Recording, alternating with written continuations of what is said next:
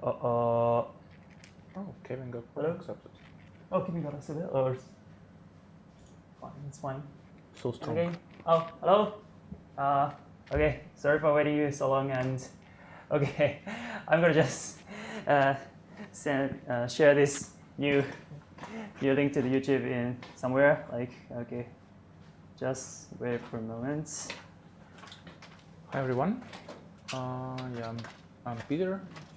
This is Maroon or Rico. We are going to do the live stream today on the AtCoder World Tour Finals 2024. The contest has started 7 minutes ago, and we actually have one problem accepted already. Case 48 got problem A after just 5 minutes. Yeah, I was watching the contestants prepare for the round, and case 48 was actually editing the HTML of the standings page to give him some points. So I guess it worked. Yeah, so we have 12 contestants here.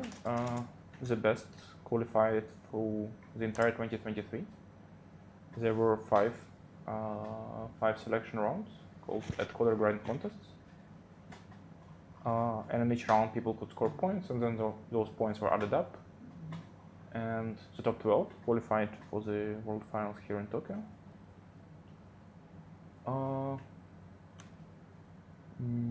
Yeah. So all those contestants have participated in many programming competitions before and have many achievements. K148 in particular got second place last year in the same contest. So he clearly knows what to do.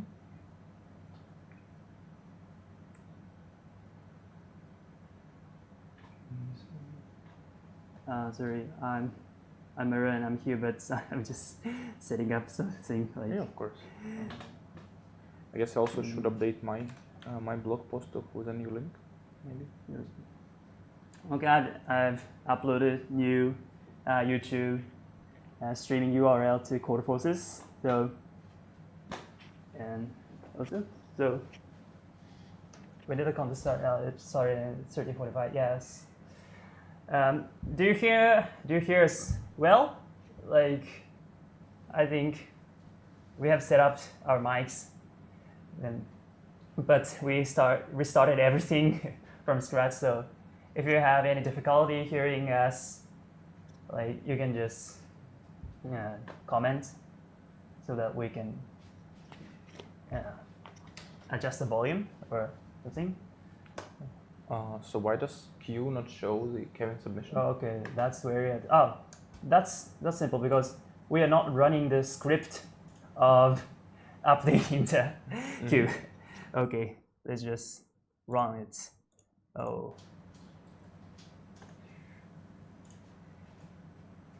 There's actually two people solved the first problem now. Oh. Jungly, the last year's champion, also has 700 points now. Yeah. Okay, queue is now working. Amazing. Okay, audio is fine, thank you. So we already have two people solve problem A. So let's see. Okay, let's first explain what the problem is and then look at their solution. So, okay, I'll open the problem. Okay, just wait. Okay, just wait a moment. Wait, we just started. We just started streams like. Oh my god. You can show my screen if you want. I have it open. Okay, that's a good idea. Like, okay.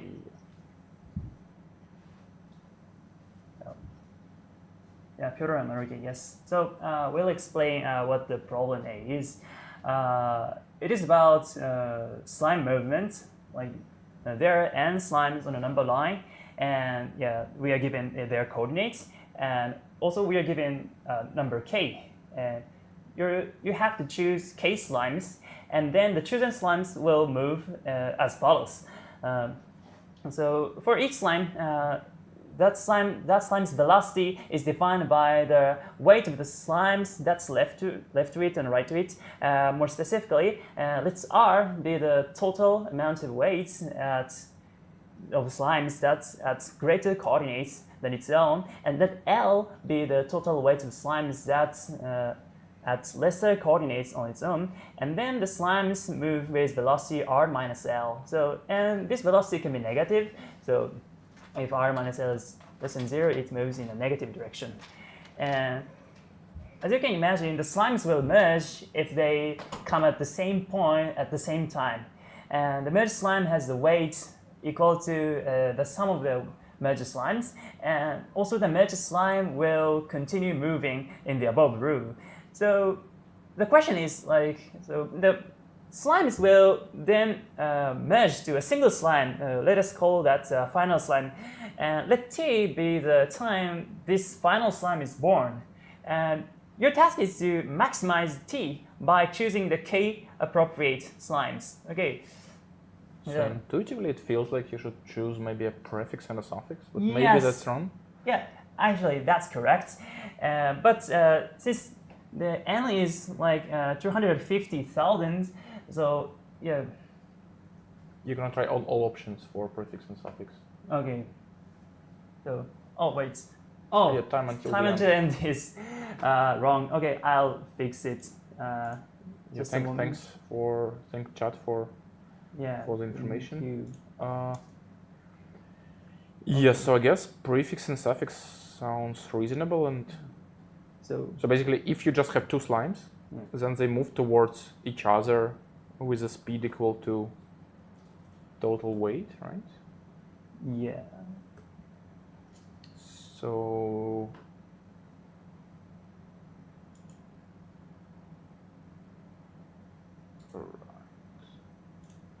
So you want this gap in the middle to be as big as possible, basically? Yeah, so the problem is that, so Piolo's observation was right. We should only check prefix and suffix pattern, but there are still so many patterns to check, like order k patterns. And if you simulate the movement of slimes in a naive way, it apparently needs order k time to finish, so the complexity is still order k squared, and that's too much for this constraint. So the point of this problem is how to reduce that complexity. All right.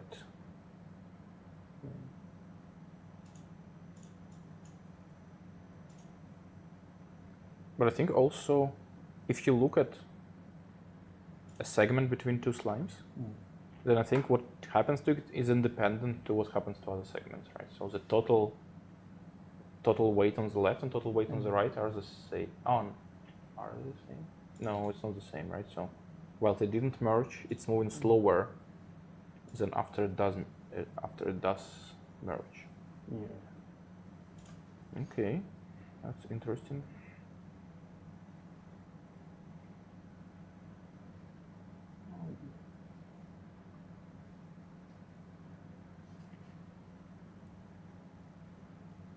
And they solved it in 5 minutes, so it must be not very complicated.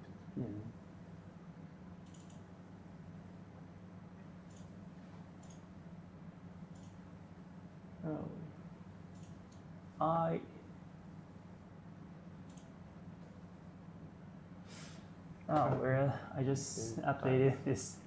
Sorry, It still seems incorrect. I'm having trouble updating this timer. What?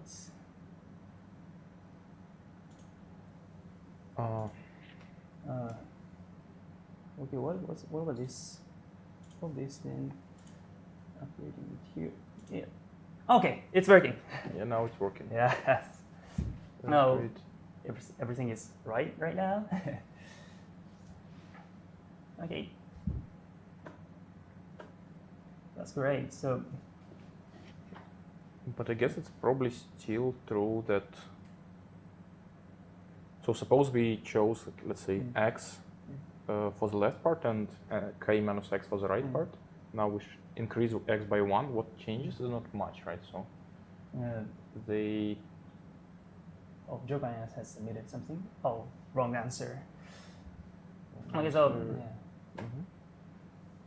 So let's see their code right now. So we have understand that their problem statement. So we can just go to.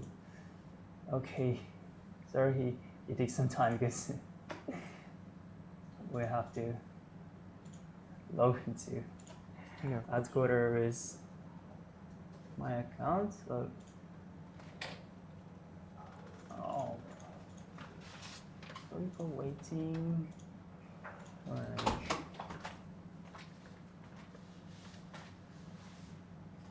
Oh.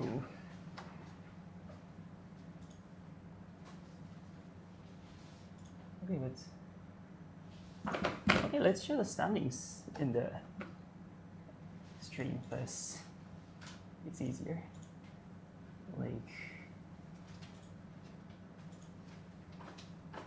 So in general, if there are two adjacent slimes of weight 1, then they move towards each other with speed 2, I guess? Yeah. So you can just scroll down and see the sample explanation. Sample 2 Right. has the detailed explanation. All right.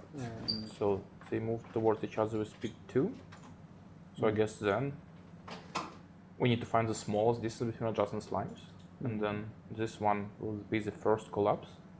Yes. And when collapse happens, then the new big slime is moving towards the adjacent slimes with speed 4, I guess.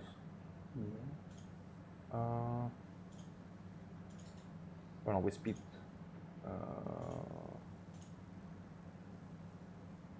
Wait, it's still not. Okay, this is the standings. It's still not symmetric, I think, Yeah. right? So it's moving to the left with speed. So the important observation of this problem is that can you tell what is the final position of the final slime without simulating the whole process? That's a hint. So you're saying it's like a average of all initial positions? Yes, that's correct. So Because it's invariant, so Yeah. it never changes. yeah, Yeah, that's a very cool insight. and And the question is only how long does it take to get there, yeah, and then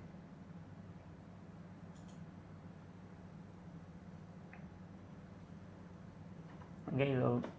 So after I just keep setting up the submission screens. Sorry for waiting. So before seeing AC code, let's just look at wrong answer code to see what approach doesn't work. Okay, just wait for a moment. I need to. It takes a while to. Yeah. So, but I'd say that the observation the Piolo made was in the right way. That he said some adjacent distance should be something important. Actually, that's correct. But the problem is that how to use that information to calculate the final answer. all right. So what actually happens after they merge? So maybe in this example, there is a slime with weight 2 and a slime with weight 1. Yeah. So the merged slime is moving with velocity 1.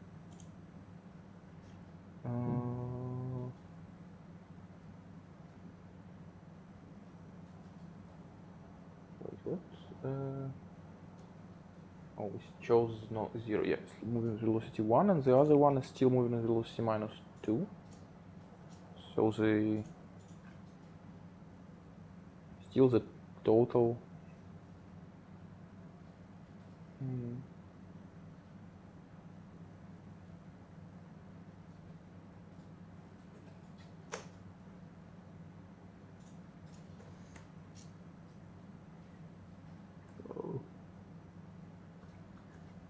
I'm having Yes. difficulty log into my account. What?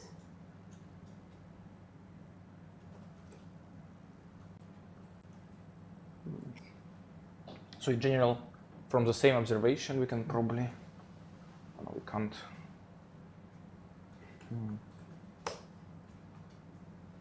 Okay, we can now see. Okay, let's see Jokon's code.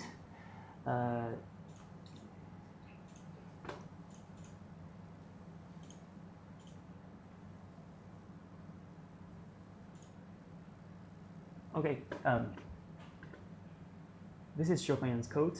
Okay, then let's expand it and see what it's doing. Yeah. Like reading inputs, then calculating prefix sums. Oh no, calculating just the sum of the coordinates. Then he's doing something like calculating. Oh, what is this? I think. I don't understand. This is something like you're calculating the position where it times k. Oh, so yeah. So it first calculates the total coordinate of the first k slimes, and then he finds somewhere near its like average coordinates, and then is doing something, I guess. Yeah, so She's trying to update, right? When yeah, he updates. When he moves one from left to right. Nice. Yes, I think so. So that's what you do. So Samuel means the total sum in there. So basically, what he do is like considering the center of the chosen case lines and maintaining the sum of the coordinates. So that's to the left of it and to the right of it, and then calculating something, but it's hard to tell what's going on here. So basically, he's claiming that you only need to know the sum of the k positions and the sum that are to the left of the middle. Yes, actually, that is correct. So, how is his solution? Oh, his solution got so many words. So, yeah, there's something definitely wrong. It's not off by an error, I think. But yeah, his intuition was actually correct. Like, in the final solution, you have to calculate something on the left and something on the right, and then you can find the value. Alright, so either he's not updating those sums correctly? Yes, I think so, but I'm not sure what's really going on here. Yeah. So this formula, so mid is the average? I think mid is average, but mid is average, sum over k. And then we subtract this mid is average, so sum on the left. And this is also IT, the number of items on the left. yeah. So it is. It's just calculating it's calculating the distance between the average of the whole k slimes and the average of the left slimes, and then Right. And then dividing by the number of right slimes. Right slimes. So yeah. So That's does it? Sure. Yeah, you can move dividing by IT into IT, this, and then you just this. mid minus sum L over IT, divide by k minus IT. Yeah. So why is it correct or why is it not correct? What is the logic behind this? It's not symmetric with respect to left and right, which is a bit suspicious. I think so. I think changing it to k makes more sense. I mean, yeah, in that case, it's symmetric. Why? Average on the left and average to the right are not the same distance from the overall average, right? Like, That's why probably. okay. Yeah, actually, no. Yeah. Maybe this way is actually more symmetric.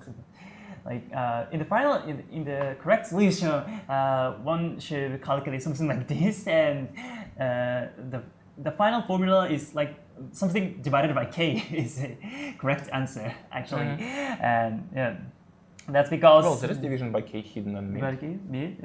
Yeah, so there is some division by k. Okay. So this is. Actually, this is symmetric. So Symmetric. So basically, this. Oh no. But I think it could be symmetric. Like, yeah, I mean mid minus IT. It's difficult to see. Yeah, in the meantime, we don't have any new submissions, so Oh, we have time to explore. If the script is running.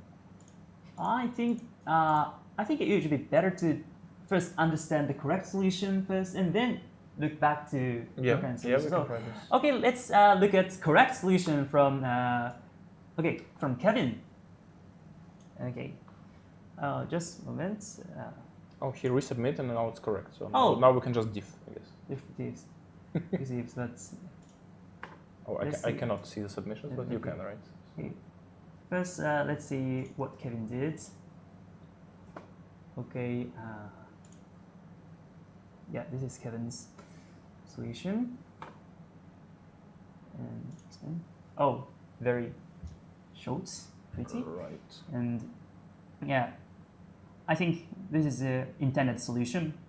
So basically, just front average minus back average divided by k. Yeah, back average. What is the motivation for this? Okay, that's intention. So as you said, that this average of the weight slimes is important. So consider like we have something. Consider the average of the left L slimes and right R slimes. Okay. If there is a positive distance of gaps between these L slimes and R slimes, okay. The difference between their average coordinates decreases by the speed of n. I mean, yeah. Why? So okay, let's use whiteboard because we have one. Yeah, somehow I'm still not seeing. It might be true, but I'm still not seeing why. Okay, let's use. It's probably true, right? So because it got accepted. Yeah. So what we want to do is like consider like this. Let's say we have L slimes and R slimes in here. Then okay, the positions of slimes in here is arbitrary, or they can be bigger slimes in here. Yeah. So what happens to the velocity, average velocity of there? Yes. Like, so, I mean, if these two slimes had different coordinate, you can think that this slimes pulls in this way, and this slimes pulls the right slime by the force of 1, and this slime pulls the left slime by the force of 1. So they cancel out. They cancel out. Okay. Yeah. So we can just consider the force that works between these two. Between these two groups, and apparently these groups are pulled by the force of R, and these groups are pulled by force of L. So they're closing the gap in the visibility of R plus L, which is just K. Right. But note that this is not the case when if the two groups meet before they merge fully, right? So let's say, we said we have L slimes here, R slimes here, but what if these two slimes are like, oh, the leftmost slime is L slimes are here and the leftmost R slimes are here. Oh, these two slimes are just here and they get merged. Yeah. So this is where the things get complicated. But Kevin completely ignores it. Yes. In this case. And this is a trick. And so apparently we can, even in this case, we can think of what's the difference between the L slimes and R slimes in their average coordinates. And of course, we first ignore merging. If the two slimes are at the same coordinates, we don't think they merge. We think they are separate slimes but move in the same way. So we can well define that for leftmost L slimes and rightmost R slimes. And what happens to the difference between the average coordinate of these two groups? So yeah, with this almost same reasoning as above, these two groups coming together, but its velocity is like less than is, for example, leftmost L slimes move with a velocity that's not larger than R. The velocity is larger than R. Okay, so velocities is larger than R. Yeah, I think. And these work with velocity also which is not larger than L. So this means that these two groups coming together with velocity not larger than K. Yes. Not larger than K. Okay. So, and of course, when all these slimes come together, this distance should be 0. That means we have a lower bound of the solution. That is just K divided by distance. Distance LR. Distance LR divided by K. Sorry, I say the wrong order. So this is the lower bound of the solution, actually. This is fine. And so, and of course, then like we're K-1 ways to split this L to R. Like we have to max of this lower bound is the lower bound of the final answer. Okay, this is the first observation. And on the other hand, let's think different way. Like consider like adjacent slimes. Okay, let's say this slime is index I plus index I plus 1. And what happens to their distance? These two single distance of these two single slimes, and we can say that they're merging with the velocity. So what happens? So when let's say we have L slimes here, R slimes here, and what's the distance between these slimes at the time of distance divided by K? Oh, we have new pens. That's more easy to read. So from that, we say that L slimes and R slimes will come together with a velocity of K if these two edge slimes don't share the same coordinates. So at time t, if at time t these two slimes have positive distance, which means that these two groups coming together with the velocity of exactly K. Right. So, which means that, and at time of this, these two groups have the same average coordinates, which is definitely means this coordinate, these two slimes are sharing the same coordinates. Right. So actually, for each pair of adjacent there, we can get distance LR over K as the upper bound of the time that these two sums will merge. So we just proved that these values is the lower bound of the answer, and we just have this value as the upper bound. Right. So these values are the same. Right. It makes sense. So that's pretty cool. Yeah. So I think the valid question is asked in the chat. So how can you come up with all this in 5 minutes? I think 5 minutes is pretty fast. Like in the testing, the fastest tester solved it in 20 minutes. So yeah, that's pretty good speed, I thought. But Kevin. So could it be that he didn't actually prove it? So he thought, okay, this is maybe he saw one of the bounds, maybe lower bound and upper bound, and just submit. I think he said he just guessed it. Like if I remember correctly, also that tester is coming here, so we can ask him later. But I think he didn't prove its whole solution, but he proved it partially. So. Now I'm asking more about Kevin. So what did Kevin do? Maybe he will come. Actually, we didn't tell that we have this new feature that contestants can actually come and talk to the stream. Yeah. We will not talk to them, but they can just say something to the camera and you will see it. Oh, yeah. So maybe Kevin will come and tell us how to solve it in 5 minutes. Yeah. When he gets bored. But he shouldn't be reading the chat, so he will not see your question. Yeah. Right. In the meantime, a few more things have happened. Now Pythagorean solved B. Pythagorean solved B, and Joe Kanyang fixed his solution for A. I guess by simplifying it, most likely. Can we check the diff between two submissions for A? Okay. Let's see Joe Kanyan's new submissions. Okay, sorry, I haven't.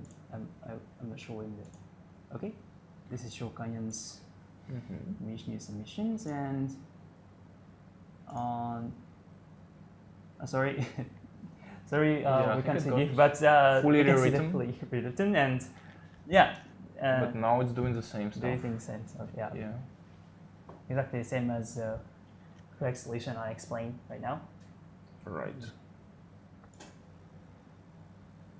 Now Omnik submits A as well.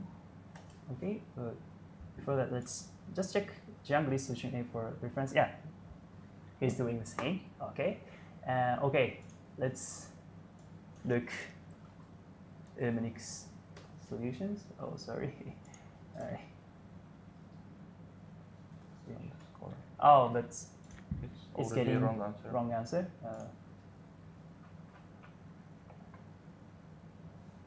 Seems like some binary search. Binary search or something.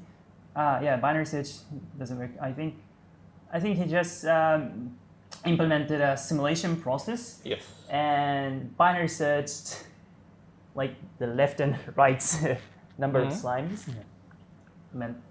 That's intended. Will it work if he hacks it a bit? Like maybe binary search until he has a gap of 100 and then try all options within 100, or not really? I don't think so. Like, it's possible to make a sneaky test case that can change the answer like up, down, up, down, up, down, up, down, up, down, up, down. Yeah, then there is not much. There is not much hope with the solution. Yeah. But I think there's also, I remember being in this situation. I think what might be happening is that he sees that okay, people are solving it in 5 minutes, and he has no idea how to solve it. So he thought it must be something like this. It must be something simple. For example, binary search. Yeah. And for problem A, like I said, the fastest tester solved it in 20 minutes, but the slowest tester solved it in like 2 hours or so. It could be very hard for some participants. So. That's understandable. Okay. Yeah, I definitely believe that not everybody will solve this problem. We will not have 12 people solving this problem. It seems you can just get stuck forever quite easily. It's not refreshing. Okay, so just like since Indegorion already solved problem B, I think. Oh, sorry, I mistakenly closed Sonics.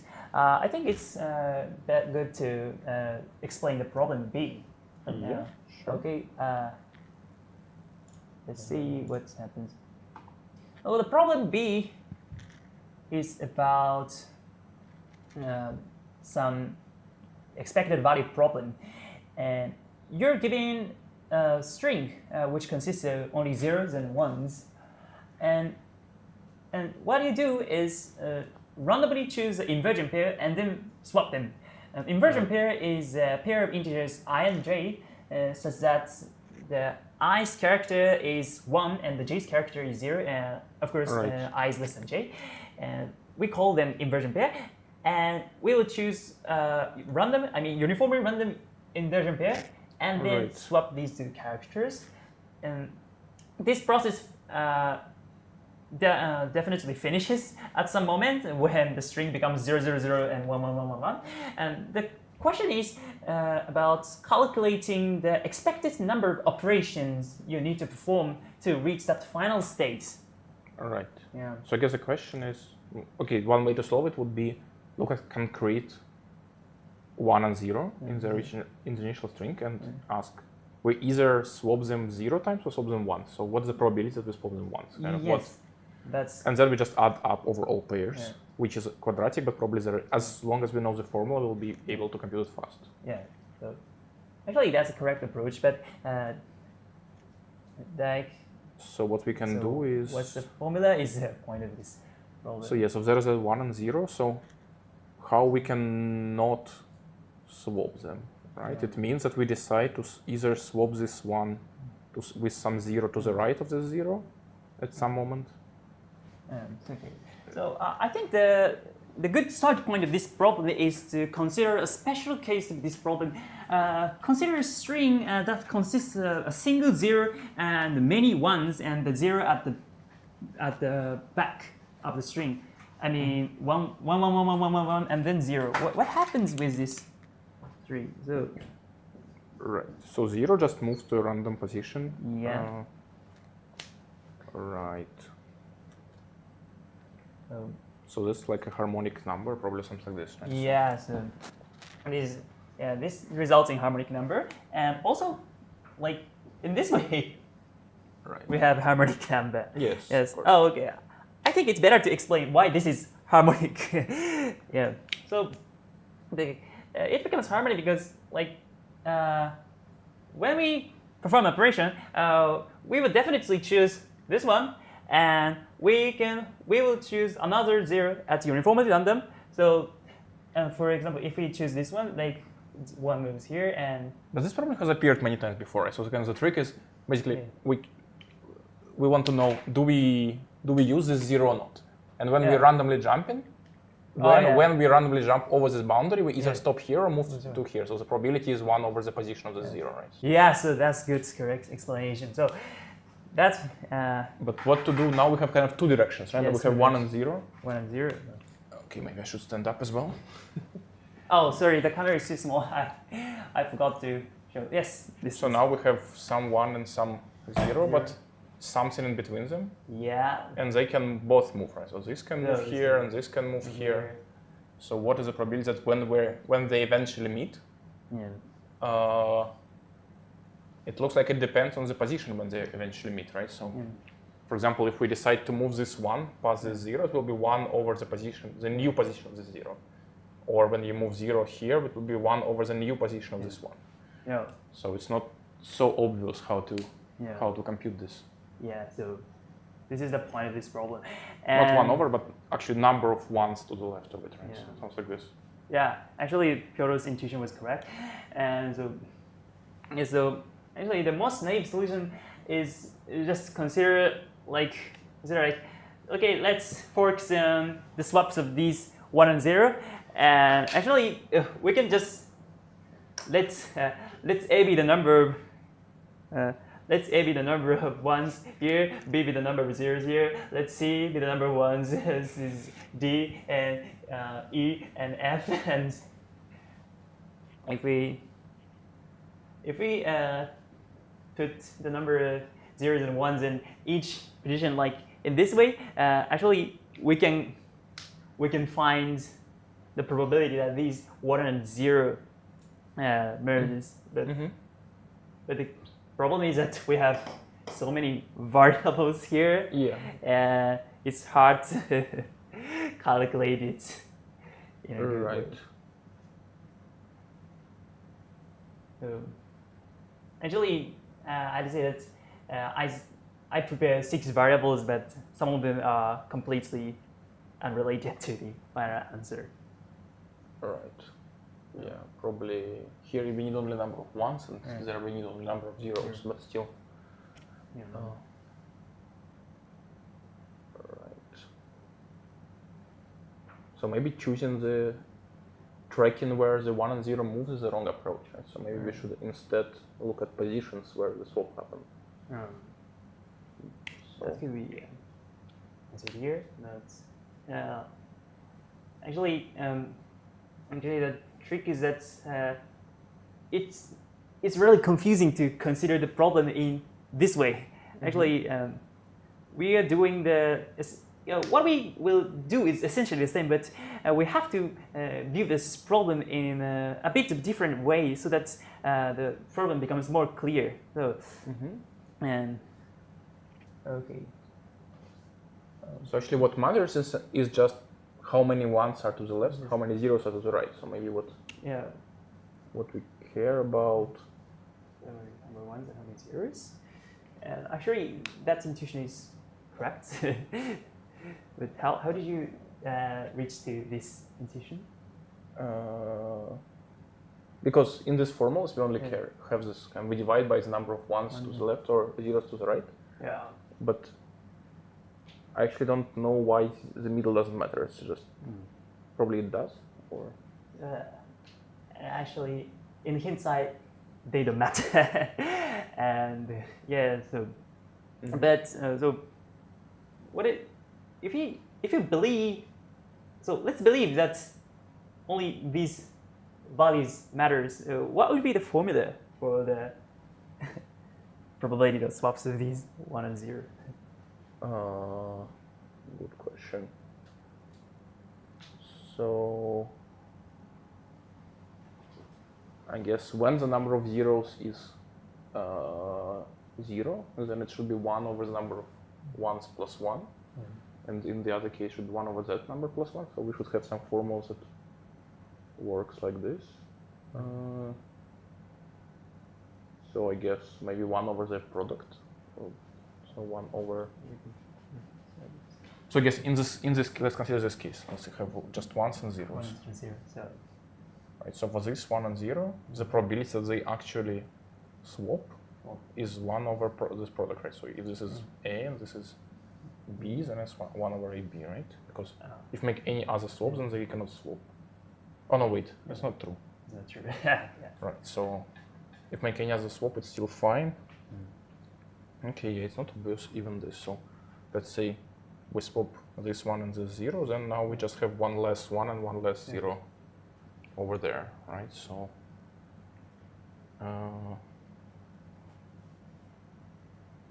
so the probability that we swap on the first step is this.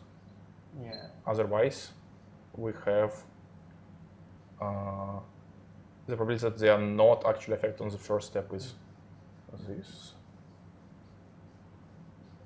right?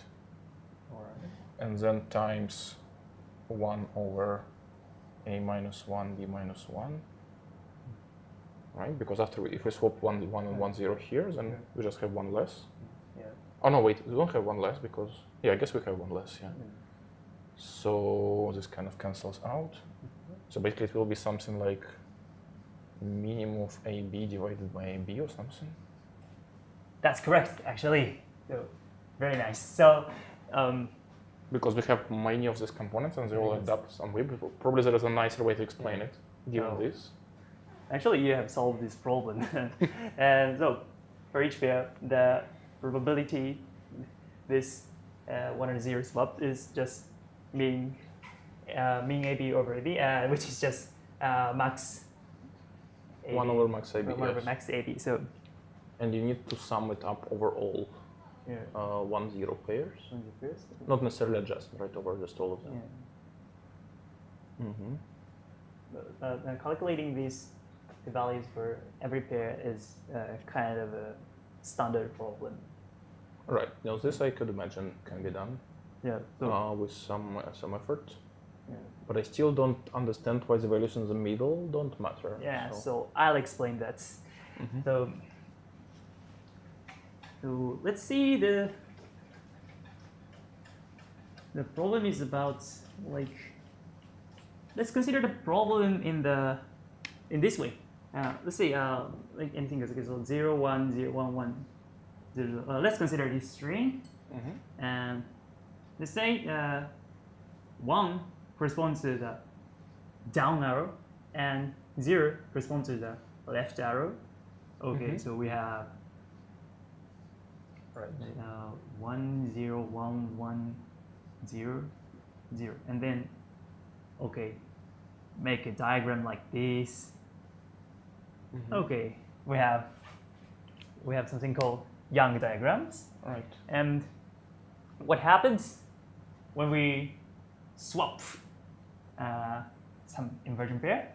And for example, when we swap this 0 and this one, what happens is, like, this diagram changes to, like, yeah, this is same, and but this becomes 1, and then it becomes 1 0 0 1 0 0 1 0 1. Yeah. Right. Yeah. We swap these two. We swap these two. Like, we swap these two. Like, the diagram shrinks in this way. So, and of course we can consider other shrinks by choosing another inversion pair. But the important fact is that the cells that can shrink by some operation is just on the boundary of this Young diagram. So yeah, in this case the boundary is almost all things.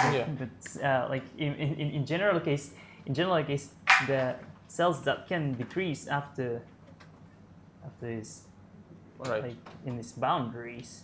So the problem is, so the intuition is that like in problems involving expected value before stop, is assigning some potential to the state and prove that the potential decreases by exactly 1 on average. So in this case, let's assign potential to each of the cell, and what we want to have is to have the average decrease of the potential is exactly 1. And so as we see that the cells that can decrease after one operation is just this way. And so let's consider the number of ways to just, okay, in how many operations this cell is shrunk after one operation. This is simple. To shrink this cell, we need to choose 0, one of these zeros, one of these ones. So to shrink this cell, we have to choose 0 from here and 1 from here. So which means, like, there are 2 times 2 ways to shrink the cell. In general, like, if we want to shrink a cell that's at coordinate xy, I mean by coordinate, the x coordinate is in after the top to bottom, and the y coordinates left to right. To shrink the cell xy, there are exactly x times y way to shrink the cell. Okay. Yeah. So what we want to have is, like, for each boundary cell, we have some potential function f(w(x) and times xy. Xy is the number of ways they can be chosen, and divided by let's say A. A is the area of this Young diagram. In other words, it's a total number of inversion in this movement. So there are A ways to choose inversion pair, and we can uniformly choose it. And for in xy ways, these cells are shrunk, and the potential there's a sum at the top, right? So we have to sum these, and that becomes 1. That's one that we want to have. Okay, so then this is just simple. Like, let's move A here. What we want to have is like, although so fxy can be just saying gxy. Let's think as a new function g. What we want to have is summing up something for each boundary cells, and then that sums up to the total area, and that's simple. It makes sense to add ones, right? Yeah. Like, so g is equal to 1 seems to be most reasonable, right? Not 1, because we only care about boundary cells. So g is not 1, but if for each cell, let's consider all cells that's on the diagonal. Yeah, then it will be 1 again. Yeah, okay. Then it will be the entire area. Entire cell is counted by exactly once. So, and the length of this diagonal is it's just mean AB. Mean AB, yeah, actually. So now we have a solution. G is mean AB. So divided by xy, fxy is this is the same as this formula. Right. And this is the potential of each cell. And summing up these, you can calculate the solution. Right. Yeah. Do you get it? Yeah, I think it makes sense. Yeah, I think it makes sense. Yeah.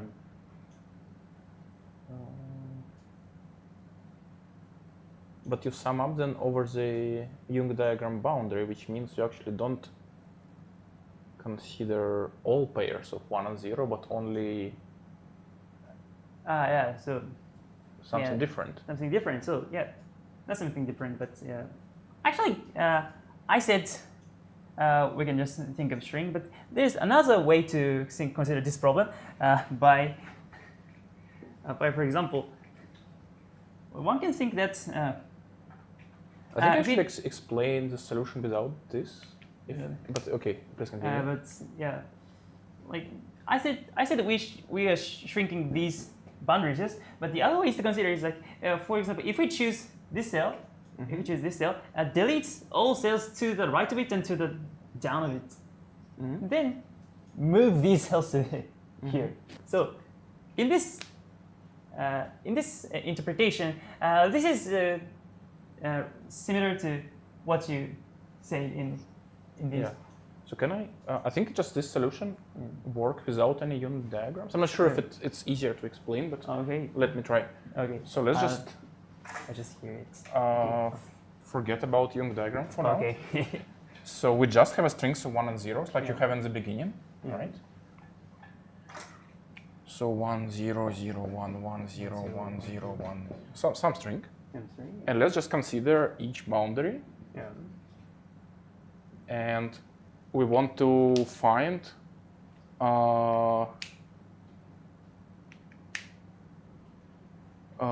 let's say,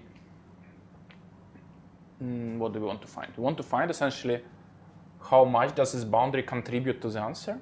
Yeah. So what exactly does this mean? Yeah, what exactly does this mean?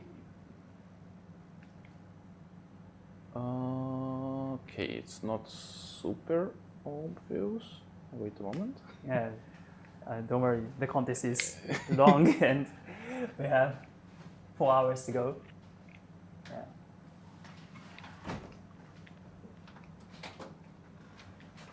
Tell Piotr to wear AtCoder t-shirt. Actually, we have prepared t-shirts, but it was small. Not only for Piotr, it was small for everyone. So we are printing new ones. So sorry. Or maybe this diagonal will appear now in this approach. So, but yeah, what I want to say, kind of, I didn't really use the fact that only 1s to the left and 0s to the right in this solution, right? I was just trying to say that there is some number of 1s here. So basically, every time we choose, basically, as soon as we do swaps within each part, it doesn't matter for this diagonal. And when we do swap across the boundary, then what happens is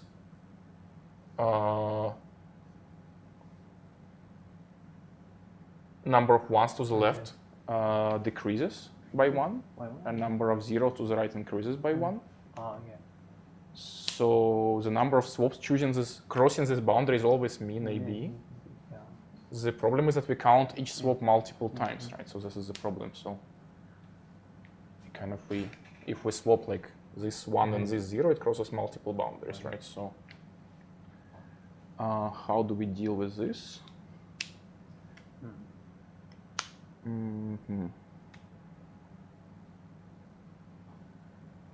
All right. So how do we attribute each swap to only a particular boundary?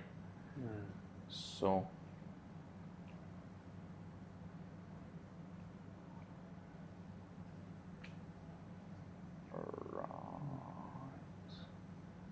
yeah, it's not super obvious actually.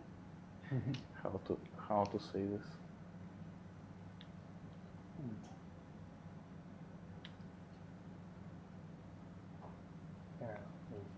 Yeah, I think. I think it's possible to do, but yeah, the Young diagram was Yes, the problem is Young diagram. I understand the solution, but I think it's kind of impossible to come up in 5 hours, in my mind. At least what the way you describe it. Maybe there is some. Some testers say they prepare like these 6 variables, including middle ones, and then they cancel out. Okay, yeah, so we have also how solve this problem. B. That's great. Right. Yeah, but the problem looks very cool. I have to admit. And right, so.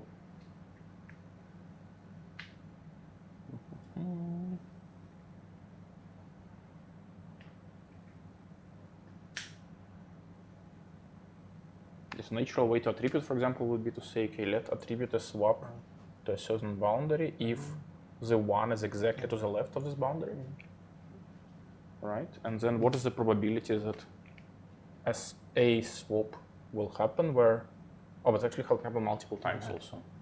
That's because it can, yeah. No, this is tricky. Yeah.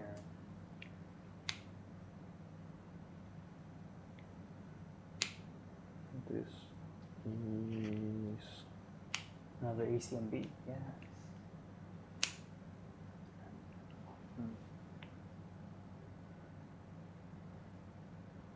Maybe have a look at AC solution of B.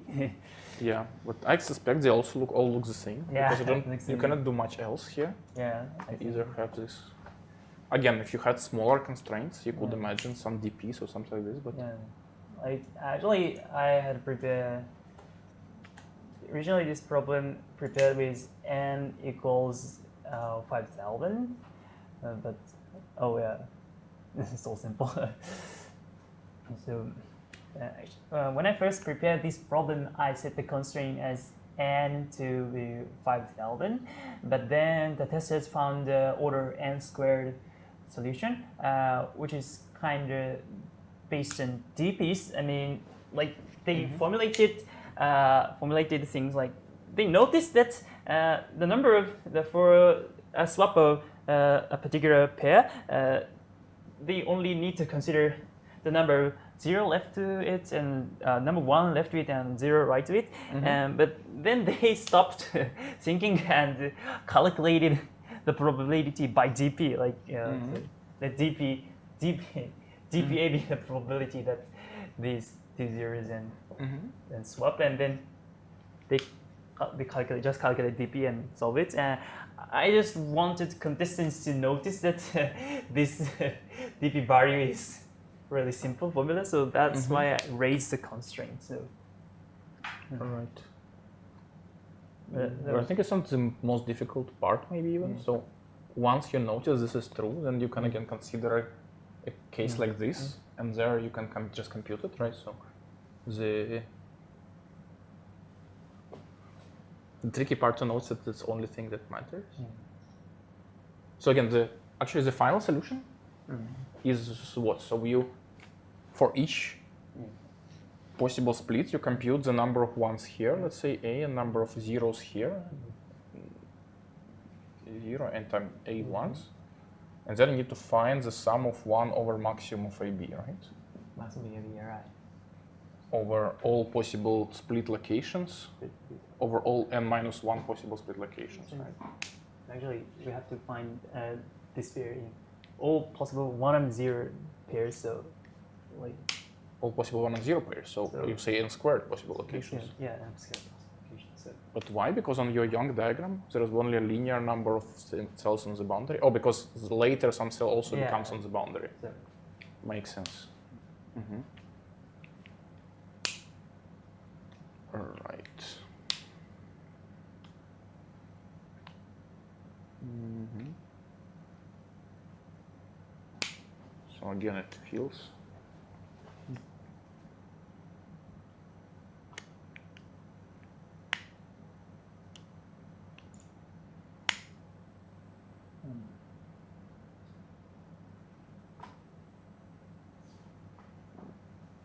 So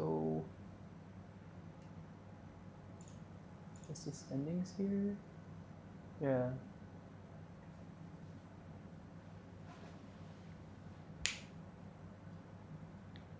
I'm not sure what it's doing. Yeah, ugly 2333 also solved A. So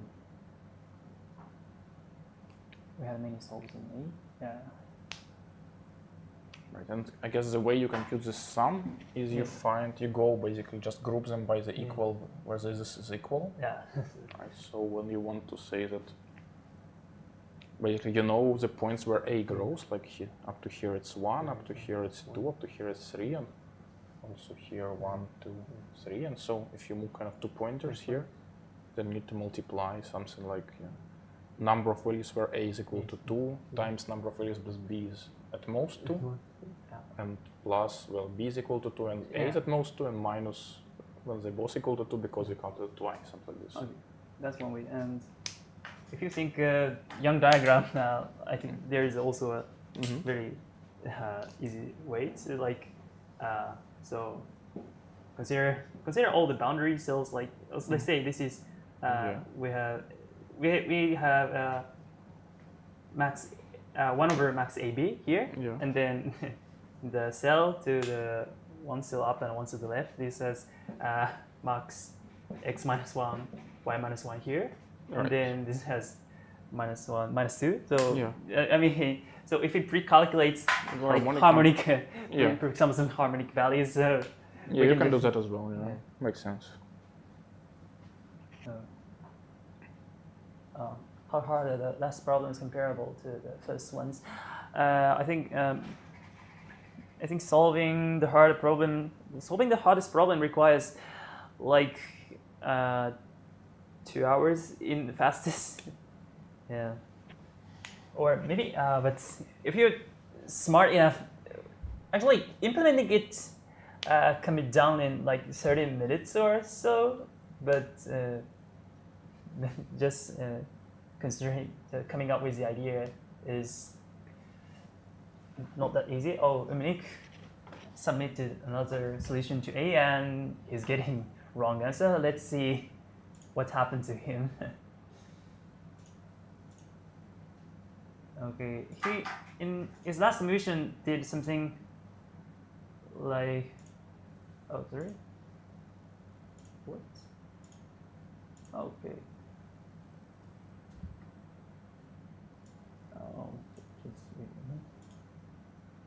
Okay. Sorry. Oh, okay. Sorry. So his latest submission is like totally different from the ones that he submitted in the first hour. Yeah, he did something. He does compute the averages on left and right. Yeah, averages left and right. So yeah, this is this is close to the actual correct solution. So why it's not correct? Yeah, but it looks like it's doing all the right stuff. Yeah, so the basic idea seems correct, but he missed something, or I don't know. But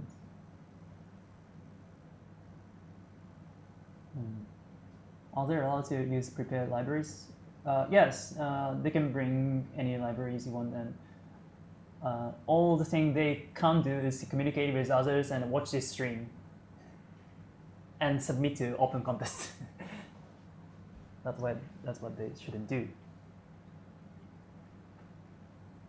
Yeah, I'm just trying to update also links to live stream in my blog post. Probably it's too late now, but Yeah. still. Thank you.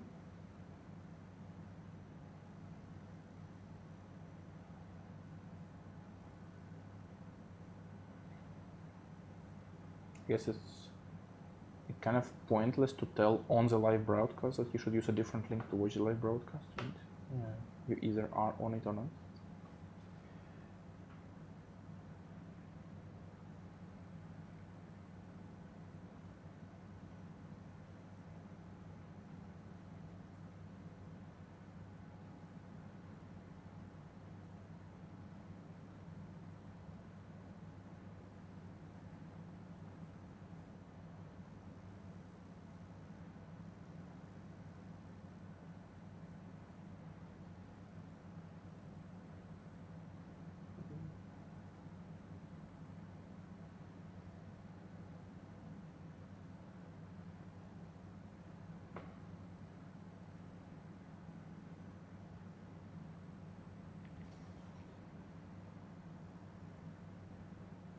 Okay, now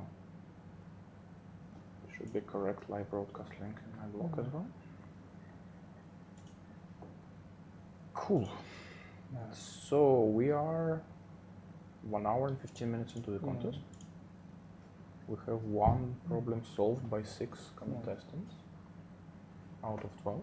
Oh, actually 7 out of 12 now. Can you explain more about the young time discussion and the AV parts? Oh. So, yeah. Let's do something. Which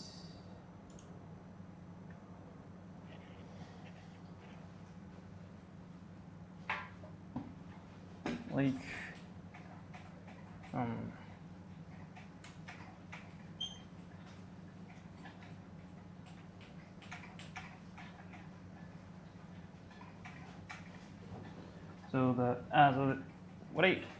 what I just said that we have different ways to solve this young time problems. I'd like to explain what does DP means. I mean, like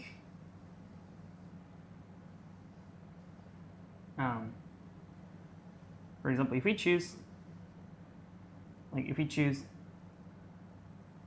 these two pairs, we said that I said that choosing these two shrink these boundary cells, but instead just think that we're deleting these cells and then push it to upright. So in this way, we can consider whether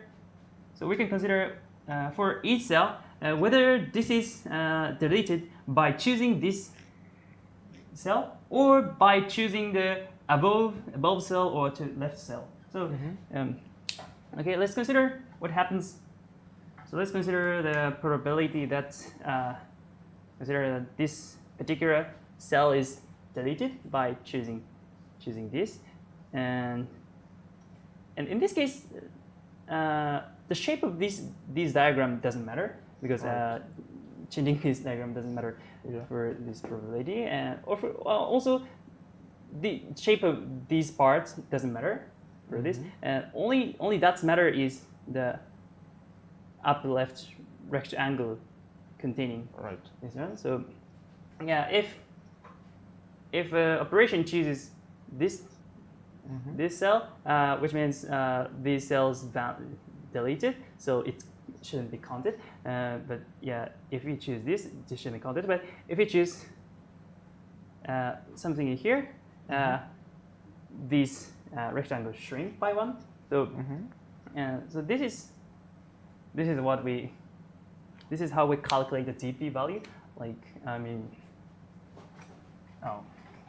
so DP. So then DPA B becomes when we choose the rightmost bottom right cell, it's probability 1 over AB, and with probability of AB over A minus 1, B minus 1, we have probability of DP A minus 1, and then B minus 1. Yeah, this is correct. And when A equals 1,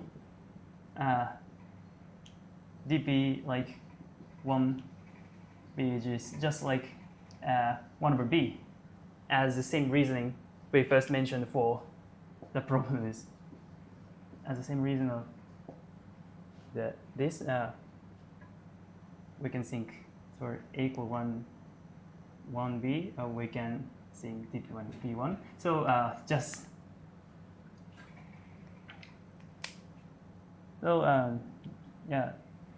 just calculating this DP value can be a solution, and that was the n squared solution. If we carefully look at the value of DP, we should realize that this is also max AB divides 1. Yeah.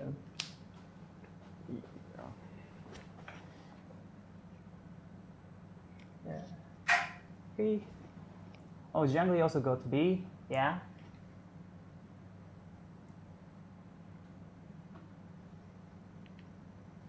Okay. So, there. Let's see his code.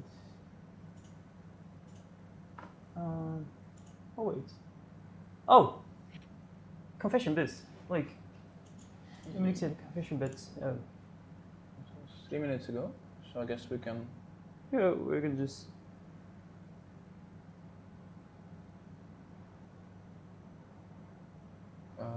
Okay, I'll ask some staff to have a minute confession.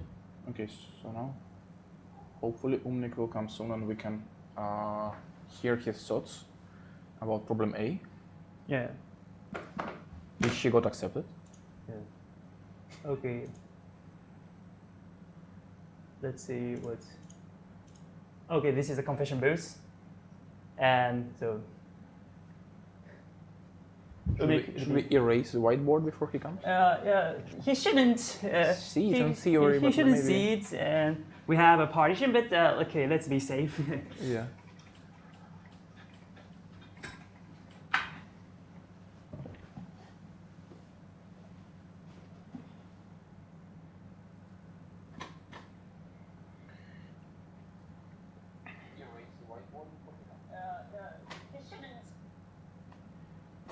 So both of those problems, I think problem A about this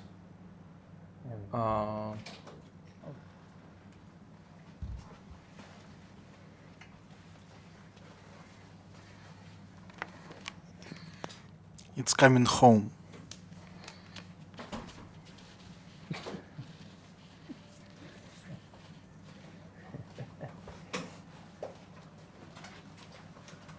Okay, did you hear that? So I think he said it's coming home, which I guess is a reference to football. So there is this. In football, they have this World Championship every 4 years, and supposedly football was born in England. So England is supposed to be kind of the best, or at least original football nation, but it's really hard for them to build World Championship recently. So every time English football team advances to the finals, the fans think like it's coming home. Finally, the World Championship will come to England. But England do not win in the end. That's how things go. So I'm not sure, was he joking about, okay, he is now living in England, so that's why that he solved the first problem. Now, obviously, he will win the whole thing. Or he's joking that actually he's not going to win it. I'm not sure which one of those two jokes it was. Yeah. And having said that, the English team is actually playing in the finals of the European Championship, Football European Championship on this weekend. So they have a chance to bring it home. Yeah.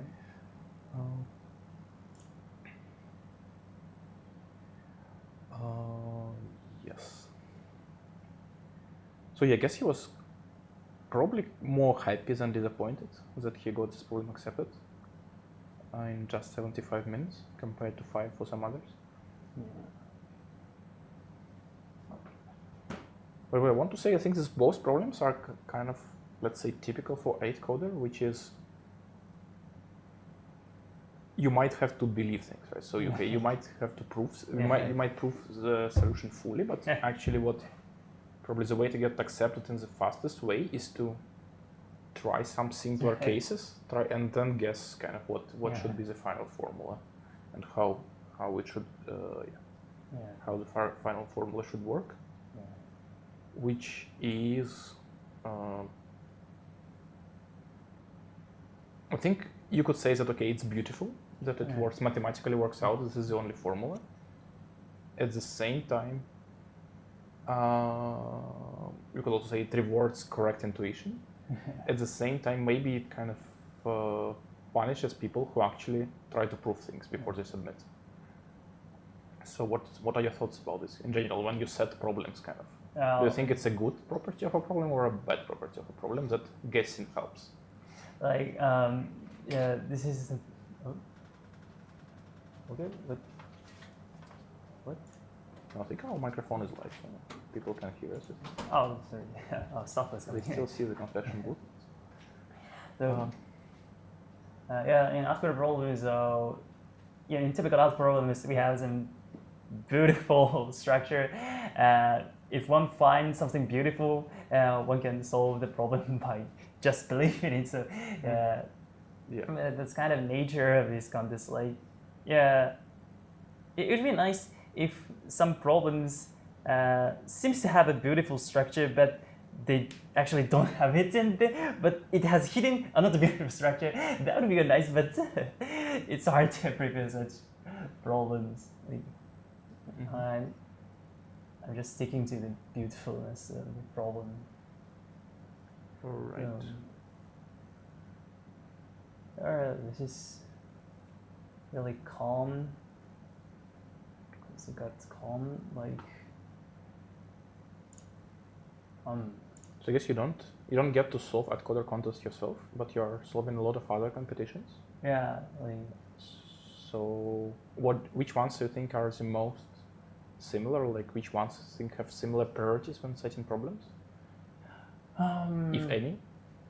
Yeah, like actually, honestly,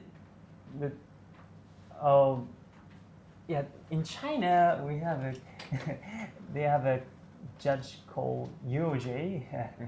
Okay, which holds contests in low frequency, but once they hold a contest that is really hard, I think that's most close to what AtCoder Grammar Contest does. But I also think, like I'm just trying to hold, like, AtCoder is not that far from quarter forces. I think, like in quarter forces we sometimes have really nice problems, but sometimes we have just some problems why all participants will complain. But I just cut such problems.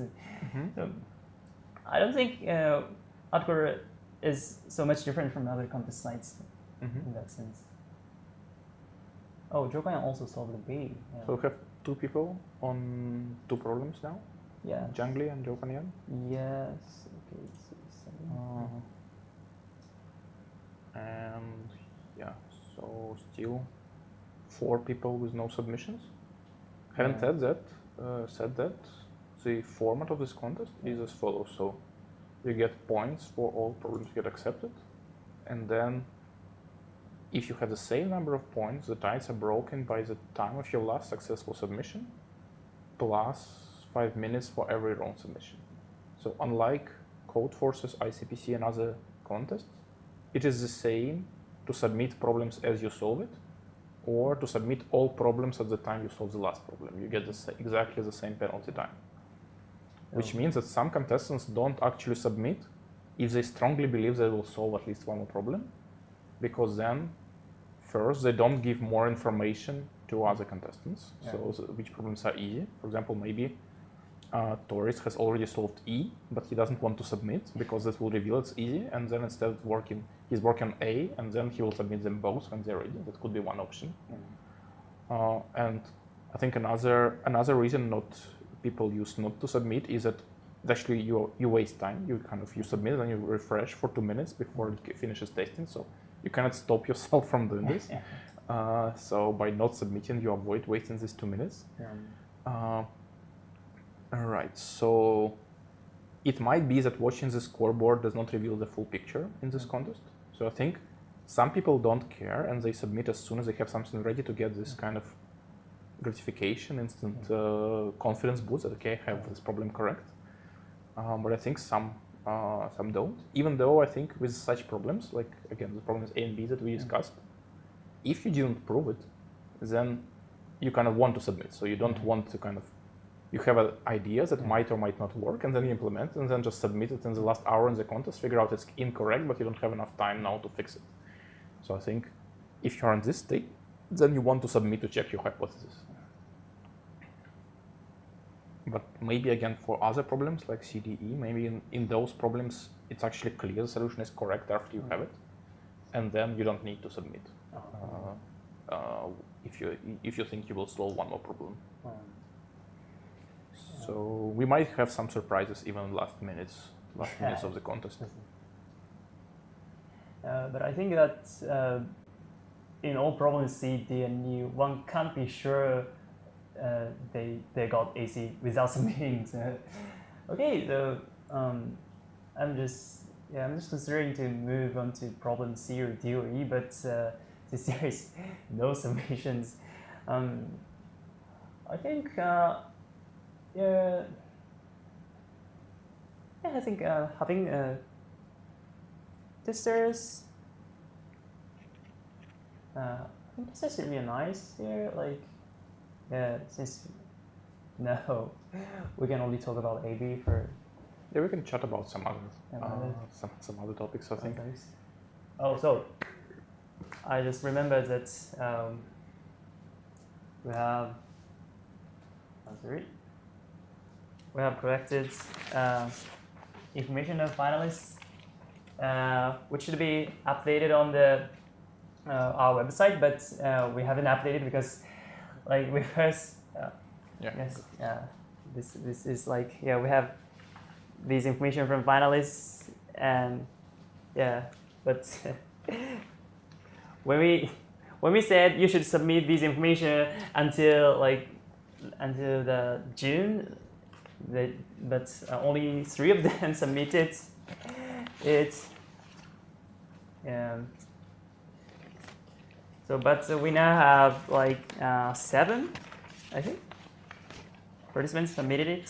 So let's just find something from.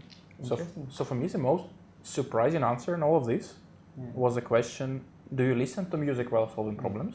And how different the answers are. So many people, I would say, maybe most people say no, it just distracts me, I prefer silence, or maybe classical music, so there are no words. But then I think Yuhao wrote that I prefer kind of listening to very energetic music during the contest, so that I guess it pumps you up and gives you more motivation. So it is somewhat surprising that people have different attitudes to this question. So what about you? Actually, do you listen to music when solving contests? I don't listen to music.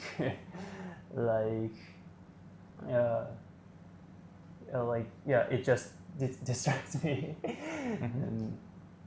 Do you listen to music while preparing problems, maybe? Yeah, but preparing.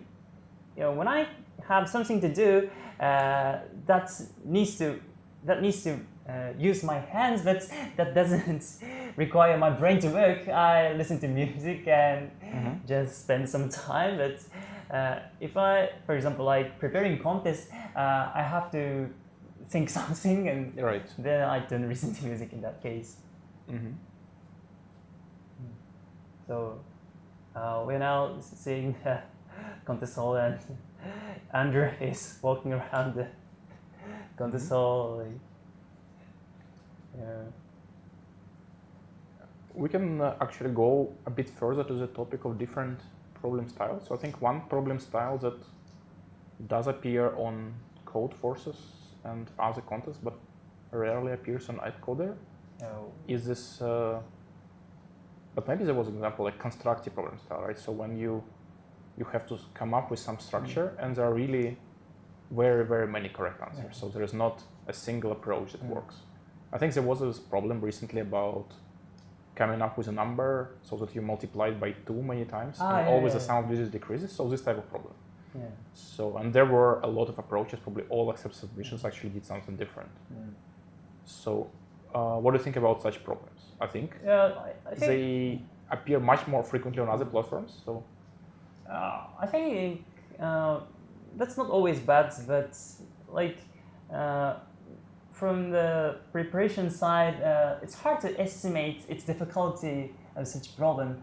Like if it admits many solutions, one can't think of all such solutions, and also such problems might admit many unprovable solutions. Like so, yeah, in my ideal contest, everyone should prove, or at least reach to correct hypothesis before solving it. But in such problems, it often happens that there's a seems a good strategy, but and it can pass all the tests. But if we prepare the test for a particular solution, that can fail. So I don't think that's the situation happens. So that's why the problems that you mentioned doesn't appear in AtCoder frequently. But for the problem, the multiply by 2 problem you mentioned, I think it's easy to prove the correctness of the solution. Like so, like the problem was like just for this constraint solve the problem in solve the string that satisfies this condition, and since the condition was like n is like not larger than 50 or something, so it's okay. It's easy to check if the solution is indeed correct or not. I think so. That kind of problem is accepted in AtCoder also. That's a very typical situation, I think. So for this type of constructive problems, usually the input is one number or 2 numbers, something like this, and you can either just check all possible inputs or have very high confidence, and it works for whatever 10 to the 18. It also works for 10 to the 17, right? So I would say usually, at least I think in other websites, the standard is also high in that sense. They will not give a problem where unproven solutions or actually incorrect solutions will pass. Right? So this is usually bad, and people recognize it. But you can very often have sometimes empirical confidence, so not necessarily mathematically formal confidence, but you just kind of you run this program for all possible inputs, for example, and then it works. And that could be at least that is a proof in a sense. So it's formally correct with your solution. The question is, of course. I think the difference is kind of the key difference between these problems, I think, and the problems we just discussed, that I think it's virtually impossible to solve these constructive problems without actually trying things on computer. So you cannot just sit on paper and say, okay, this will definitely work, and only then you implement. And I think this is a beautiful property. I think this is what makes this contest different from, let's say, mathematical Olympiads, that when actually you have to use computer for research, not just as a way to prove that you can code whatever this, what was this? To prove that you can write code that sums 1 over maximum over AB over all pairs, right? So It is also nice that you can prove it, but it's not really the main point of the problem.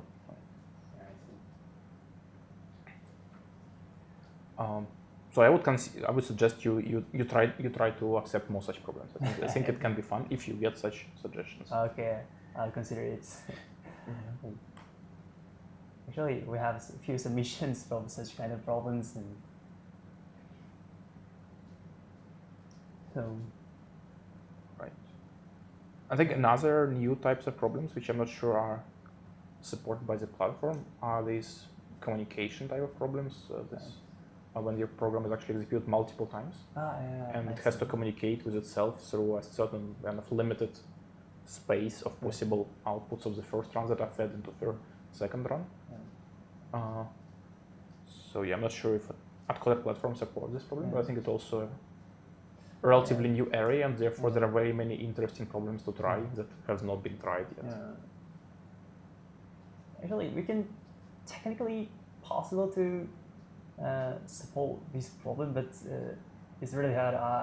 I don't say why it's hard, but it's just hard for now to prevent such problems. Right. But I think this kind of problem can be a choice. I think on Universal Cup recently there were such problems. I think there was even a Universal Cup stage with only such problems last year. So yeah, we can see that it can be quite exciting. Yeah. So still no submissions. Any guesses on which of the problems C, D, and E will be solved first? I think C gets first because, like, as you can see from the score, it's the easiest one in the last three. And yeah, it's also like some testers say it's a standard problem. Like, while others say it's not standard, but yeah. Okay, so let's explain the problem C. Yeah, that sounds good. Yeah. Okay. Wait. You can look at my screen So the problem C about driving, driving and getting fuels. Like, you're at the coordinate 0 on a number line and wants to reach a coordinate L. You will use a car that has fuel, actually which runs with two types of fuel, let's say type 1 and type 2. And each fuel has a tank whose capacity is C. C is a given constant, and the same for these two types. And if you run for 1 unit distance, you will use 1 liter of the fuel. Yes. Yeah, and you can use which type of fuel to use. And also there is a fuel station and any fuel station on the number line, and the ice fuel station offers some kind of fuel, type 1 or type 2, and with a cost of 1 liter, one cost 1 per liter. So the cost is the same. So I think the same problem with one type of fuel but different cost is very standard and well known, right? But here we have the different thing changes. Yeah. Two kinds of fuel, but different costs at each station. Same cost. Same cost. It's always 1 per liter. Yeah. So the question is like whether you can. The first you should determine whether you can reach the coordinate L, and if it can, you should consider like minimum cost of purchasing the fuel to reach the coordinate L. So yeah. So first of all, it's not obvious why the cost of purchasing fuel is not always equal to distance. But I guess sometimes you have to go in the other direction to get to some fuel station. Yeah, actually that's the point of this problem. But why would you do it? Because initially tanks are full, kind of. So if you go somewhere, let's say left, and then pass through your starting location, then why couldn't you just skip this part? You don't have to go negative direction from the starting point, but as the same reasoning is it, but you have to go back somewhere in the middle. Let's consider so you could have to go back somewhere in the middle. That's pretty cool, yes. So actually, that's why I'm choosing this problem for the finals. So let's consider what kind of do you have any idea in what case such a situation happens? Yeah, I think I can imagine such case, right? So, should you switch to the whiteboard or not? Yes. Okay. So there can be a case where initially, let's say your boss tanks have capacity 5, have 5, and then there is a station at position, let's say 8 and 9, that give you different types of fuel. This is like type 1, okay, A, and this is type B, let's say. And then here I go. So by the time you reach here, you have spent at least 3 of each fuel. So you have like 2 of one and 0 of the other, or 1 and 1, something like this. And now, if you want to get kind of full tank and go further to the right, then you have to first refuel. Okay, actually it doesn't, when it's at 9, no, when it's at 9 it doesn't work. So it has to be beyond the initial capacity. Let's say this one is at 9 and this one is at 11, right? A, B, for example. So here you have to refuel your tank for A, otherwise you will not reach this one at all. And then you go here. Oh no, but then it's not true, because then you have kind of almost full tank, and then when you reach here, you will always have almost full tank. So it's just write the current number of liters filled. Yeah. So when you reach that the station at the 9. Yeah, something like this. A0. 1. A1, and then if you move to the next field. Yeah, and then just, I guess depending on what I spent, but yeah, B A3 and B equal 1 still. Yeah. So it's not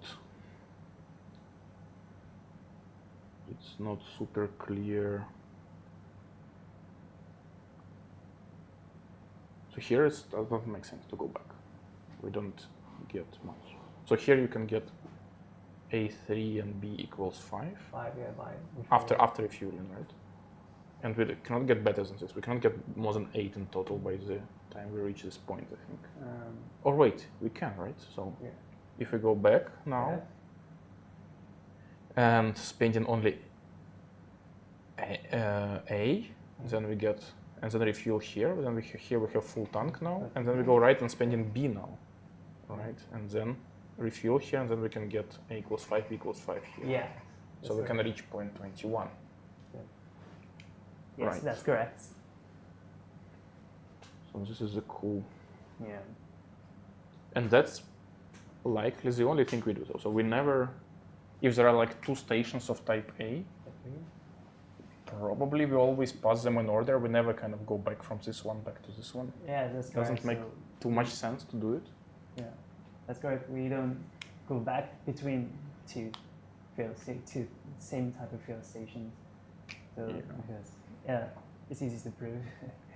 So basically what we have is we have some like sequence of stations type A, then sequence of stations type B, then sequence of stations of type A, and then kind of on the boundary between types, we sometimes have to do something clever. Yes. And all the other segments we just go from left to right. Yeah. That's nice. So the question is, what to do with these two different fuel types? Right. So I assume that in general, if we run a DP, like try to see for every position what amount of fuel we can have when we reach this position. Yeah. So most likely it will be like this is like kind of A, B, right? It will be some diagonal like this kind of. So we know that there will be a certain total amount of fuel, and then A fuel will be in some range and B fuel will be in some range.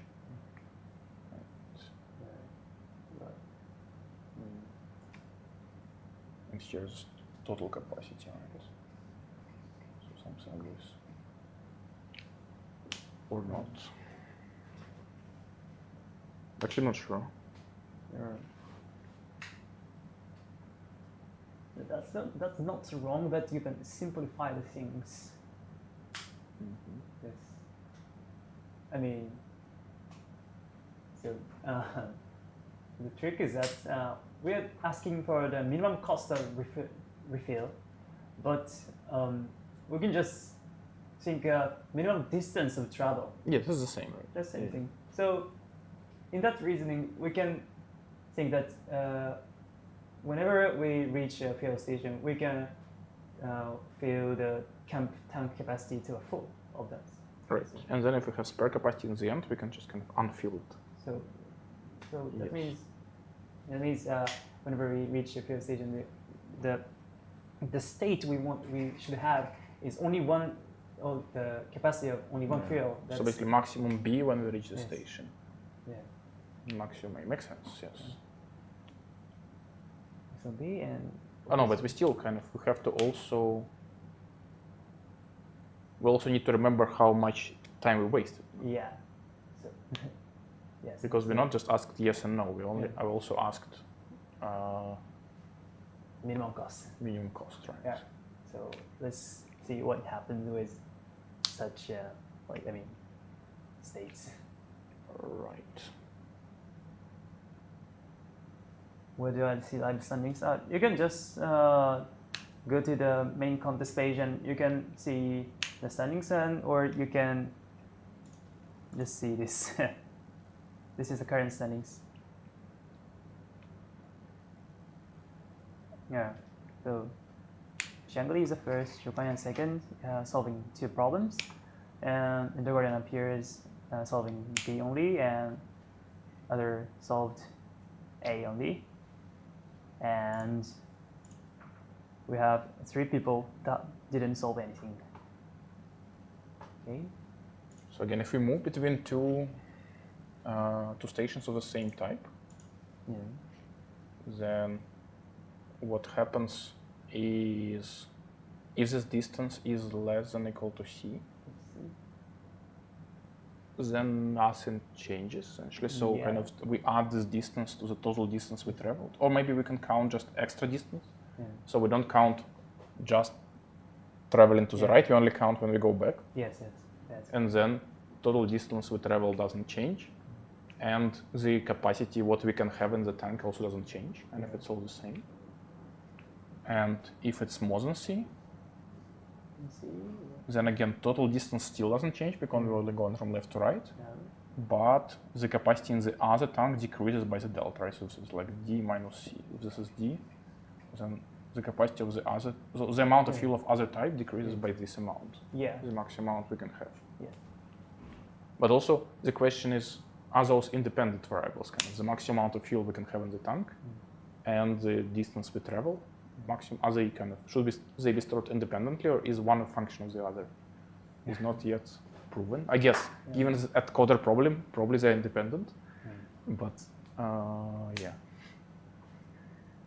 it's not obvious initially why it would be so. Good. But maybe we can write out all transitions, it will become clear that. Well, actually, what you said is correct, and so the other type of field is like DNC, and that's all for same 2. Yeah, so when we have different types, Different types is. so we have 2 options, right? We either just go once, or we go like this. Like this, yeah. Probably going more times doesn't give us much else. Yeah. So again, if this distance is less than C, right? Then if we go like this, then actually no, less than C doesn't, is not what matters here.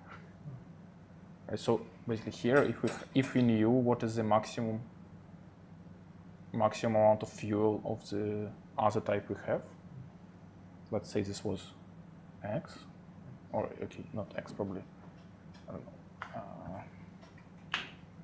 know, FB, then if distance is less than FB, then here we can get full tank of both types. Yeah. And if it's more than FB, then here we can get a full tank of B, and the A amount is something like C minus distance minus FB, right? So this is the amount we can get in the tank A. Yeah. And if we do this trick, so first of all, we must have fuel for it, so distance must be at least a plus fb. If it's more than a plus fb, then we just cannot do first step. But if it is at least a plus fb, then we spend extra, kind of we get distance plus equal d, because we kind of walk back, walk 2d. And now what we can have in the tank is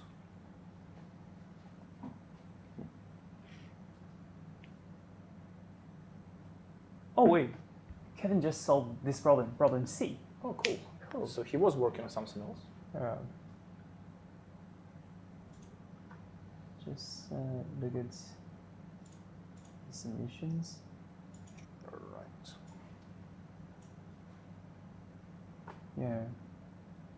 Let's see. Oh, We can look at his submission. look at his submission. So.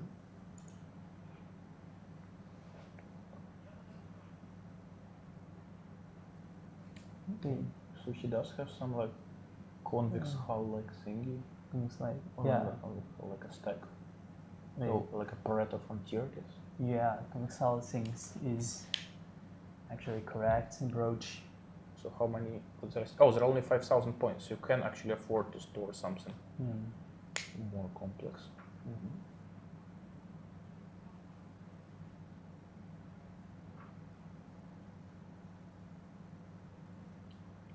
Yeah, seems like he's having correct approach.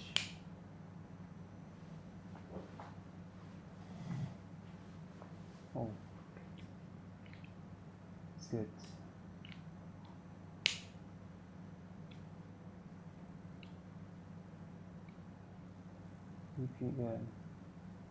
Okay, so before before looking into Kevin's code, just keep Purist observation first. Yeah. It's a bit hard with so many cases. So you have to be able to read this point. Yeah. And then what we get is this much of A and for B. Then we go left now, using only B first and then A. So we spend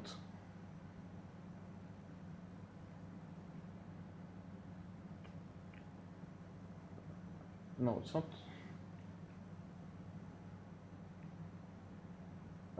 I couldn't reduce like 2 more variables like this, but it looks so ugly. Yeah. There must be some nice, Yeah. something nice here. Yeah, the trick is you did a case work of when FB is less than the distance or not, but you can just think that FB becomes this value and capped by C.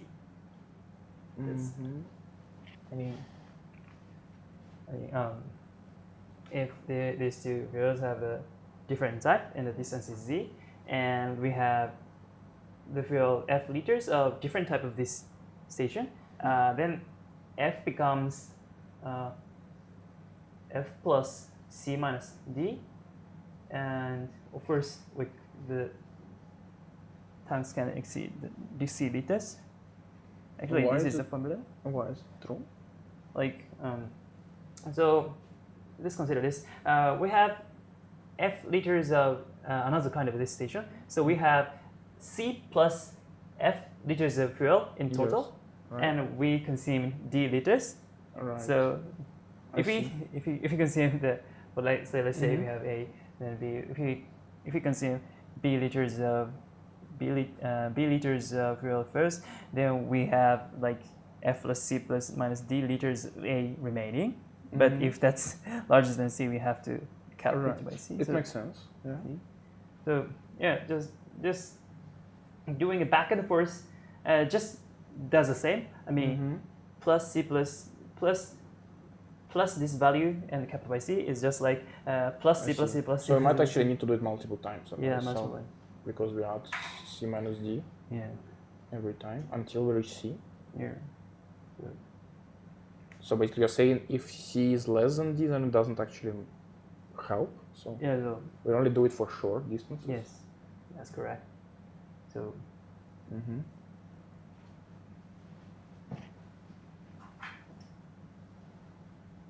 Oh, do we have a submission from Jokayan to task D? Right. It gets wrong answer. Okay, we'll look at it later. So this, when we do this, then I guess we get like a linear function, right? So, Yeah, so yes, that's a linear function. but linear function, again, it has two parameters. No, it's not linear function, it's like a step function. So if essentially what we store is for every f, we store the minimum distance, like we store this mapping, minimum distance. Yes. Then what happens is we add like a step function. So for from this f to f plus c minus d, we add 0. And then from f plus c minus d plus 1 to f plus 2 times c minus d, we add to d, and so on. So we will add like a step, have to add a step function. Sorry, right. And how do we maintain this? The fuel tank capacity is big, I think. Yeah, all capacities are big, like in the only constraints on n is.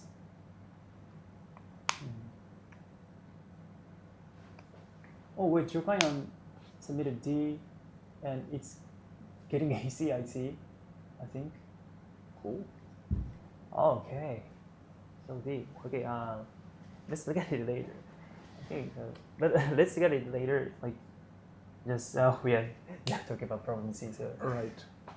But let's say that let's just check the standings first. Like, yeah. Oh, it's not showing. Yeah, D. Okay. So now, after this submission, it's no longer possible to win the contest without solving either D and E, I guess? Yeah. So just ABC is not enough? Yeah, ABC is not enough, so you should solve So D. which means that for people who are trying to win, they should focus on solving D and E first, because if they don't, there is no point. Okay? Yeah.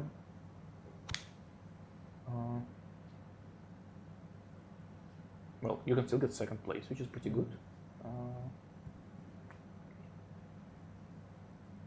But yeah, I would imagine that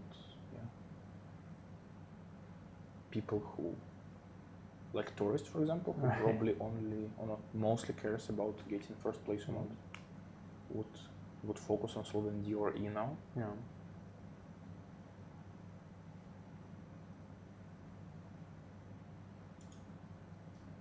Okay, so yeah, we have a balloon for the first AC. Like Japan has problem D here, and this dolphin balloon is for the current #1 partisans.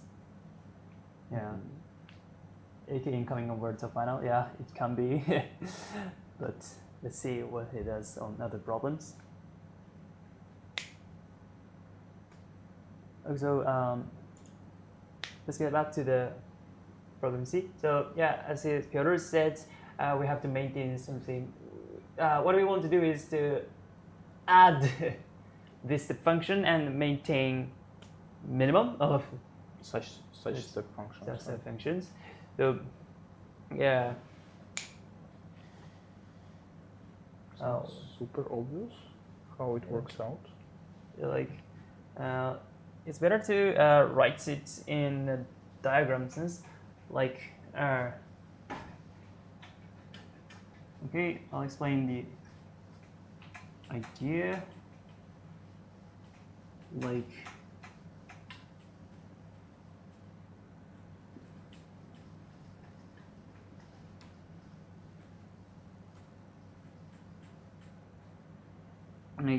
so let's say we have at this first station there we have a function that for each f we have a like minimum distance, minimum extra distance we have, and what we want to maintain is like the, for example, let's plot the points f and vf, and what we want to maintain is that if f becomes, for example, we have these 2 points, like we can just safely ignore this one because larger f and smaller cost, that's better. So what we want to maintain is like something like this. Right, Something up like, to C, right? So f goes up to C. So And f goes up and it goes up. So what but we it's not want, necessarily convex, right? Just inclusion. yeah, actually it's not convex, but after some trick it becomes convex. So the problem is that so the transition that I just explained was like the most non-trivial transition was different types of field station whose distance is less than c. We could have f plus c minus d. F plus c minus d.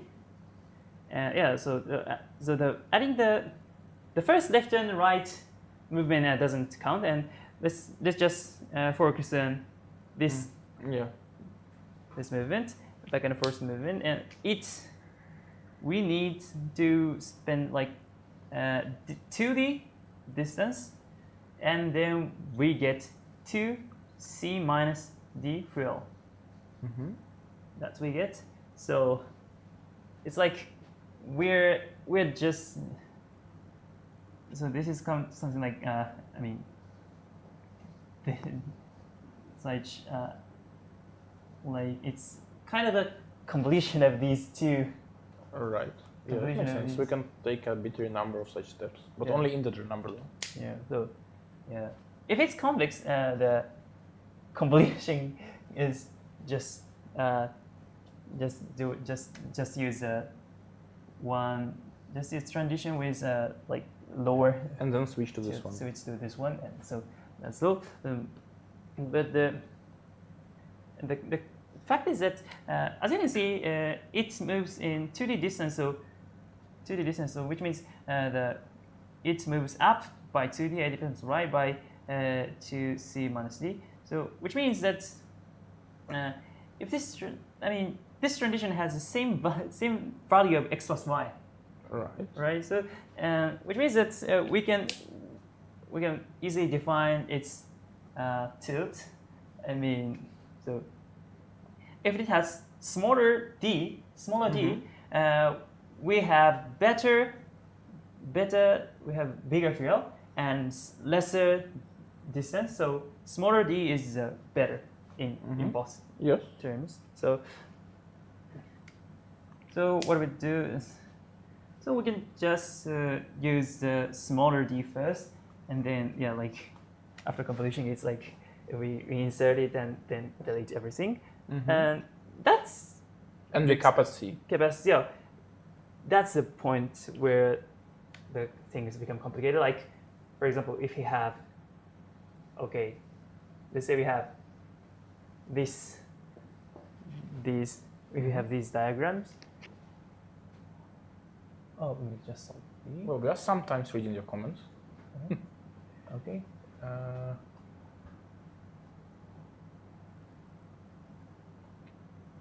don't know if it's here sitting there.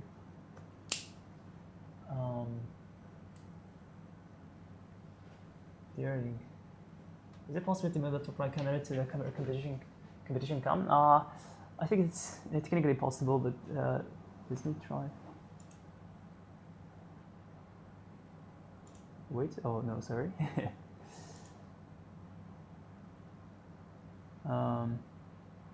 Wait. Oh, yeah, this works.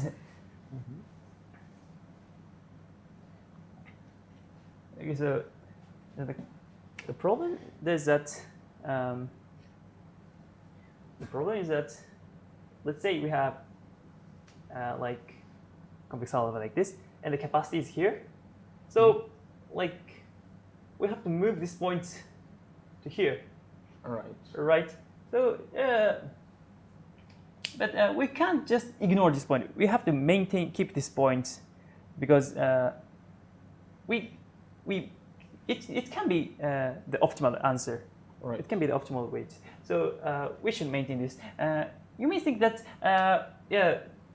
but after pushing this point here, this is still convex. but that's not true. Like, I mean, I said that convolution of convex works because of this Sum being constant. sum being constant formula. So because I mean, yeah, the question is that, for example, like if so, let's say we have this sum mean. Okay, so the question is that, let's say we have 2 hours like this, Right. and what happens if we first, but this copying on C means moving some kind of arrows to like here, like so, and now it's Yeah, it could be this, or it could be above. it could yeah. be or here or here, Yeah. and now it's hard to maintain like in the final for the final answer we shouldn't only consider convex hull. So if this point comes here, like yeah, we have these 3 points here. So yeah, it looks like, but if we take the convex, if you have these 3 points, but if we take the convex, we should ignore this point. But when C is like here, sorry, but I think we got another class saying, oh, Miliku is coming commercial. Second, okay, okay, it's Who's coming? Umlik again? Miliku again. Cool. Right.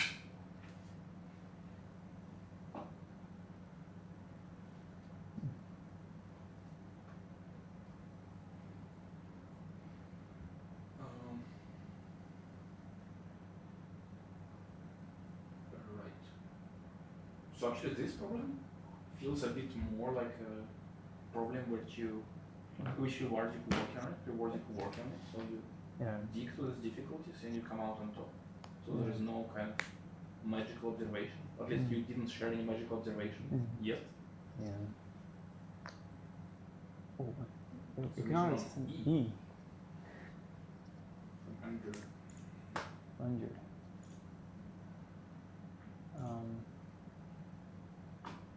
Oh, It seems to be possible. seems to be passing. Oh, so. So it's how to show it. Yeah. Under submission is passing. Wow.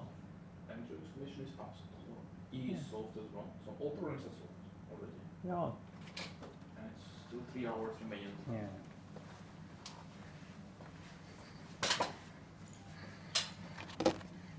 It's coming home.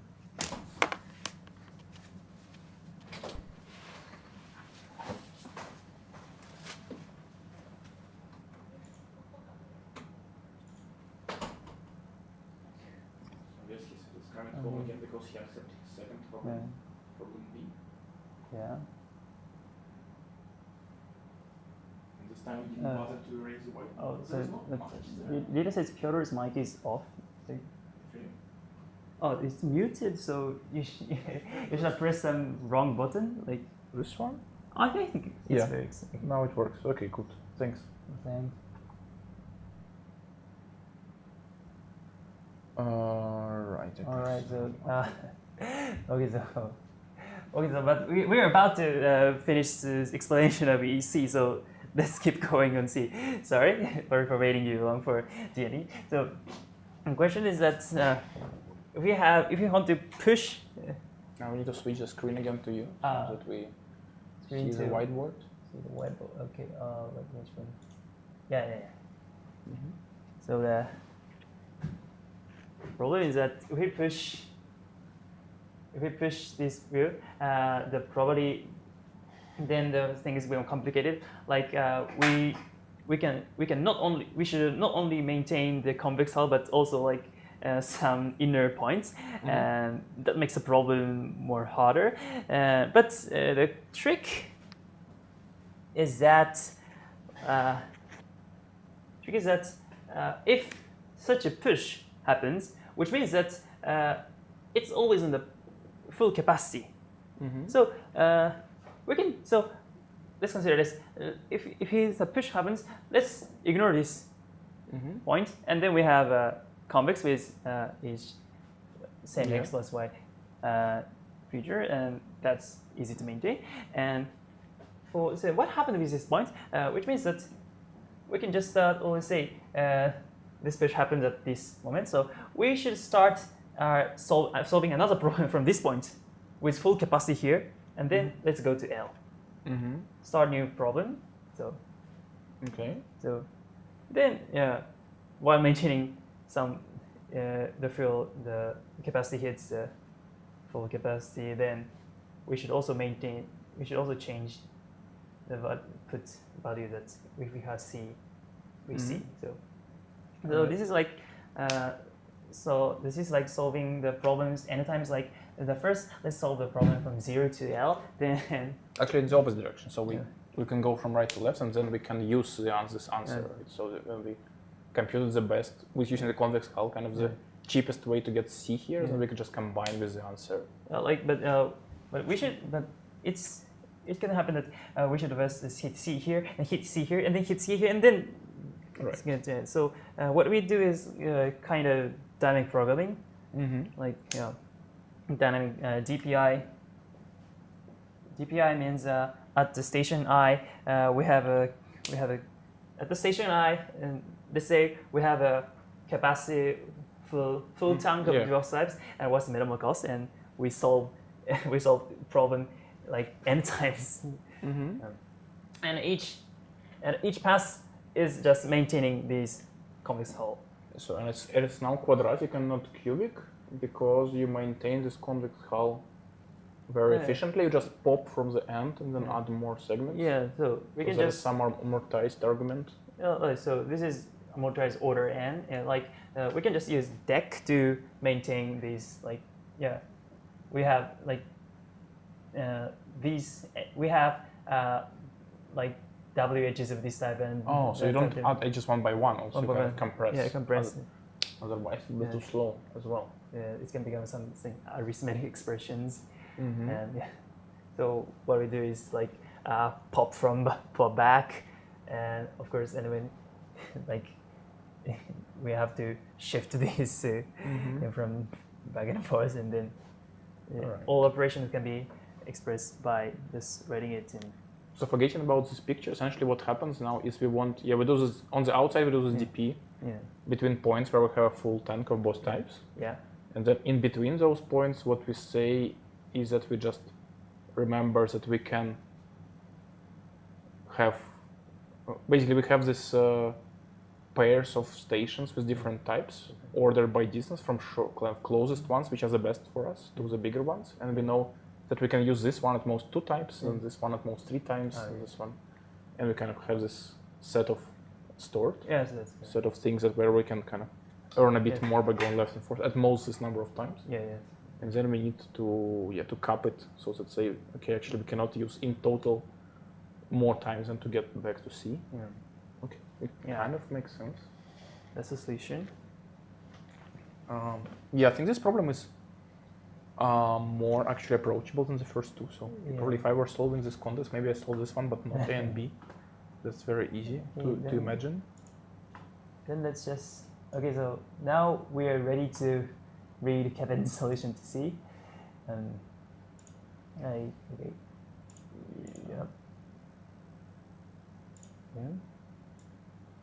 So I can see that in general he has a roof first for x, in x from 0 to n, x from 0 to n, and then y from x to n minus 1. I think this is what I explained. He starts problem is station x, and then starts to then go by one. There's dpx and dpy. And if you increase, if you get c again, then you do this. Then it all kind of makes sense. And this, I think it's that's delta is delta is increase the QL for each OLE. But only for ones which are different type. Right? So yeah, it kind of all makes sense. Oh, wait, I have clarification here. Sorry, this. Oh, okay. I've already asked that clarification. So.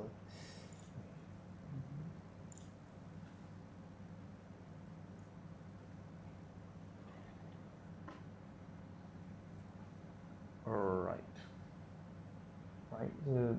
Yeah. Fill up using existing like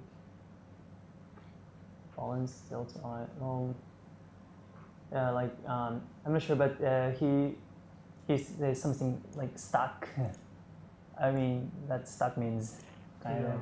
Yeah, no, I think it's probably what you described. So it looks, the formulas look similar, and the data structure that he's using is what we would need to use in a normal solution.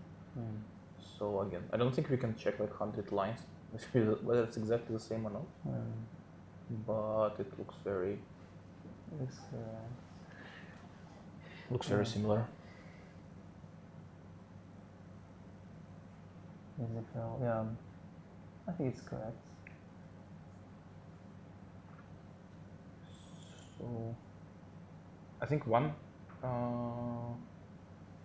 maybe can we open the scoreboard again and discuss here what will happen now? So now we have first three solving different problems from the harder ones, even though maybe for different people different problems are hard as usual. So what should they do now? So what should Andrew do now, for example, after solving E?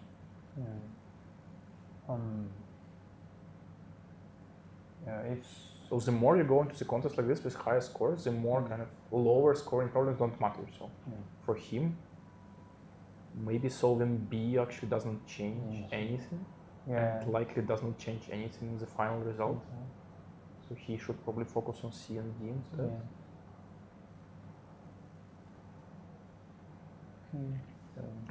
It's hard to predict, right? Because, for example, Umnik, he spent 75 minutes on A. Probably if he knew that whatever top 3 places will have 4,000 or 5,000 points, probably the 700 is not likely to matter. So he shouldn't actually try to solve this problem at all. It's hard. It's hard to predict when the progress will stop.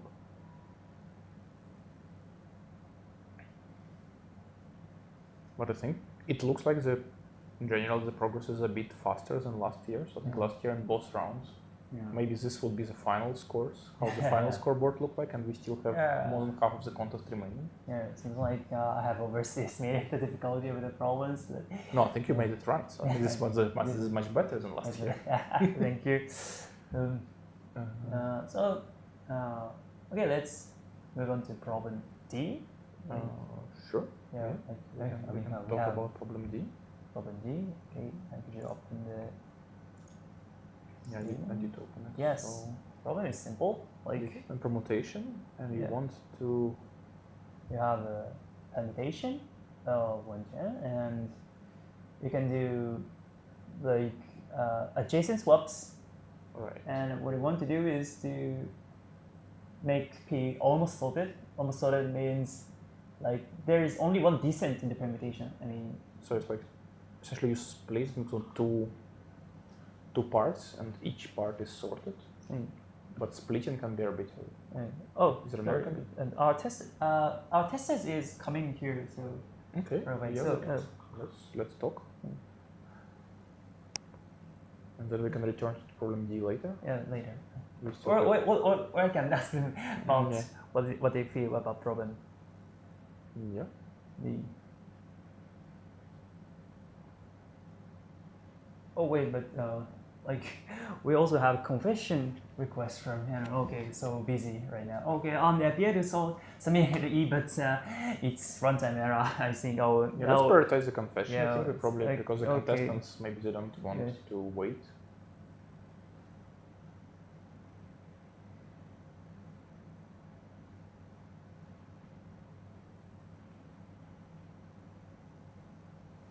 Okay.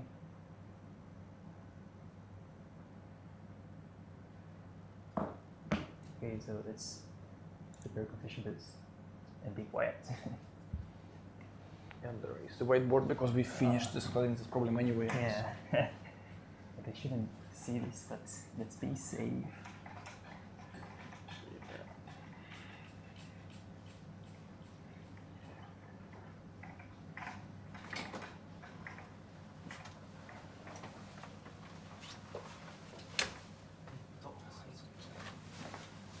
あ、ここなんですね。あ、そうです。あれがカメラですか。はい。そう。じゃあ適当に喋ると。はい。そうですね。こんにちは。N239です。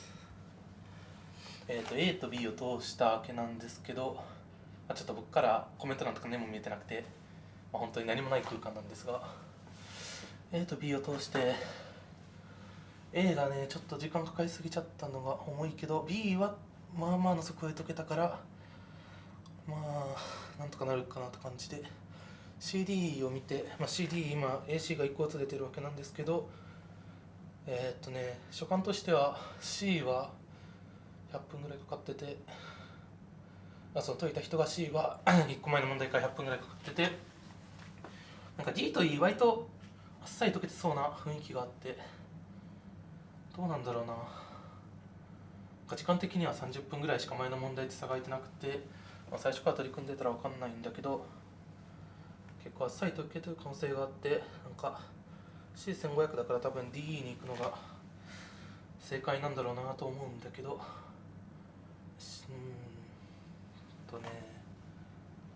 いいな、いい解けるんかいなという。E はだいぶ見た目がやばくて、逆に D は見た目はそこまでやばくなくて、D やるのが正しいのかな。ちょっと C1500 点はちょっとやりたくないなという気持ちが今あります。そうですね、そんな感じ。ちょっと戦略の話しかしてないんですけど、C、いやなんか D がなんか思ったより解えそうだから、やっぱり自分も D 行かないと ABC じゃ負ける気がすごいするんだよなというのを今順位表から感じ取っています。はい、そうですね。D やろうかな。D やるしかないよな、割と。そんな感じです。お邪魔しました。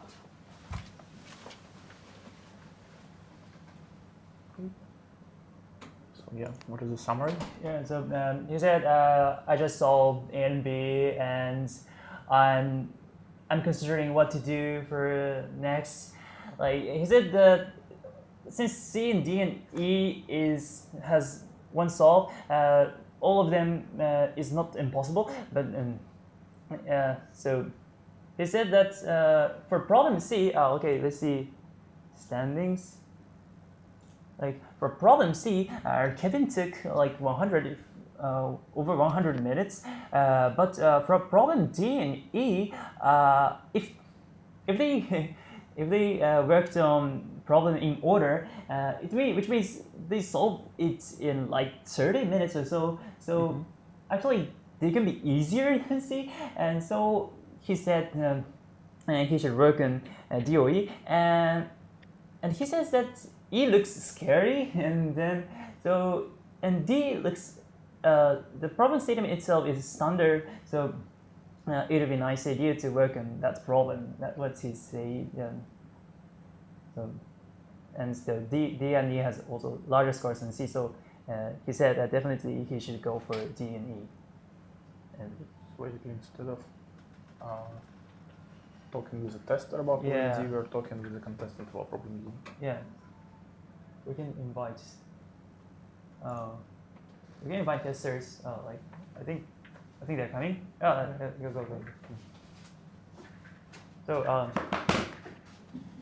So here. Oh, sorry. Like I have to. Yeah. Okay. Just we're here. Oh, okay. Introduce yourself. Hi, I'm Yui Hosaka. My AtCoder handle is Hosaka. I'm a tester of this contest, and I live in Tokyo, so I came here for some elementary. So we were trying to explain problem D. We just read the statement but didn't consider anything. So you can just explain what you consider problem D, or maybe you can say any general comments about this contest. You can choose whichever. Maybe let me start with the general comments on this contest. Yeah. So currently, 3 problems C, D, E has 1 ACs, right? And yeah.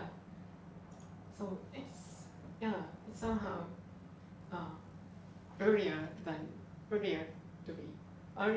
I expected to be all problems have been solved.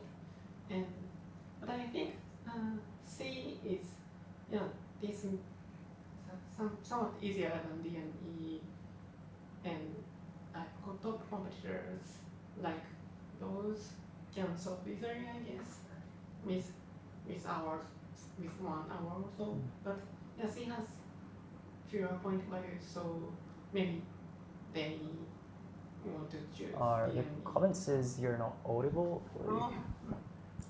Really? You can just have it like so. Please just. Hello. Does it work? Can you hear me? I'm host Lyric Yui Hosaka. Yes. If you can hear me, good. Okay, let's see. I was just talking about the current standings of the contest, and from the contestants' view, and people want to go for D and E because the point value is higher. But I think C is somewhat doable for most top contestants like these, because it is a bit on the typical side, but of course the idea is interesting. Yeah. So shall we talk about problem D? Yeah, so let's get to the problem D. Okay, so so sorry. So here, the problem D is about swapping adjacent elements to make the permutation almost sorted. Like almost sorted means in this problem we say the permutation is almost sorted. Like there is only one descent here. Like so this is almost sorted, and your goal is to make the permutation almost sorted by adjacent swaps, and you have to find the minimum number of swaps. So yeah, actually this is at first the polynomial solution is not that trivial. Yes. So yeah. But okay. So could you explain the polynomial solution? Yeah. Actually. I hope the mic works, but yeah. So it's 難しいなこれ。So the first step to consider is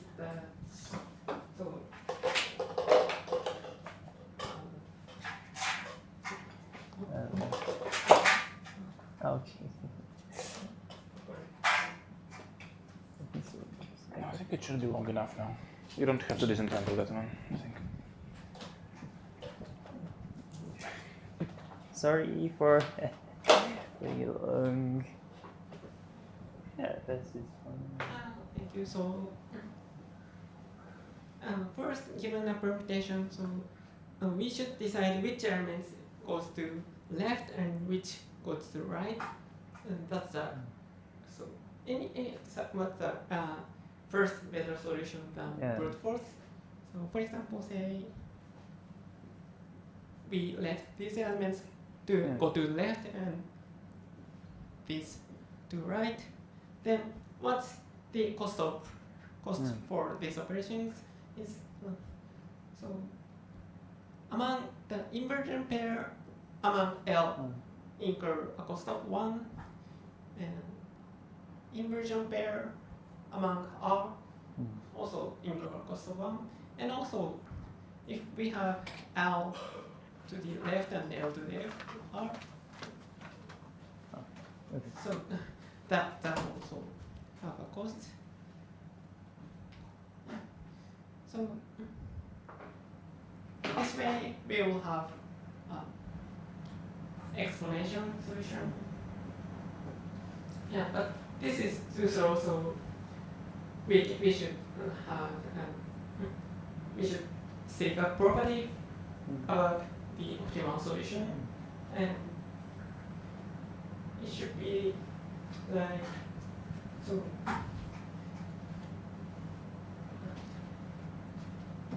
This pair seems to be useless somehow.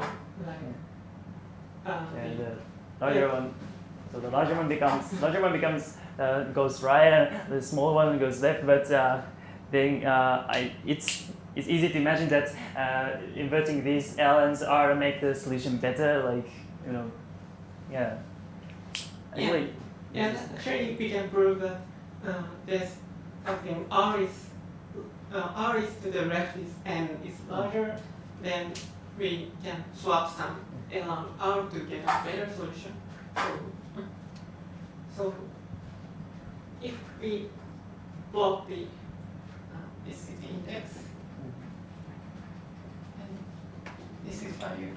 If we plot the permutation like this, the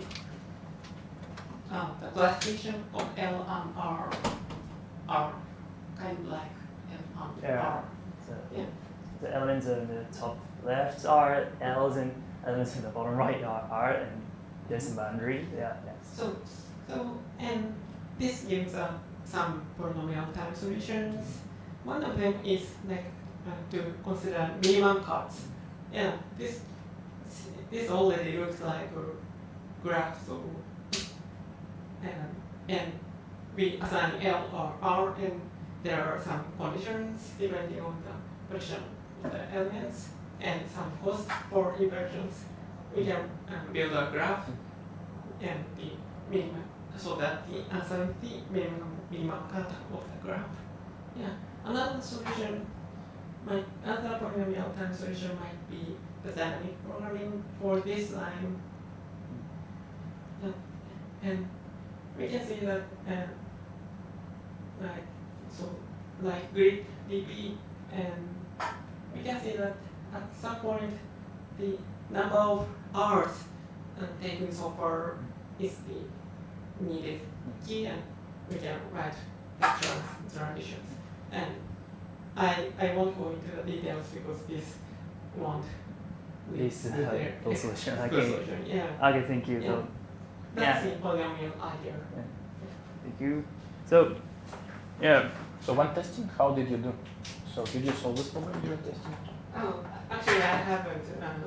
Actually I stopped at this point, so I felt this problem is the most difficult in this problem sets personally.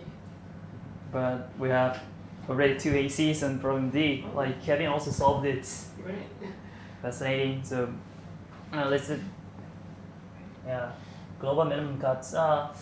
It's not just different. Like what we want to find is like we have to assign in each element of permutation to L's and R's. And so what we do is like prepare the super vertex L's and R. We like to then for each element of the permutation we have some edges like this. Okay, this is just random. I'm not sure if this is correct. Then we also have this like something edges like this, and then find the mean cut between L's and R. And that's what we do. But yeah. So yes. So representing the problem as a mean cut is key points, and yeah. So let's consider. Let's take a look at what this exactly means. So yes. Let's consider like these two pairs. After considering these two pairs of values, like, so what if we So for this point x with this point of x, we have two options for each point, like whether it should go to L or R, and whether it should go to L to R. We have two options. We will consider the costs incurred by setting it. And in this case, let's say, let's call this point x and let's call this point y, and let's consider what happens if we assign x to L or L and y to L or R. And it turns out that when x is assigned R and when y is assigned L, it incurs the cost of 1 because if it goes to right and if it goes left, we have to swap these in some cases. And all the other cases we have costs of 0. If they are like this. Yeah, if they are like this, if they are like in this position. There is in another option where and so also yes, that's where the things get complicated. Like this is an easy case, and in the other case, like if these two are in this position, like so what happens is that okay, so let's call this point x and let's call this point y, and then what happens is that for example, if x is L and y is R, the cost is 0. That's okay, but in all other cases the cost is 1. Like for example, if x and y are L, we have this inversion. If x is R and y is L, of course we have inversion, and both are R, we also have inversion, right?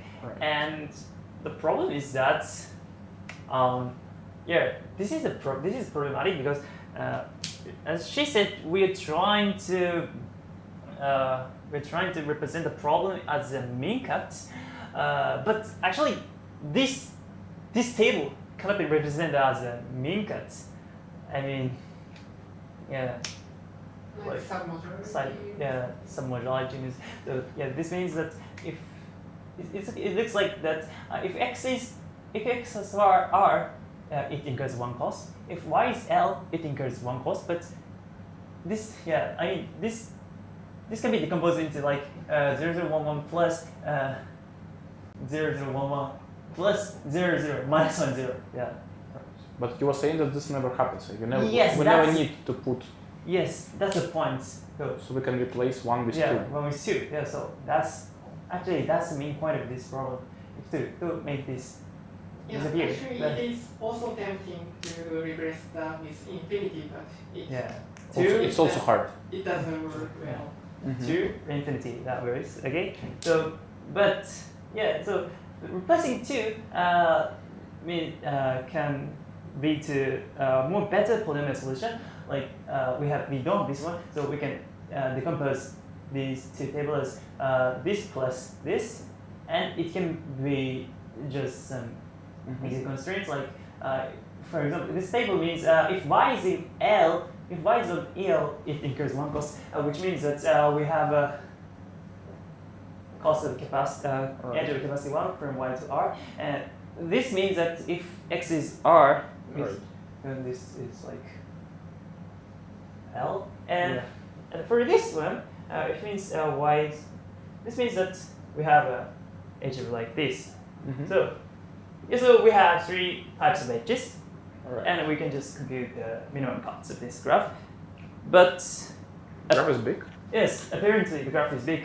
I mean, it has n is like 800,000.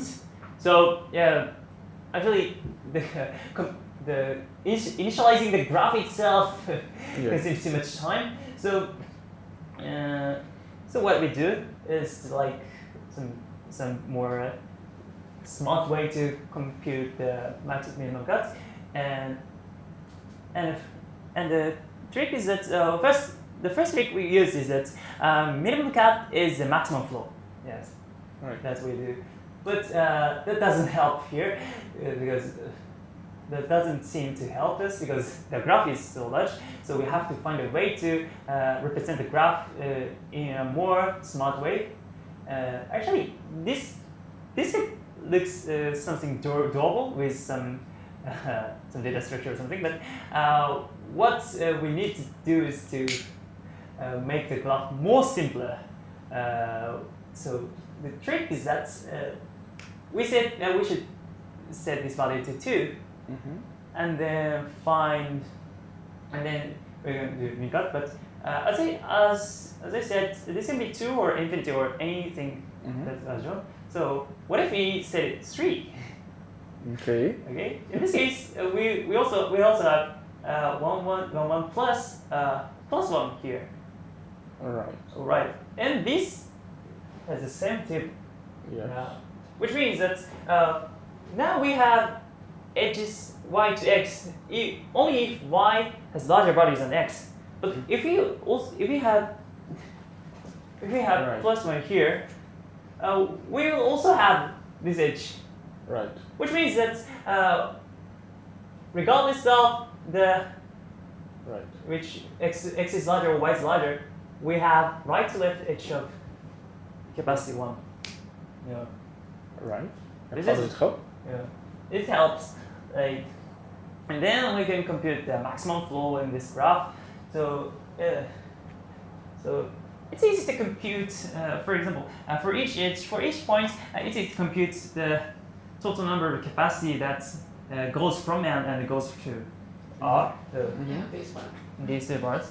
That's easy. So what we want to do after all is that yes, we have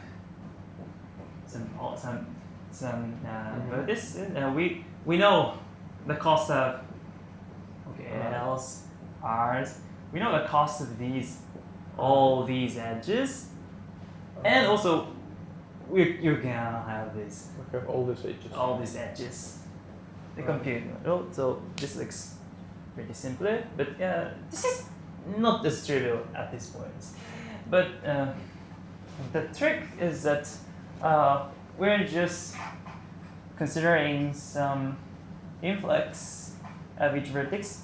I mean, yeah, let's say in valid flow, each vertex has like the amount of flow that comes into that flow should be same as the amount of flow that goes out of this Right. vertex. That is right. But let's ignore this. Let's just think that you can just, let's say we have x flow coming and y flow Okay. going. So actually, so this vertex has excess flow, excess amount of excess y in this vertex. Yeah. So and what we do is to maintain this excess amount of flows. So then if we send the flow from this vertex to this vertex, which means that we decrease the amount associated with vertex -1 and this vertex plus 1, and Right. so we do something, and so Yeah, this actually sounds like a free flow push algorithm. yeah. Yeah. So then after setting something, we get after using some of these edges, we have for each vertex we have some excess amount, which can be a -2 or -1 or -2 or +2 or +3. Yeah, this is arbitrary. And from this invalid flow, we can construct a valid flow by just pushing. For example, if this has +3, we can just push back 3 here to make this. Yeah. Right? But how do you kind of decrease them using those edges in optimal fashion? I don't get this Yeah. part. The trick is that you can just think that we can just assume that we can just Okay. send it back to here. Like it's because like just consider like we have x plus 10 to 100 or y plus 10 to 100. Let's say we have such edge here. Like actually, it's easy to see that adding the same large number of values changes the optimal answer by large number. And in this case, like and this excess value doesn't change, and after something, like if we get excess plus 3, we can safely push. No, back. this part I believe completely. I still didn't get how do you handle the horizontal edges. Yeah. What do you do about horizontal edges? I don't Horizontal, get this part. horizontal. We don't need to consider horizontal edges. What we do is like just fix these values to 0 to get a valid row, like No, but still, you said for horizontal edge you have -1 here and +1 here. yeah. Do you do it for all horizontal edges or for some? Yeah. I'm talking about something after taking some set of. This is of course true. Yes. After taking some set of edges, we have this. How to get a valid from this? We can just. This of course makes sense. Yeah. So. But how do you choose a set of edges? Yeah. So the. Okay. So I'll explain later. Like so, if we have this state, which means that we have to push back. Like we have to push back. The absolute value of each axis amount. Like so, in this case, we have to push back like 2 plus 2 plus 3. So, which means that after choosing these horizontal edges, we have to minimize some of the absolute value of the excess value. Yes. So then this is also the non-trivial part, but one can do greedy in this problem. I mean, so let's scan the vertices from left to right, and if you let's see, we're considering these vertex, and we are already done with these many vertices. And okay, so we have x and y.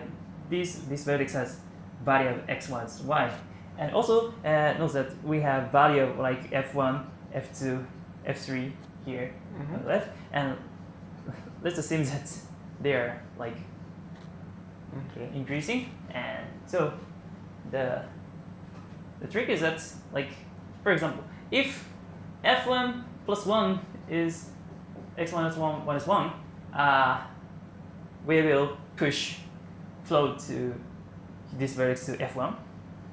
I mean, if this happens, we push and f1 becomes f1 plus 1, x minus y becomes x minus y minus 1, and this so it's always optimal to do it. for some reason. Yes, this is always optimal. It can be shown by induction. Okay. So actually, if we have these two here, we can safely make it closer, and that doesn't change the answer worse. So let's do this. And after this operation, we also have like, what if f2 plus 1 is like x minus 1 minus 2? We can also send the flow to this vertex to f2 to make x minus 1 more, decrease more, and f2 plus 1 increases. So what we do is like so if there is f2, f3, f4, what we do basically is like add some prefix. For some prefix, we add 1, and then x minus 1 minus k is the optimal. And to decide the prefix length, we use this inequality, like adding 1 and adding 1 minus sending flow doesn't change the order of these. But then it does not necessarily monotonic after this, right? So because you were relied on this f's being monotonically non-decreasing, but then you were not necessarily so, right? Yeah. So. But when you add the new one at the end, it can be smaller than f4, right? Yeah, it can be f4 smaller than f4. That's okay. I mean, let's look at from if f1 plus 1 it doesn't exceed x minus 1 minus 1. Let's just use increase f1, and then they look at f2. So you don't actually use it; they are increasing this f1, f2, f3. Yeah, the increasing order is important because we have to first see whether f1 is first see the smallest value, second smallest. Okay. So they're not necessarily in order 1, 2, 3, 4, not necessarily the order from left to right. It's just kind of all the values we have and increase in order. Yeah. Okay. So, and I'll omit the rigorous proof, but I thought imagine something like this should be correct. Yeah, so it makes sense. This is because basically when you go further right, Yeah. all the ones to the left are indistinguishable, right? You can Yes, always put an H to any of them, Yeah. so it makes sense to fix the ones which are Yeah. most wrong. It makes sense. Yeah. Yeah. So the only part remaining is that to implement this part fast, and this can be done by generally there are two ways to do it. The first way is to maintain a binary search trees, like so since we're maintaining sorted sequence, let's have a binary search trees and a binary search showing it so that find the maximum find the perfect distance and add proxima and insert new values. Yeah, that's Okay. fine. That's fine. It And doesn't sound too scary yeah. to me. Yeah. Yes. The other way is to use smart use binary indexed tree or phoenix tree. Is in this approach one can like the implementation becomes much easier. But the idea that like for example I have to in a phoenix tree approach we have to maintain frequency table.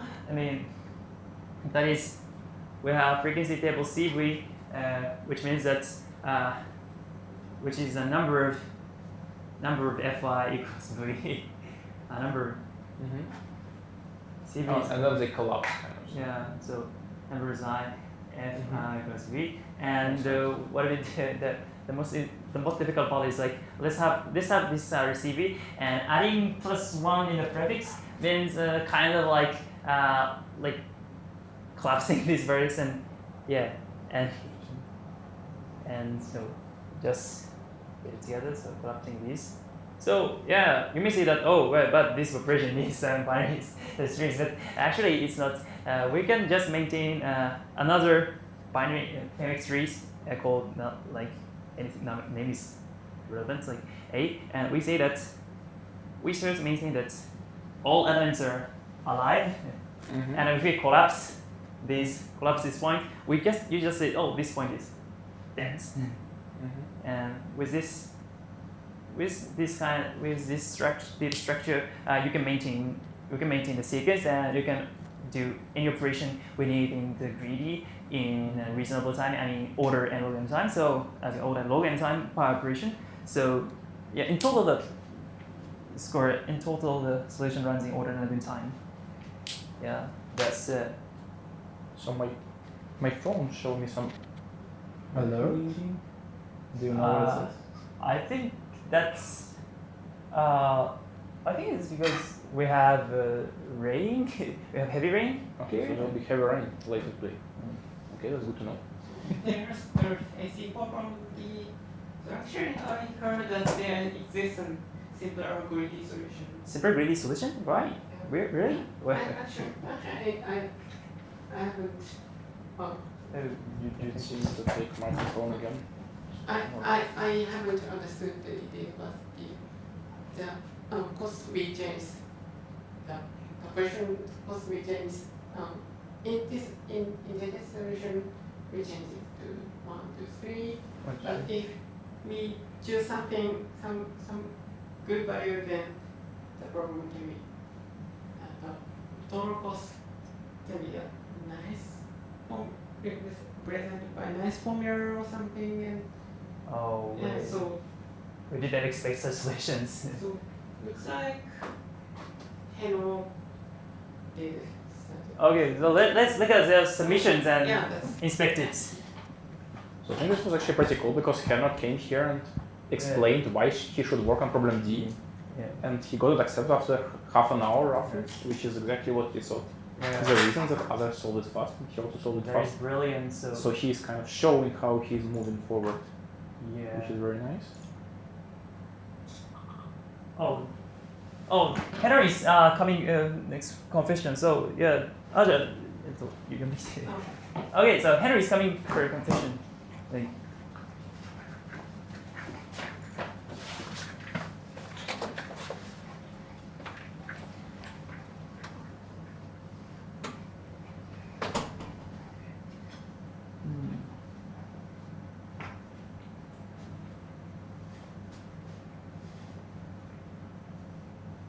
okay, I see. Oh, seems like there is a very similar code for this problem to problem D. Oh, nice. Where did you find the link? This is from. Oh wait, I have solved this problem here because it's code for this global route 19 formation. Yeah, I remember I solved this problem. I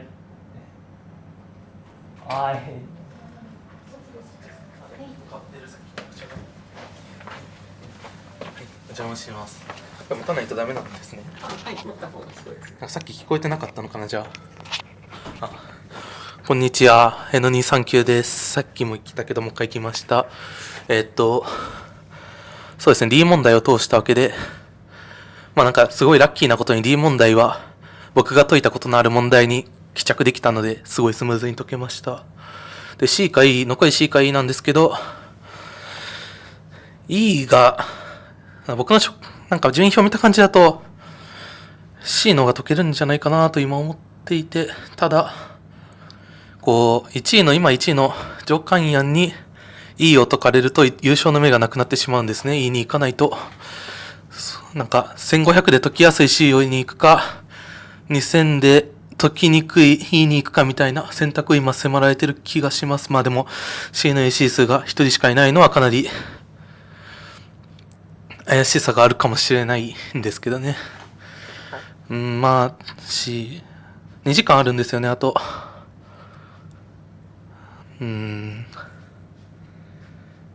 どっちに行くのが。いや、C に行っちゃうと、E と書いたときに積むんですよね。まあ、3位入賞することを考えるだけなら、まあ C を解くのが一番無難だと思うけど、1狙うなら E を行くべきで、まあ困ってます。C かな。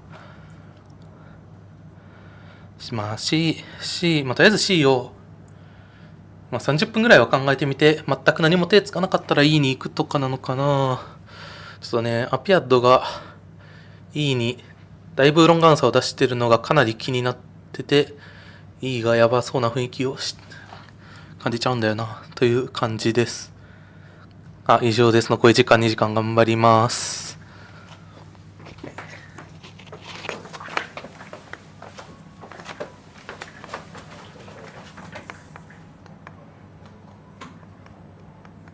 So, yeah, as Colin says, he was able to solve D because it can be reduced to the problem he has seen before. Actually, I have to confess that I also have solved this problem, but I had never noticed it. But that problem was from quarter forces, and yeah, it's also about some inversions, but yeah, I didn't know it's so similar. So maybe it's like the reason why D is getting so many solves here is that they notice such similarity. Let's look at it by seeing their code. Okay. So another submission to the Peter from ugly to 333. So did Hannah told what he's planning to do next? Oh, okay. So Hannah also told that he is considering to. So he should choose C and E. And he said C looks more tractable, but like since it has only one solve, it could be better to go to E. But since E has one solve from Ignore, but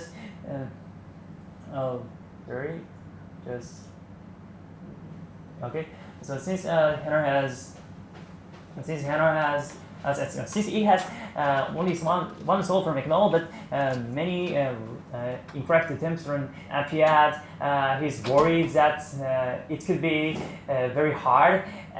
So he said he hasn't decided. Yeah, he said he hasn't decided which one to go. So okay, so let's see what's happened with problem In the contest, apparently Hannah got place 5 Okay, so or that. place 4 even, Place but four. he didn't solve this problem. Okay. But maybe he upsolved it. Okay. later. Yeah. Yeah. And I also participated apparently. I also didn't solve this problem. Yeah. Yeah. This is a contest that's. And We're Yui talking- participated and also didn't solve this problem. Yeah, Everybody. I only had 14 minutes, so I could take program. Yes. Like we had I think 3 or 4 of the testers, including me, had solved this problem, but nobody noticed it, and yeah, It's the same. yeah. So I think in that problem the difference is that for them in the case, even in this case, I think what is LR 0 0, I think it's more like this, right? In the problem that they have, Okay. because they actually no. Yeah. Yeah, maybe I can explain the Contestant program and this direction. Actually no, it's the same. It's this one, but for the other one it's Whoa. Is, okay. Oh, good, this. same program is given B and find some series of indices I1, IK, IK plus 1 to IN is also increasing, and what to minimize is the inversion number of P and I composed. Yeah. And this is what was problem. And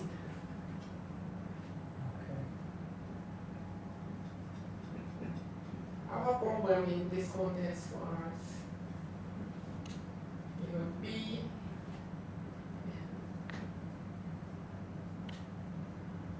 and find what time is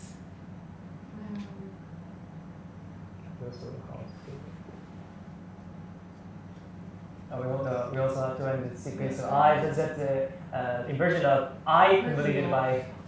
let's say Q and such that P and Q composed has at most one descent.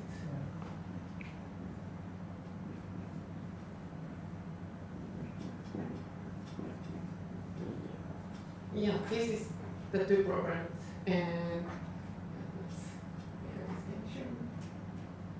And yeah, these programs are actually equivalent if we let P compose with I equals to Q, and in this case I is P inverse equals with Q. So if we replace P with its inverse, P actually properties will be the same. See. Oh my god. Yeah, so the easiest solution to this problem is to find an inverse computation of the input, then apply the same problem. Actually, this problem says it can find all answers for all k where to cut. Oh my god. The coincidence is somewhat unfortunate, but the reduction needs some smart sense. So it's not like it's not kind of free to get problems. So that was kind of fortunate, but yeah, we still have almost collision. Oh, that was unfortunate. So I guess during that contest, Tourist and Omnic actually solved the problem. Wow. Does it mean that they also have it? Maybe either they didn't notice the similarity, or maybe at least in case of Tourist, maybe he noticed it immediately, but again, Yeah, that's possible. didn't want to submit specifically, not to trigger a wave of submission. So maybe that was actually a good idea for him. Otherwise, many more people would have solved this one. Kevin also tried to submit it at the time. So it makes jangly to solve it at that moment. Okay, so let's take a look at the accepted submissions from contestants to see what they. Is it copy paste or not? Okay, so let's check all codes. Actually, I think Jokai answered it's a bit different. So the Jokayan did not solve, at least was not on the top 100 Um, of that contest, Oh, like, unless he has another username. okay, so let's see submissions.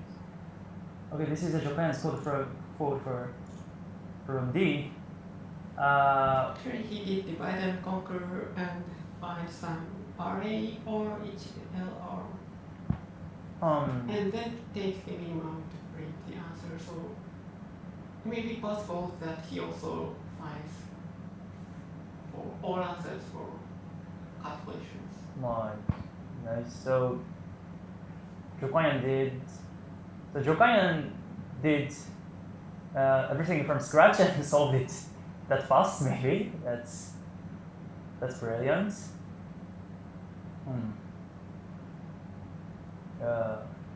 What is this? Divide and conquer.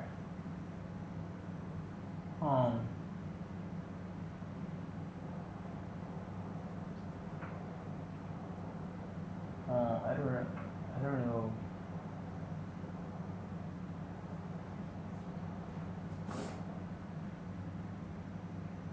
Oh wait, is Japan's unsolved problem and that's good for problem? We can check. They can accept it.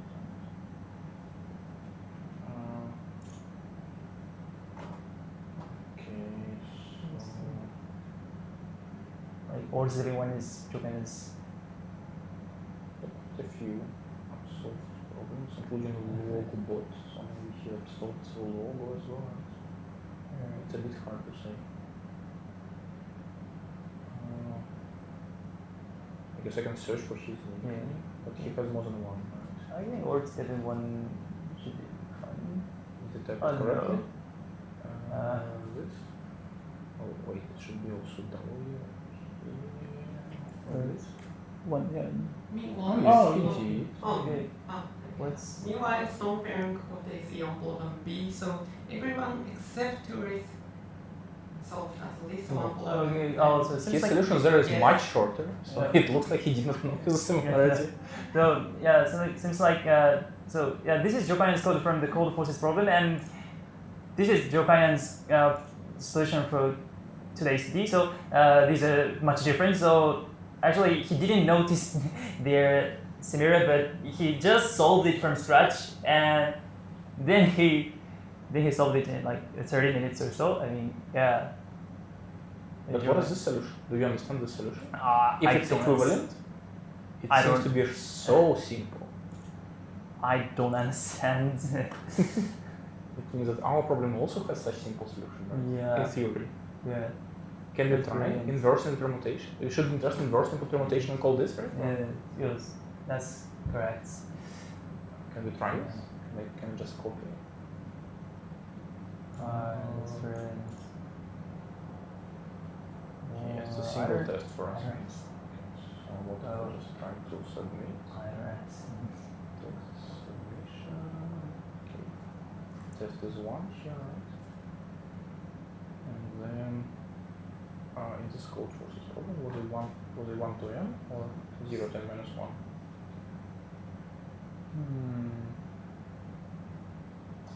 I One don't to know n. how we solve this. Yeah, this function model looks like kind of like convolution of two convex functions, and yeah, but I don't understand its theory behind it.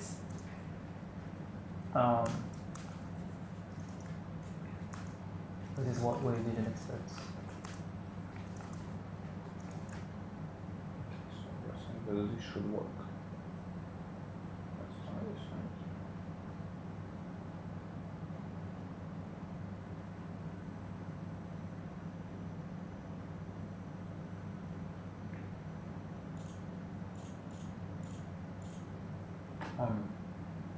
No, this at least immediately this gives an answer.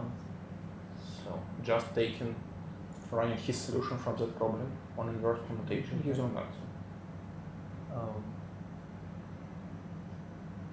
So maybe they're not so equivalent then, these two problems.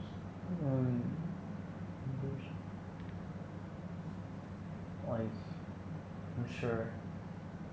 Or maybe I could not inverse permutation. I hope I could.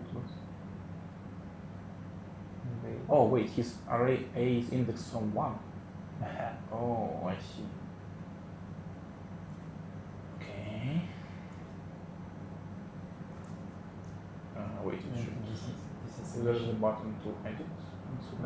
so just copy and Okay. So I could not inverse permutation. Amazing. okay, Contestant uses it during contest. Yes.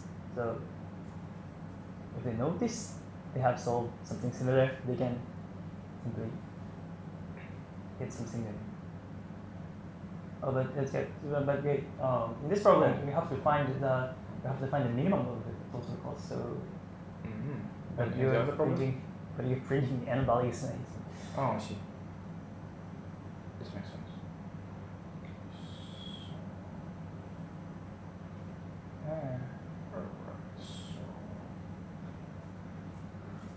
I think you just need to print the minimum of these n values.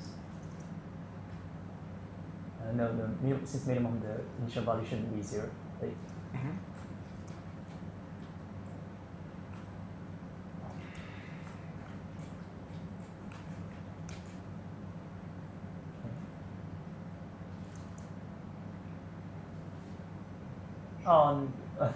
we have only one test case, so. Oh, I think I modified this part. Okay. Yeah. So, okay. Oh. Relation.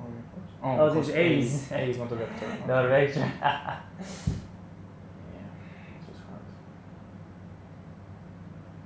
Okay, let's see what happens. Let me just have a copy. Okay. 3, 4, 3, oh. Equals 1 to n. Yeah. It's fine. Yeah. That's right. Let's see. So.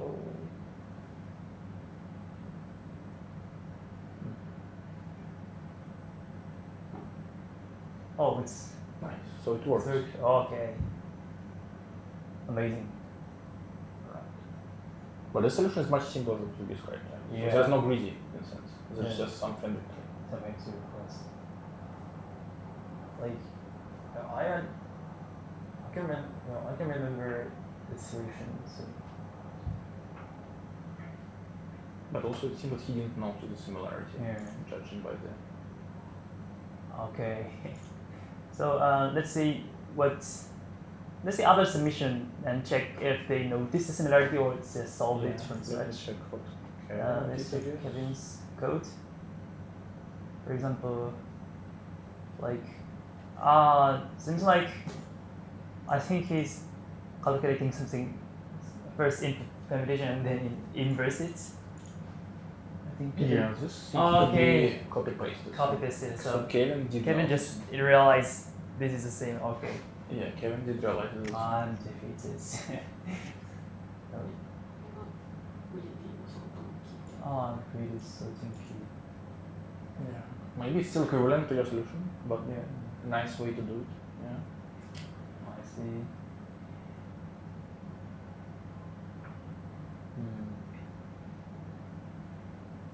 This is hard.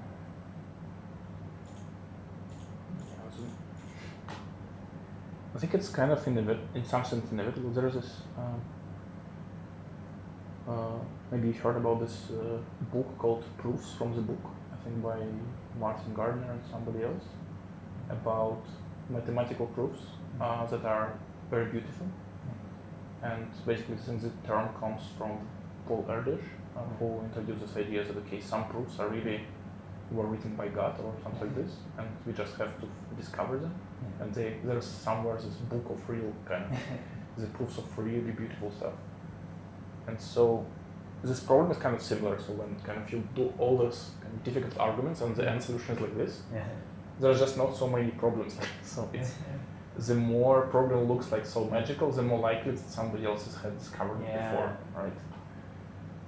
There is also this because there's just a limited amount. Yeah, it's like, but I'm just depressed because my problem is not new. think it's completely fine, and also I don't think it's even so unfair because almost all of them participate in this round. So it's up to them whether they remember this or not. It's also a skill to remember problems you solved in the past. Yeah, I think it's better because it's better than the situation where this problem will appear in some local Chinese computer. Yeah, exactly. Yeah, it's much better, but still. Okay, Heno just did it. Heno just. I think Heno also copy pasted his solution. Like he has solve function which reads input and inverts the permutation and then prints it. Yeah. Yeah, from As he said,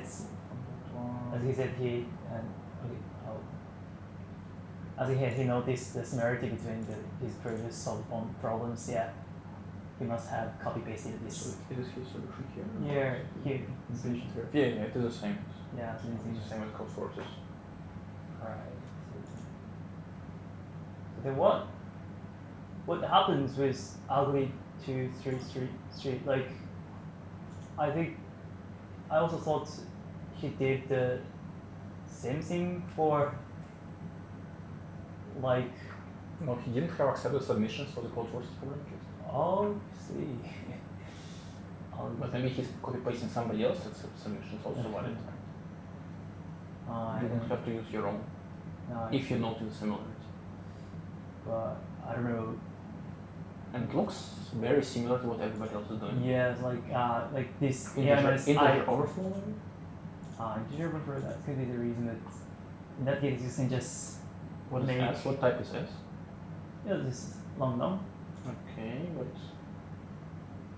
but Fenwick 3 is an integer, so maybe there's a problem.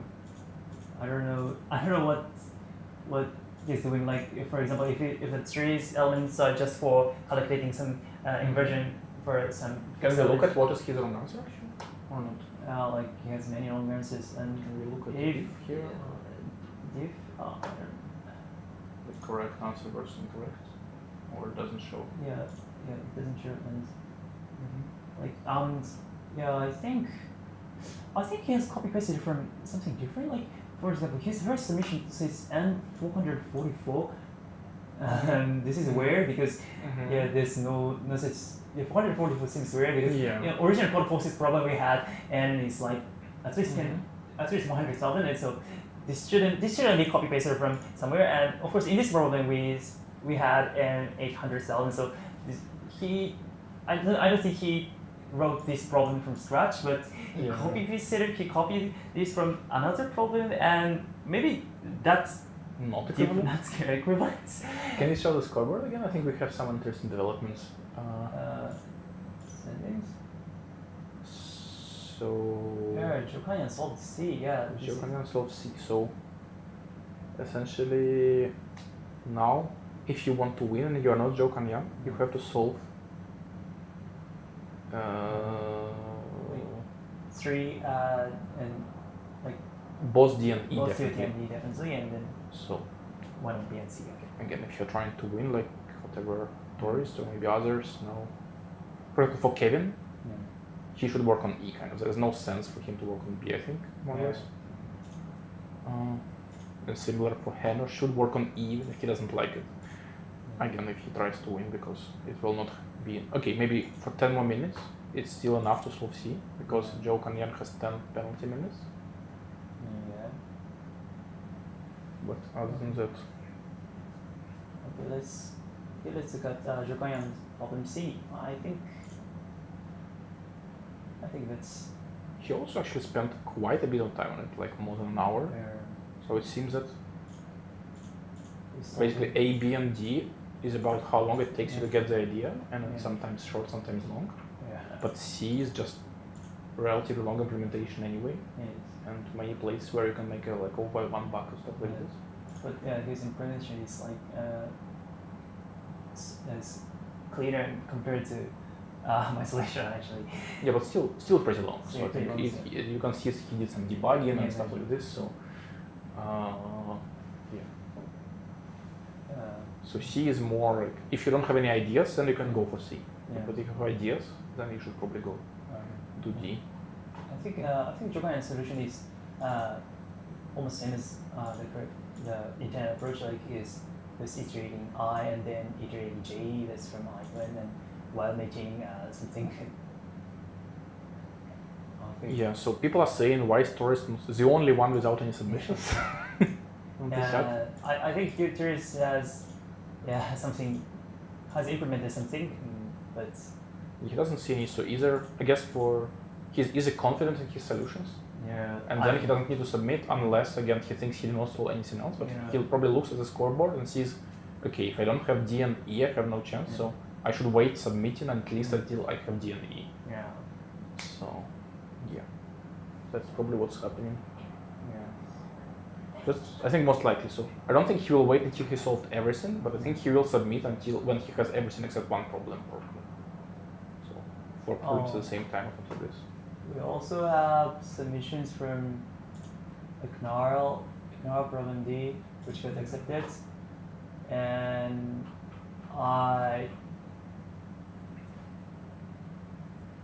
what is the win? Maybe he solved it from scratch because he doesn't invert the permutation. He actually explains his solution. Yeah. Like this looks like the same formula for this problem, but he's not inverting the.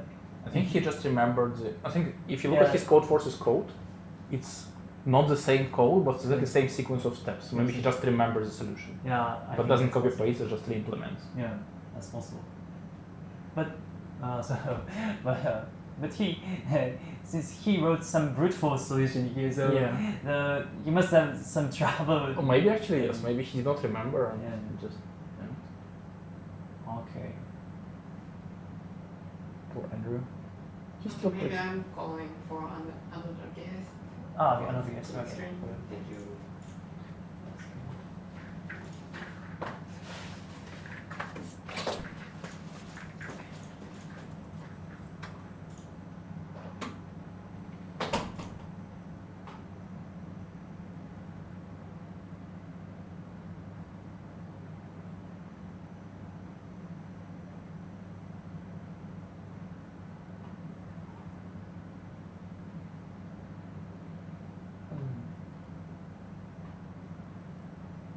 No, people in comments don't seem to not follow the rules fully. So Doris actually didn't lose anything by not submitting. So the penalty time is just the last submission of the sum of all submissions. So if he submits 4 problems now,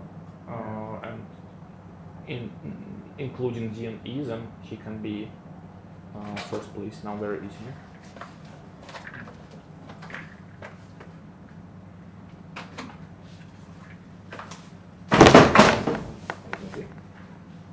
So, okay, so I think it's a good time to go to problem E and explain its problem. I actually wanted to ask also you, what about other problems in general? Did you do it like a 5-hour contest, or did you just solve it in your spare time?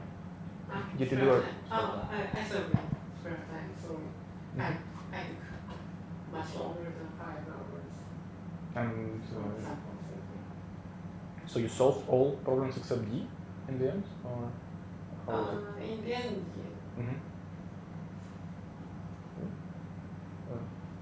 Okay, so Or maybe you also solved more, right? Did you select those 5 problems and just everybody tested them, or you had more and then you chose in the end? Actually, these 5 problems are what I prepared. So, if the testers had said these problems are too easy or some problems are notorious coincidence, I was planning to swap some of them, but fortunately or unfortunately, they didn't notice any coincidence, and also they said the difficulty is enough. So I said this problem and so the story is that before preparing this problem, I had another hard problems in my mind, but before just before preparing this problem, I realized that problem had solved by some paper. So I had to remove that problem. So When did you do testing? Was it like last week or half a year ago? like it comes last week. Yeah. Like I wanted to prepare everything more earlier, but I was somehow lazy. Or like, for example, in the last week of June, we had Universal Cup Summit, and I and almost all testers were in Mexico and didn't have time to do any. I actually wanted to ask about that one as well. So what are your impressions? Did you enjoy the Universal Cup Summit? Yes, of course, and that was very nice event. Yeah, the only part I want to complain is was the weather. Like it was always raining, and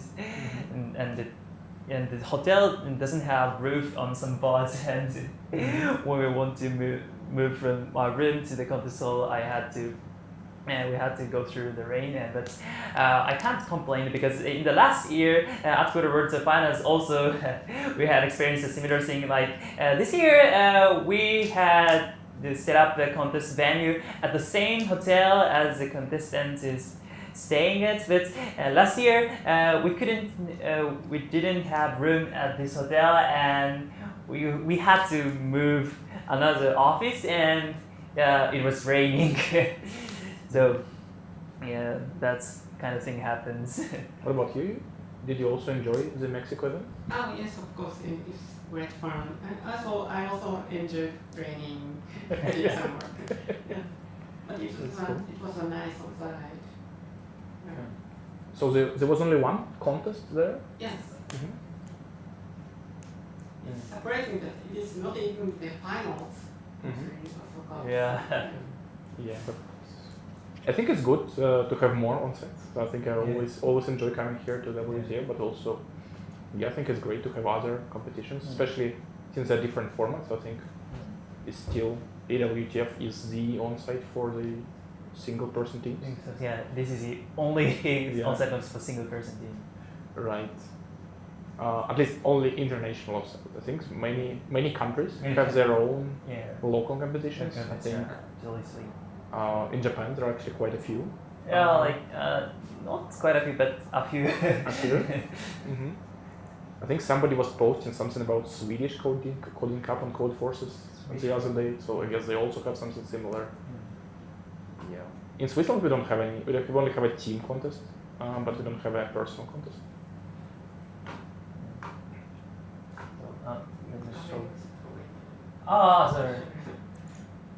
Sorry, we are just talking without showing It's probably fine. I mean,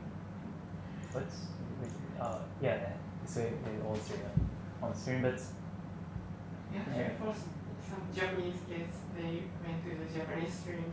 So if you are interested in seeing some Japanese guests, let's look at both streams. okay. is the Japanese stream being made in the next room or somewhere else? It's made in the AtCoder studio, which is I don't know. So it is handled in AtCoder office, which is nice. 10 minutes walk or 10 minutes, something. yeah. From here. That's cool. And it's also raining now, like in Mexico. Yeah.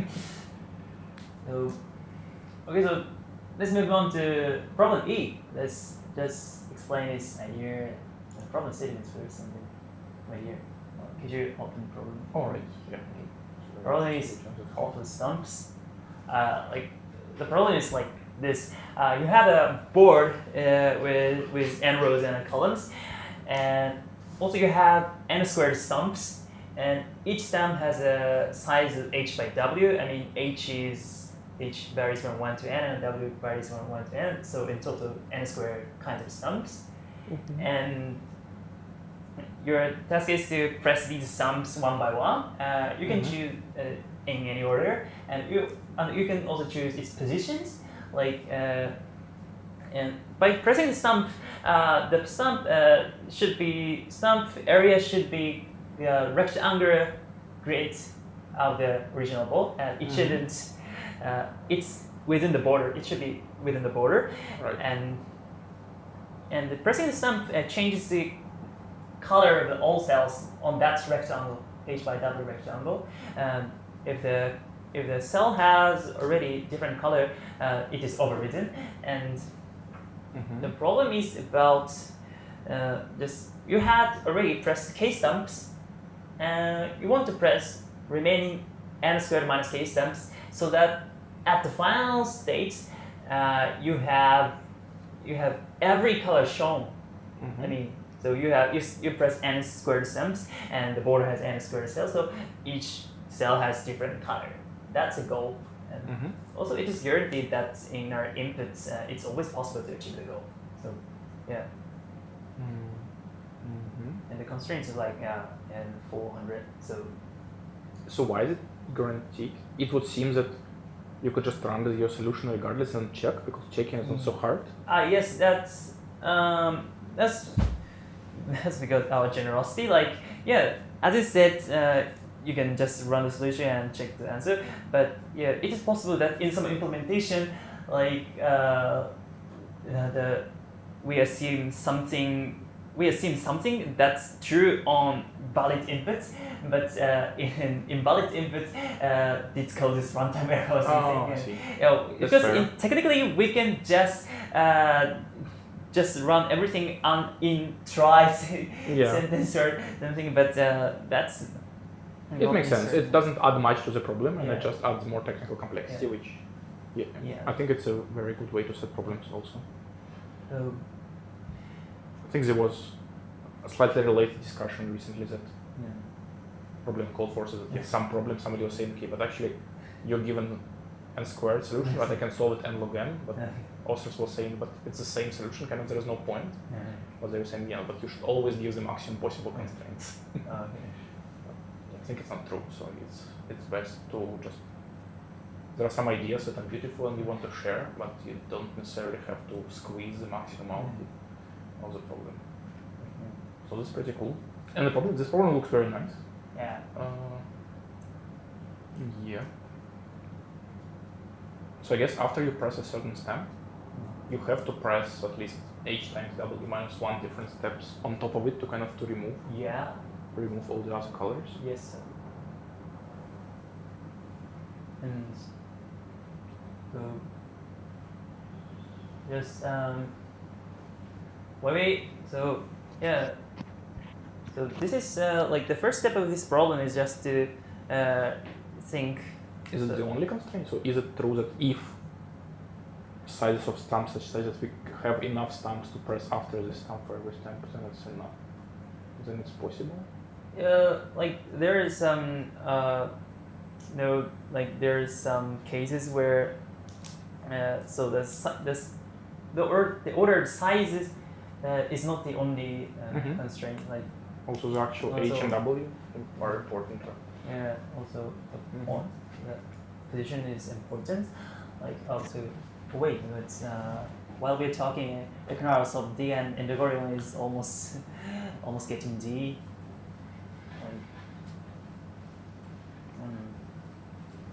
Yeah, it seems like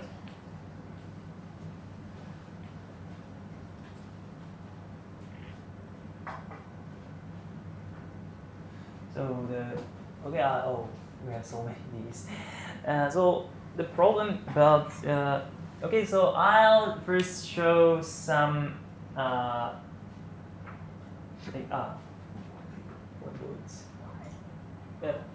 show some non-trivial example of this stamp procedure, like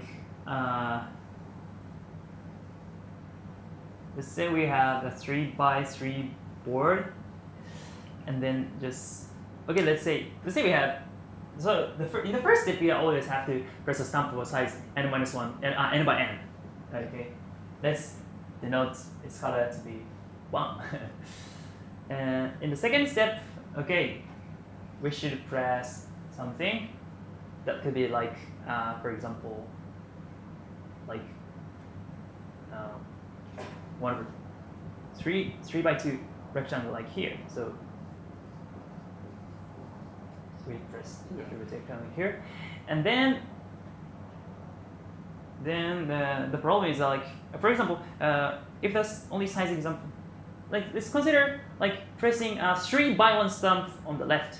3, 3, 3. Right. Yes. This is, but okay, this is still valid. Okay, it's hard to make an trivial example from there, but 2 by 1 somewhere, 2 by 1 here. somewhere on the right or something makes it back. Somewhere, yeah. I think. Well, for example, like 2 by 1 here. I think it's still valid. I think it's still valid. Yeah. It's like it's hard to relate like 2 by 1 then.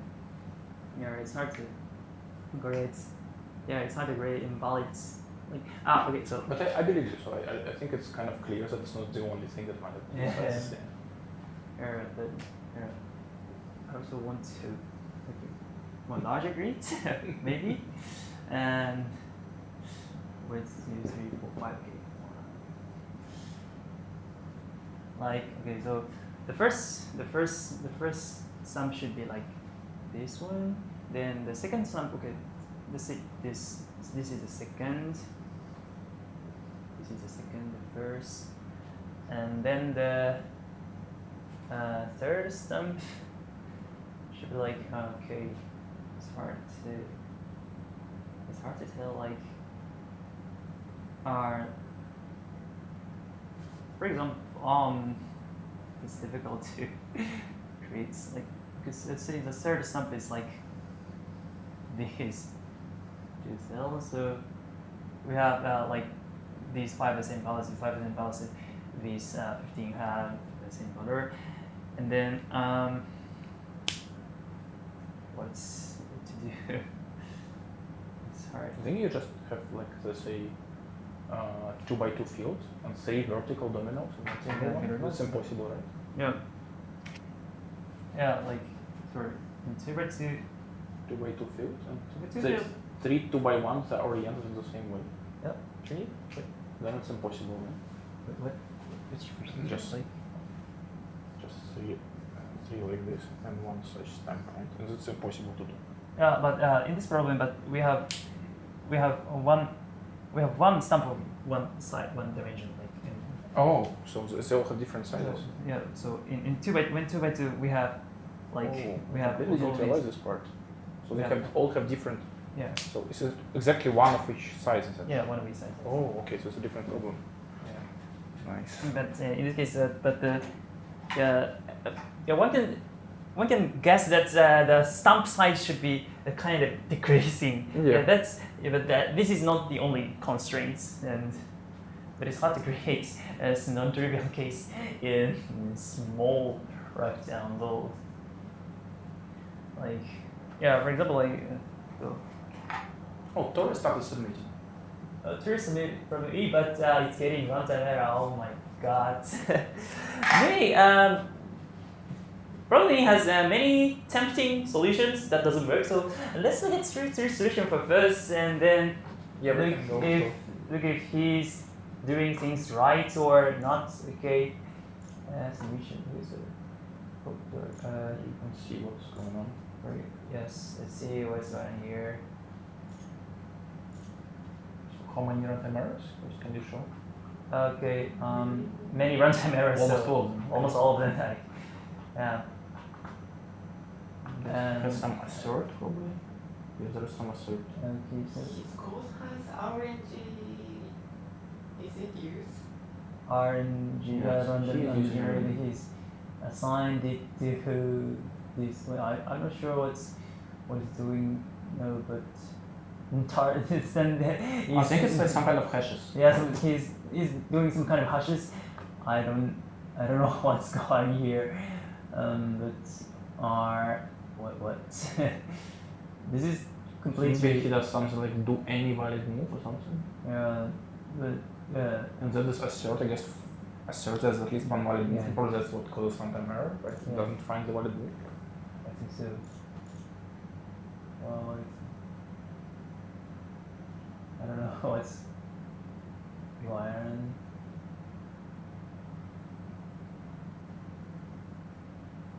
on. Yeah, so during testing, testers submitted many solutions. Some of them are correct and some of them are wrong, but nobody used hashing. What's this? What's this? What's this? Like, I don't really understand what's. No, he seems to place multiple at the same time. So he does some kind of DP, right? You see? Your GP is good. And inside he checks if some move is possible using hashes. What is possible also super clear. I don't know how. I don't know why. Yeah, not too obvious.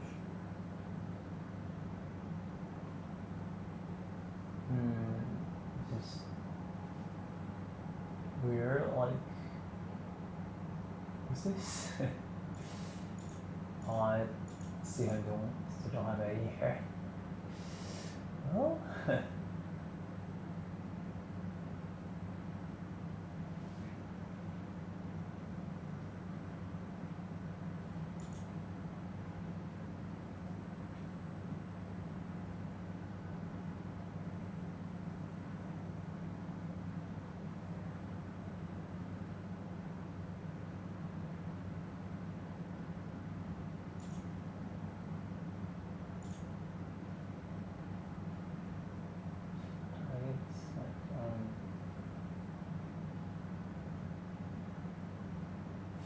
Sure.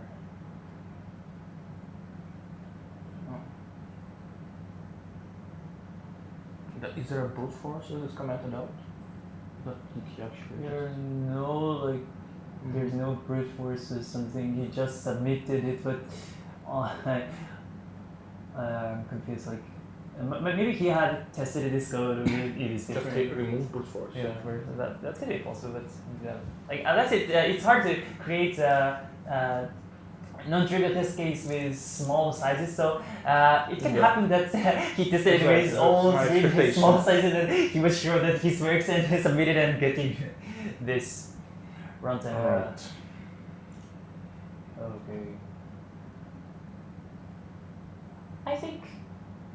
Okay, so I think API also has some runtime solution from which is like 1 hour ago. So I also think this is kind of some. Oh wait. This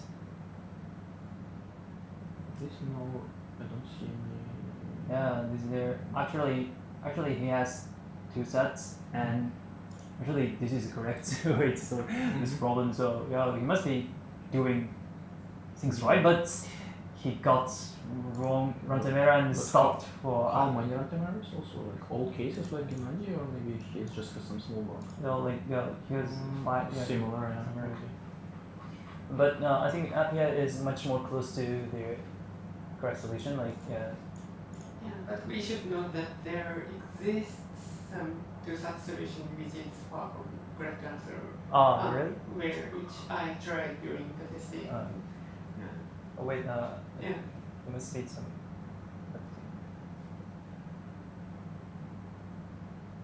Oh yeah. Don't worry. I'm not sure it is close. Yeah. Okay, so let's just get back. Start explaining the correct solution of E. Like, yeah. So okay, this okay. The problem is yeah. After pressing each stump, we also have to think that we are fixing some cells that remains that color. I mean, for example, if you press Alt-R, let's say these cells is not covered by any future stumps. Must be exactly one. Yes, there's one stump like this. Okay, well, after pressing this, okay, let's think that this stumps forever, it's forever, and go. And so we are considering this. The intuition. One intuition is that when pressing a stump, we should always choose one of the 4 corners. That's one intuition. Are there 4 corners? I mean, stump should be moved all Yeah. the way to the corner? Yeah, no. I mean, yeah, stump. Choose as a special cell. Yeah, special cell. As a special cell, when you see special stump, like one intuition is that natural intuition is that we should start have a fixed cell and here, like for example, like if we choose the stump here and say this fixed, I mean all other future stumps should avoid these cells, and it looks hard to. I mean, it might be correct because you have all stumps of fixed kind of set of sizes of stumps is fixed. If you had arbitrary stumps, maybe this is no longer correct. I could imagine. Yeah. So yeah, actually this intuition is correct. It's very easy to put larger stumps first. So choosing non-corner cells would have some trouble for smaller stumps. Yeah. So okay, let's take this. Let's take this four-corner assumption granted. Then what we do is like, so we're just having a board and choose some rectangle and putting stars. Then our goal is to finish this operation. So in the valid operation, I mean, in the valid operation, so it's also natural to think that these stars form for stars advance from four corners like this, then this, then here. It's possible to consider. So let's focus on what's the shape of the cells that's not covered by cells. So for example, in this case, like this, we're considering what this shape is in valid operations. Okay. And yeah, actually, I'd say that this shape. I mean, I wrote this, but this shape is invalid, and I'll explain later. This shape is invalid. Okay. Okay, I'll explain why. So let's say we have in the initial state we have the shape of square. Simple. Right. Then we count it. So okay, so yeah, assume that we have right upper large cell cut. So now let's consider if we can cut this cell. And it turns out we cannot, because in this cell, okay, so let's say we It's have better to cut one of those two. Yeah, one of those is because we have n by n2 and we use n by n stump. Also, we have to use n by n minus stump and n minus 1 by n stumps from here. But if we cut this, then the corner, process will be one of the if we use this and we can never use this stump, and that's invalid. So what we want to we shouldn't put star here and like use here or here. Both are okay. Like here. But after putting here. Also there. Or this one you also can. Yeah.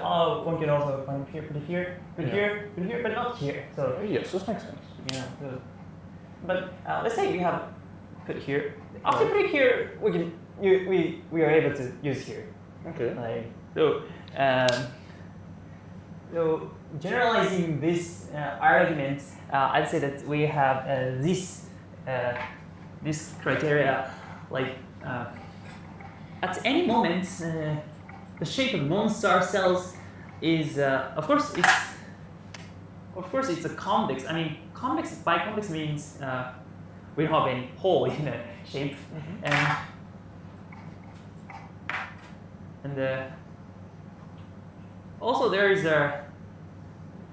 some property that's okay. Let's for each row I, let's consider interval li to ri, which indicates range of columns that's it has. So yeah, because we have 5 ranges, and we can prove that in valid operations we have like so we can, there's a sequence of rows that increases the row, monotonically increases the row. Like in this case, we have this column, this range, and this. Yeah, this is Yeah. this contest, and okay, so this increases, and by increase me, the left side, the left edge is. But it can jump kind of from top to bottom. Yeah, top to bottom, top to bottom. Then, yeah. Mm-hmm. And this is illustrates why the example I said was wrong. I think like.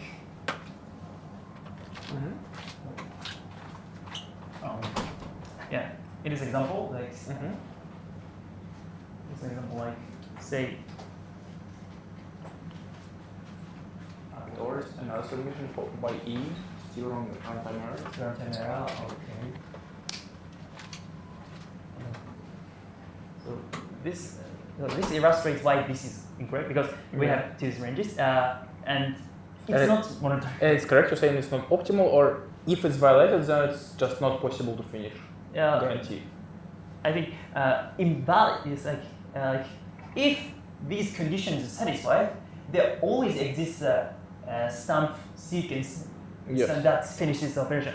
If these two range happens, it's never possible to finish the so operation. it's a very good criteria. Yeah, Nice. criteria. So, yeah, and yeah, actually, to prove this induction is this can be proven by induction.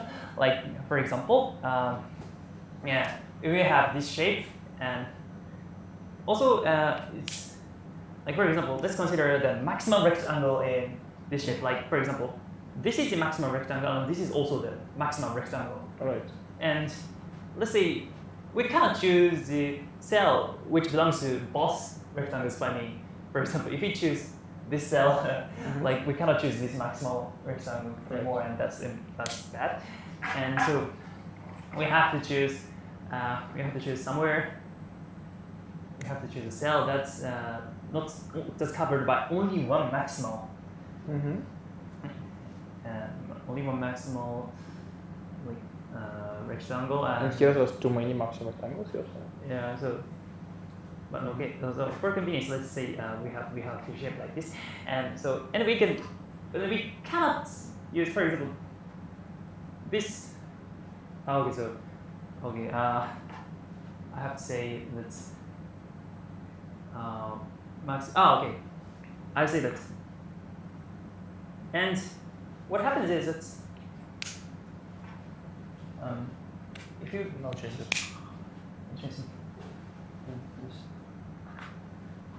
Like so I'm getting some notification. Serious contest. Okay. Oh wow. No, that's a good time. 1 hour before the end. Maybe let's erase stuff.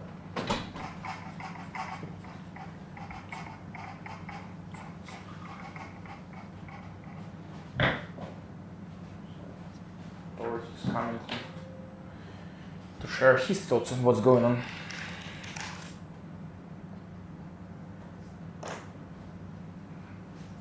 Actually, there's another person coming after Tourist. Okay.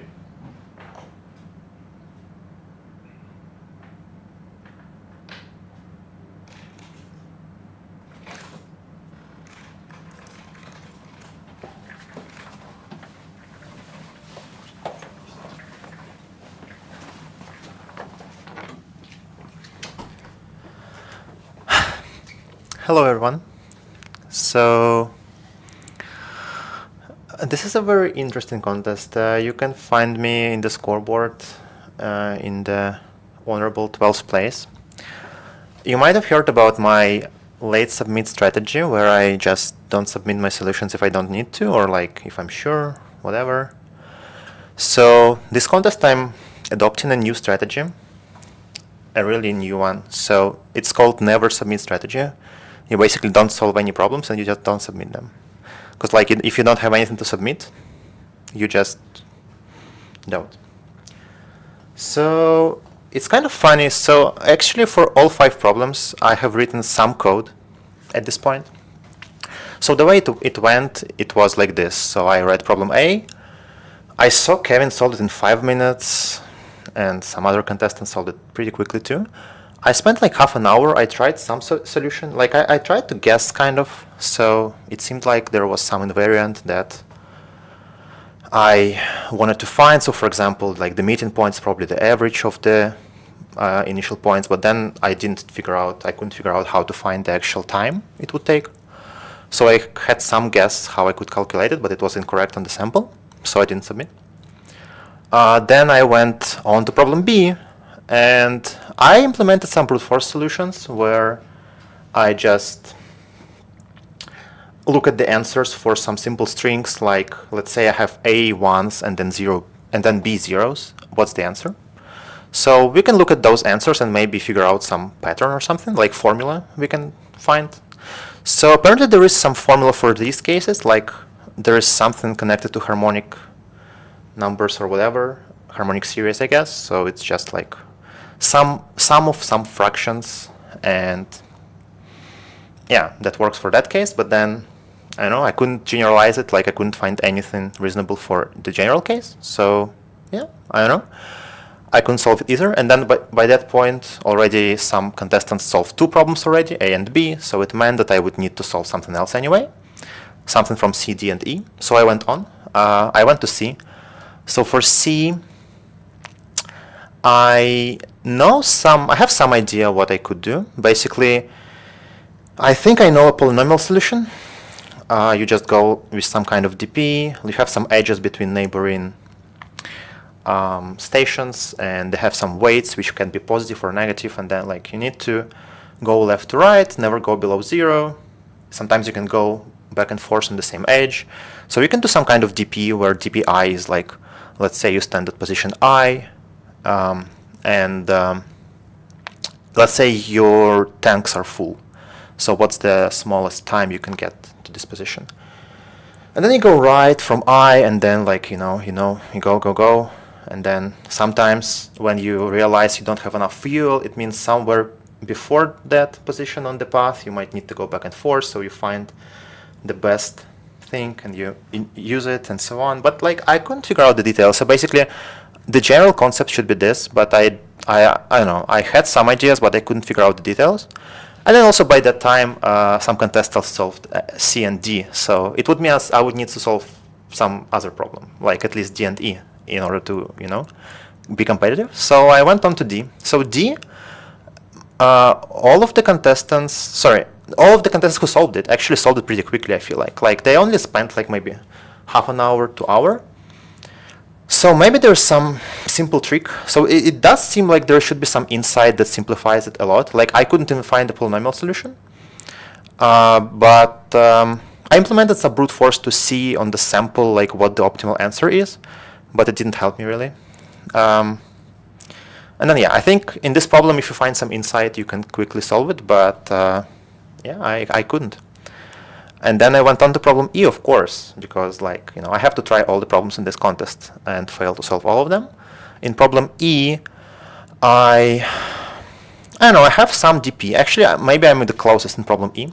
So the problem is it's kind of hard to figure out details. I still cannot figure out something in my solution. I'm not going to go into the details, but at least I submitted this problem now. I got wrong answer or like runtime error, doesn't matter. But at least I tried. So that's what actually counts, right? We all know. Yeah, so a very interesting contest so far. I guess if I actually wanted to just, solve problem A, I would maybe spend 1 more hour and then solve it, maybe faster, and then like solve problem B and so on. But then it would be hard to compete for the first place or any other, maybe even second or third. So I constantly switched to the next problem, and then I couldn't solve any of them. I don't know. It's impressive. I think all of the contestants here are pretty strong, and especially it's amazing to see that some of them solve like 2, 3, 4 problems already. Yeah, so never submit strategy is the strategy for this contest. I hope I will never have to employ it again, but you never know. So yeah, I'm gonna try to debug some, I don't know, my solution to E, and then maybe try to find the insight for D. Maybe I can figure out C and so on. I don't know. Maybe I'll just end up with 0, which is pretty likely at this point. But anyway, I hope you enjoyed the stream. I think otherwise the contest is pretty fun, and we have a lot of submissions on the scoreboard. So this contest is not like dead. deadly hard as it, like some of the previous World Tour finals used to be, which is pretty cool. Anyway, yeah, I'm not gonna take more time. I'm gonna, pass it back to the studio. Thanks for watching, and see you later.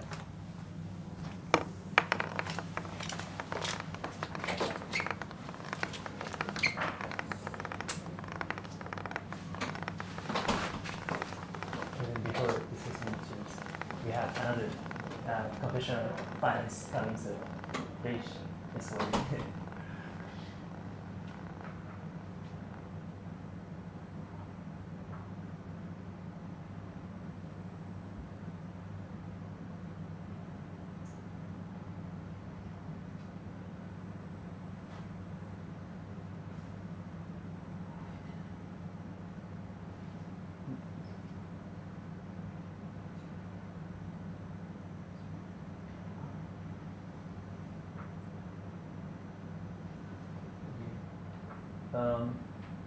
yeah, another finalist will be coming. So just a moment, we can't.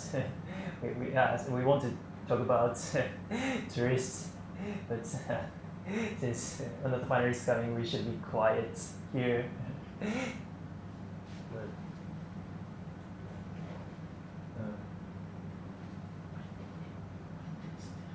what's that? I think.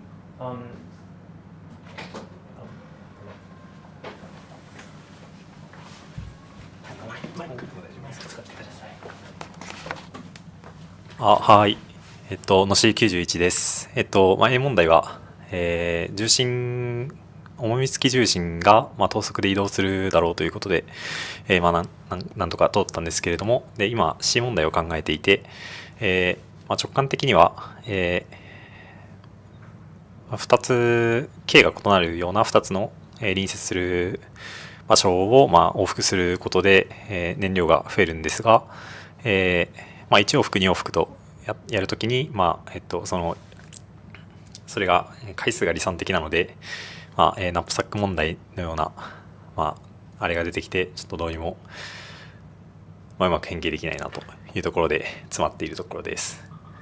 残り時間内でなんとか C を、考察を進めたいなと思っています。よろしくお願いします。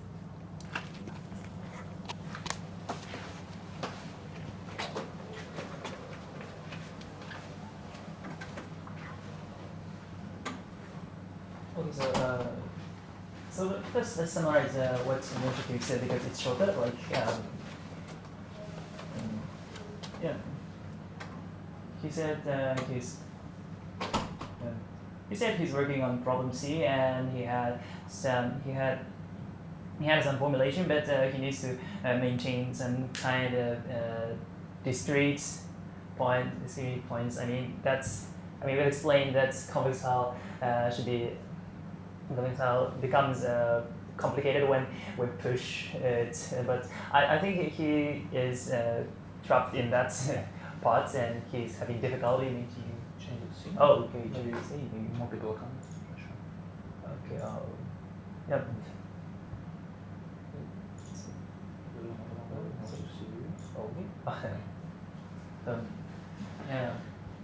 So yeah, he said, who is he? It was Noshi 91, from Japanese. He's a Japanese participant. Okay. So yeah, he just said he was considering C, but he doesn't have a good idea to deal with it. Mike,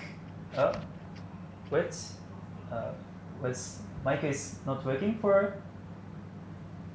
No, I think this comment was a bit longer ago when somebody was in confession, so I think it's fine.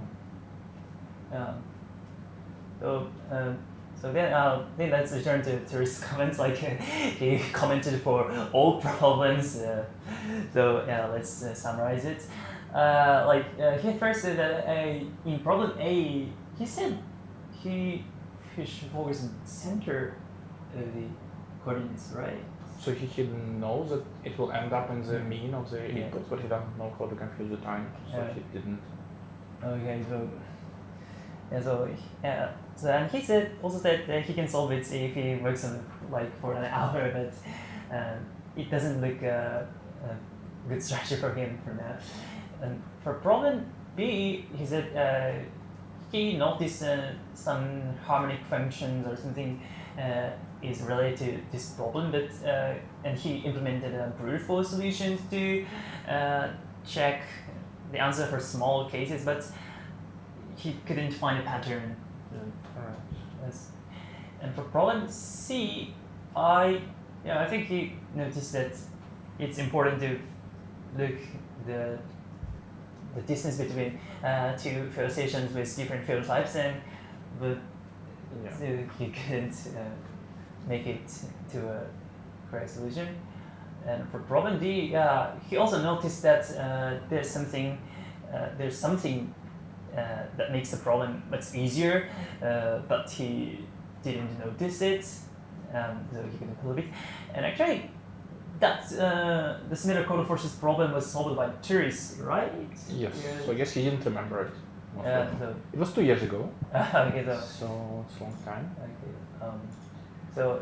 So like me and other testers, he solved it, but he don't remember it. I think that's unfortunate for him. And for problem E, like he said that he said he was working on problem E, but he didn't have. He didn't explain the details. He told that he believed that his solution might be correct. So he actually wants to work a bit more on it, as far as I understood him. Okay. Which I guess we don't believe so much, but I think in this problem it's possible there are multiple approaches that work. Yeah, multiple approaches can work. Actually, we have two solutions for this problem, but I don't. But in general, it was very, it was quite sad and also great that he came and explained all those details to us and to the viewers. I think it's very kind of him, given that it's probably not so happy that his current state. And it's also clear that he's actually very conscious, right? So he's making this argument that, okay, I will have to solve a problem D or E, so instead of wasting 1 more hour on A, I should focus on D and E. So he's actually making those arguments that we theorized about earlier, and trying to make optimal decisions, basically, not only kind of solving each problem as fast as possible, but also optimal strategic decisions, how to progress to maximize his chances of winning. So I think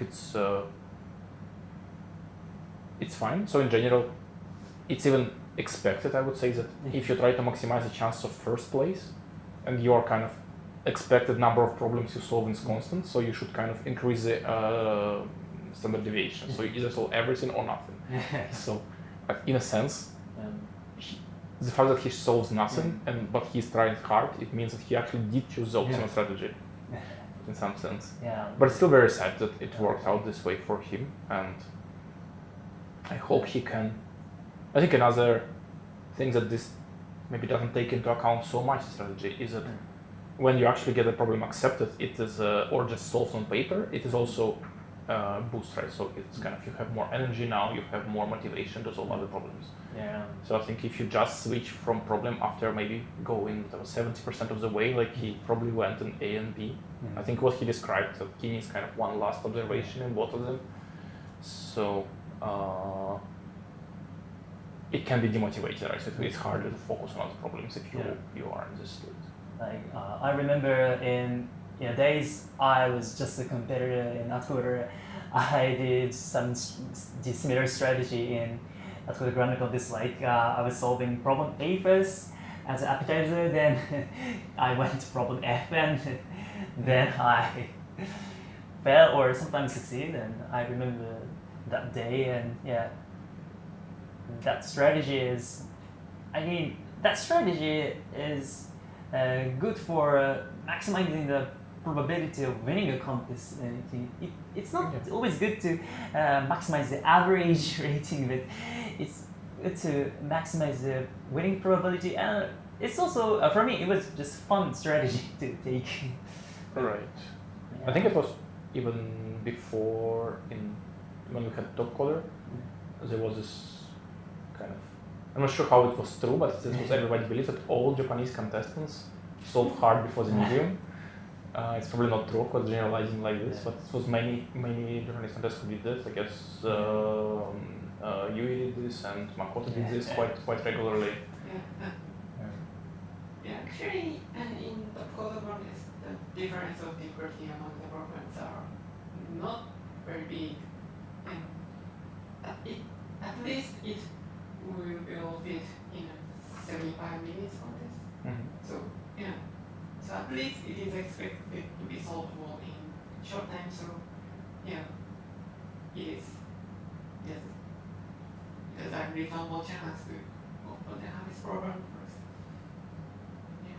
Also, it was very fun to try the hardest program first. Right.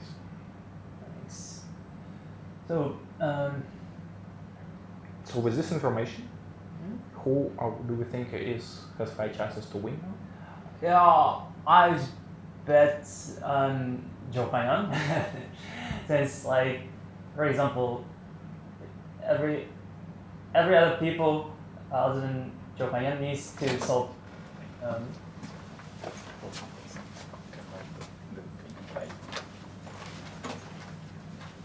Oh no! Oh, history is coming here. But at the same time, if Zhou Kanyan solves E, probably he wins. Yeah, for it. But if he doesn't, then Eknerwala needs just B to win. Yeah. So Okay, we have guest Yosko. Hello. This is my. Okay, my name is Yosko and I'm one of the tester of the contest. And what you are talking about now? We're talking about who will win the contest. So when I leave my house to think that Joe Kanyan solved the problem. And yeah, it's the same situation.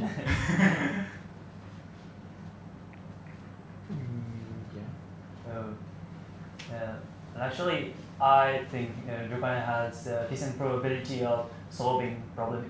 Just finish the explanation of solution and problem B. Like I was midway. I just say that we have to maintain like a shape that has kind of a good increasing ranges. I mean that's okay. In this case, range of columns increases from here. This is good, and so. And I also said that you cannot choose a cell that contains more than one maximum rectangle. Like this is bad, really bad. Even if it's on the corner, it's bad. And what we should do to what happens with other corners, like for example, this cell is contained in only one maximum rectangle, and this is the corner. And actually, we can use this cell because after using this cell, we also have a range of columns in increasing order. And we always use it with its maximum rectangle or not? We must use maximum rectangle because for example, let's say for example we have some shape and there's a maximum rectangle, and what if we choose rectangle that's not maximal? Say like this. Okay, this is a maximum rectangle, and for example, if we use this non-maximum rectangle and the maximum doesn't fit anywhere. Yeah, maximum doesn't fit anywhere, so we should use maximum rectangle, and yeah. And then you just make any move that does not violate the property. Yeah, so probably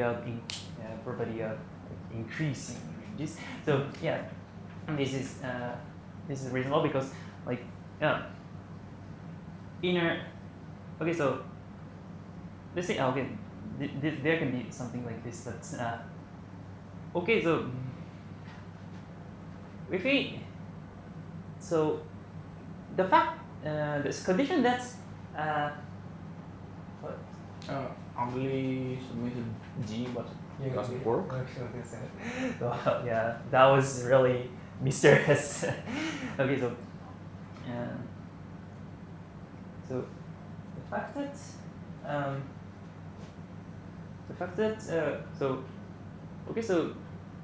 in some cases like the corner cell is contained in two maximum rectangle, and that means we have a pattern like this.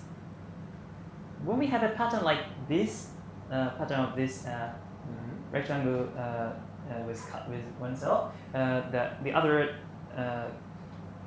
side of the corner is contained in two different maximum rectangles. So we cannot use this. Yes. Yes, and on the other hand, if some corner cell is contained in only one maximum rectangle, we can safely remove it, and we have this property. So I will omit the rigorous proof, but we can use induction to prove that invalid move where we keep this property of this shape, and so here comes some stress.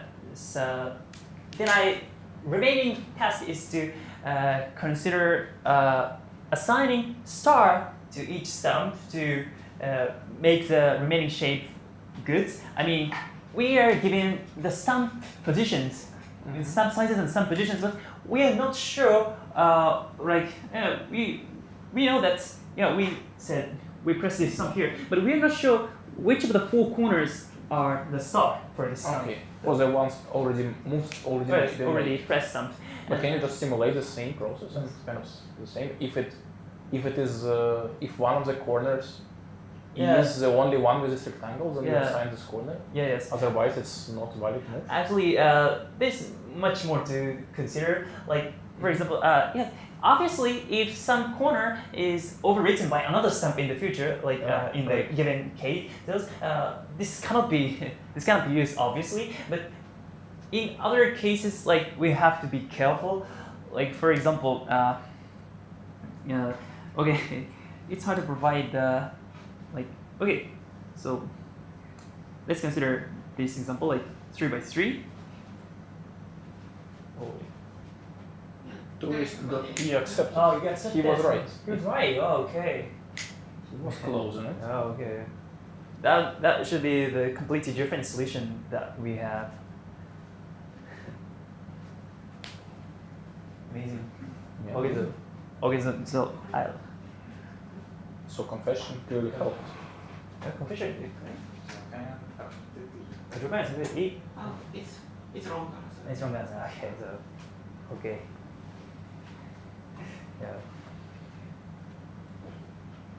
Ugly is also stuck in G, which is okay. So let me finish problem E because it's almost done. So, for example, let's consider this 3 by 3 grid, and let's say we first push 3 by 3 stumps here. Let's call the colors 1, and in the second step, let's press the stump here, like 3 by 2 stump here, and then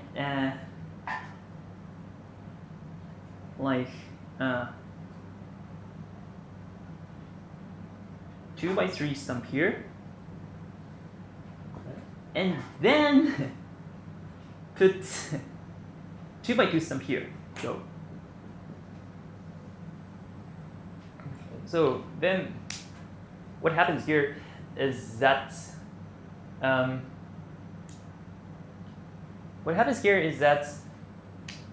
you the star, the two you shouldn't put star for example for let's consider this second stump. Like, it seems like we can put star here or here. Right, but actually, in this case, it's possible to both are okay. I mean, How is center okay? Seems corner is okay, but I don't think the rest. This is also okay because having this and this and this and this and this and you can cut from here. Yeah, come from here. Okay. I'm sorry. Like, as I said, it's hard to create a counter test case with There's ways. Yeah, I know. Yeah, I know there is a way to create a test that's like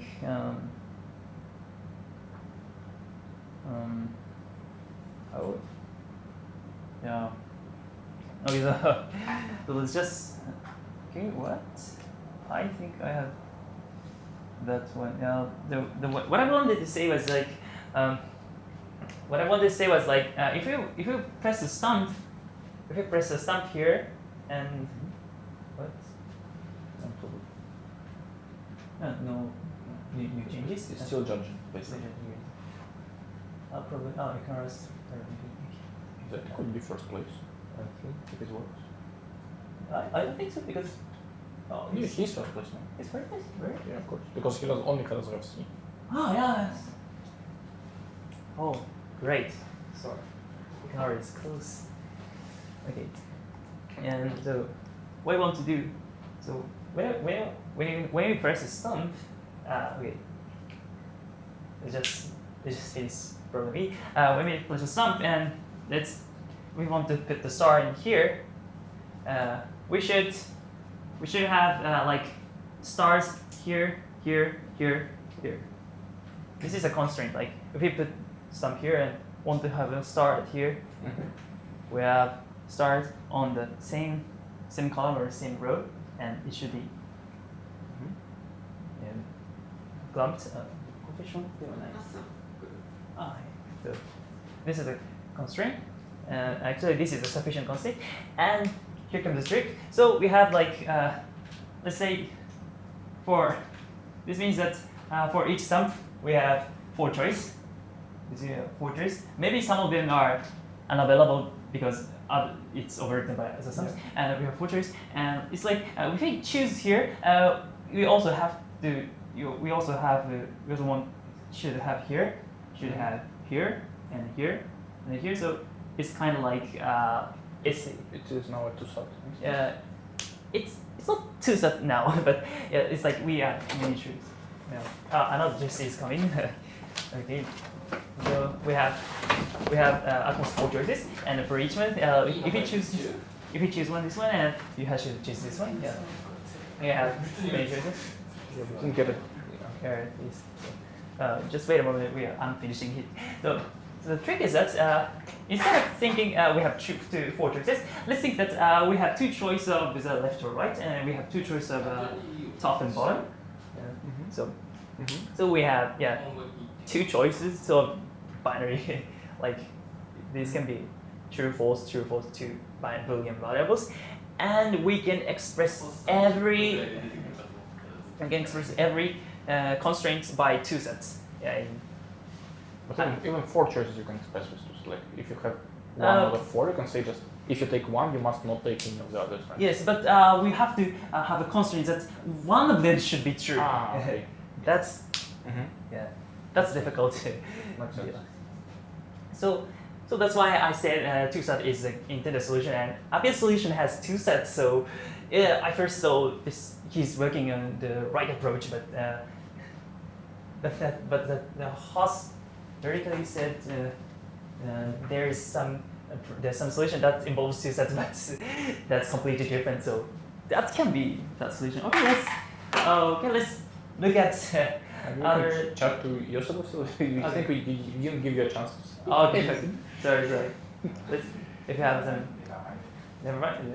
You don't want to talk about problem E, like or what you saw about when you're solving problem is problem.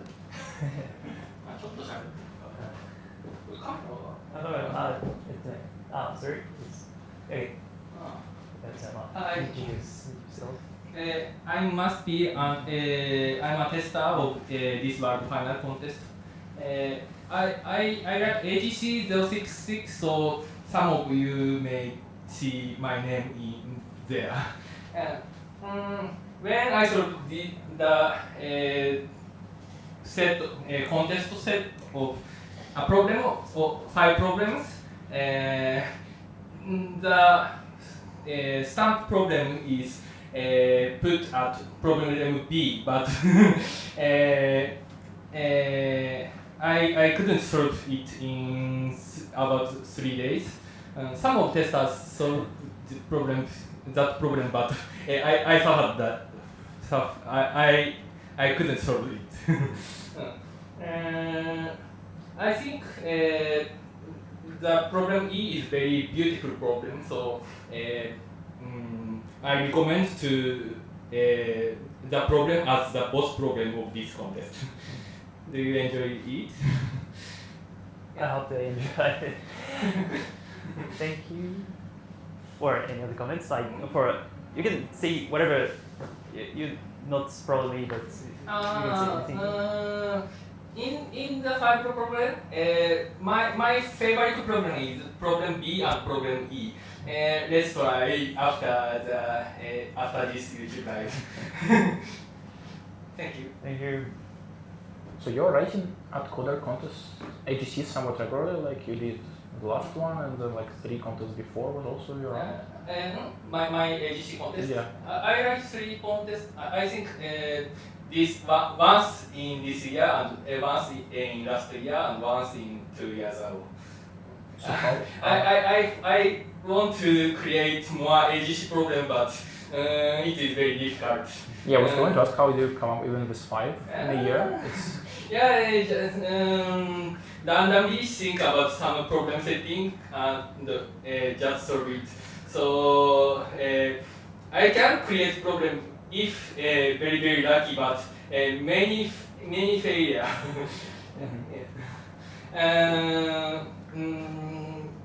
I think Maru is very good at creating problems, so I already surprised at his contest. Thank you. I want to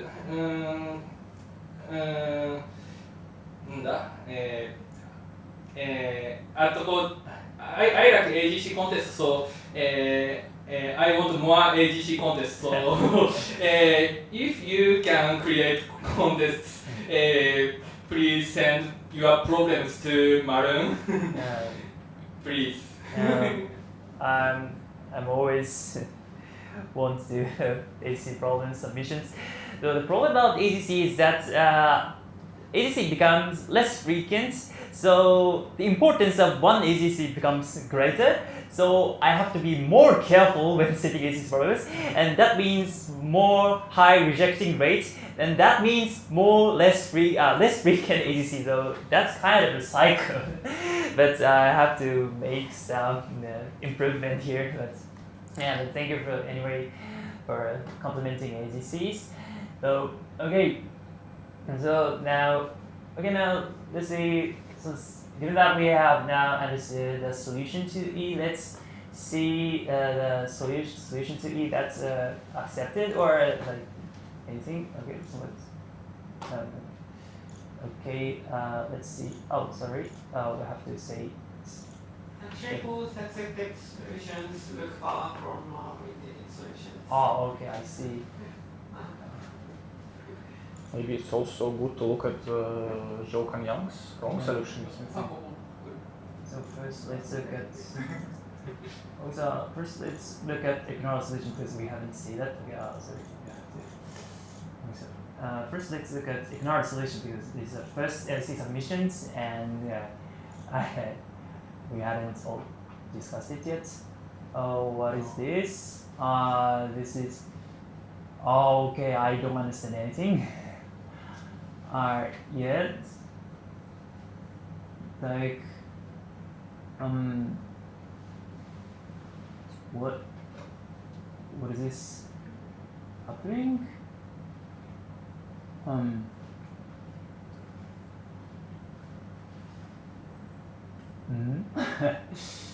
It's hard to like we have your ignore has some seems like ignore has iterated sums given sums in reverse order. That's what we didn't expect, but that can do like look.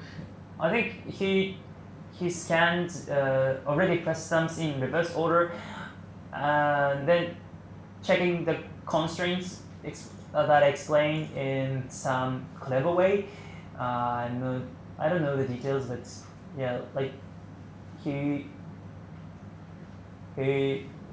calculating everything by something minimum and max. Oh, that's but I'm this. It's believable that this can be the actual solution, but I don't understand the detail. Do you have any idea about what's going on here in AtCoder's code? I don't, but actually, considering the stamps in reverse order have a good can lead a good insight, I guess.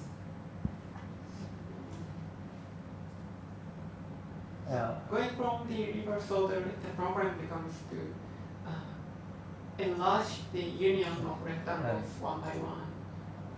Yeah.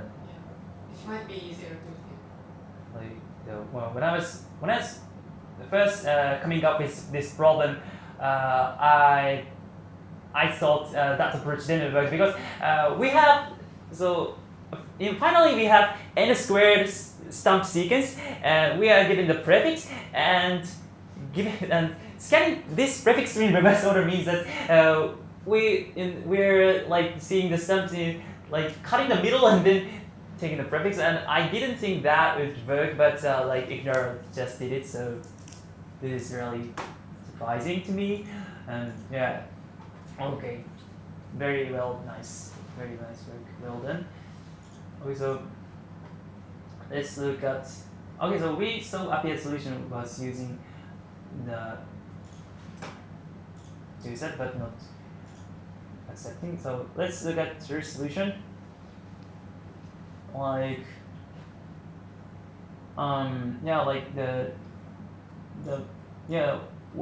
what makes his solution unique is that he is using DSU. So is he using that? Oh yeah, he's actually use this vector DSUD here. So he's using this. And he got rid of the hashes, right? So no more random numbers. Yeah, so he don't have hashes here. Yeah, right. So maybe that hashing things was only. But he doesn't seem to have anything equivalent to a two-sum, so it is different. Let's look at his second wrong solutions.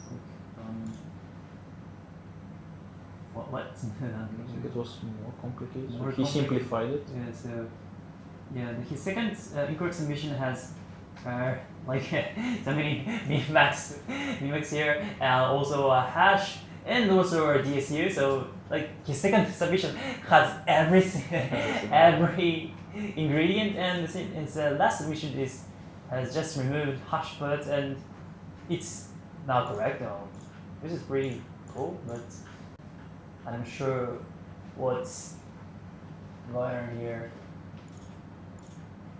Yeah, to be honest, I don't think we can really understand it so quickly. What is like oh wait, but I think he used DSU only for calculating the intermediate state. Like what he does with DSU is that he needs to find the states of the board after K pressing sums. Like like so after pressing K sums, so what is the color of this cell? It's that simple problem is where this DSU is used, and I don't think he used DSU in later parts. So this is what he does. So then he do something, but I don't know what's going on here. Color. Oh wait, but I think he had some. I think he had somehow calculated something. Calculated something from. Calculating something for columns, calculating something for rows, and then merging these two. Here's but yeah. Maybe this two set that you get has some special structure that can actually solve this. I could imagine. It's hard to. Can you look at Joe Canyon? So Yes, I'm kind of of curious course. how far he is. Or Yes, of course. Let's look at this. Okay, let's look at this. Import result to the contest remote. Is last solution. Let's look at it. Okay, so first let's look at how.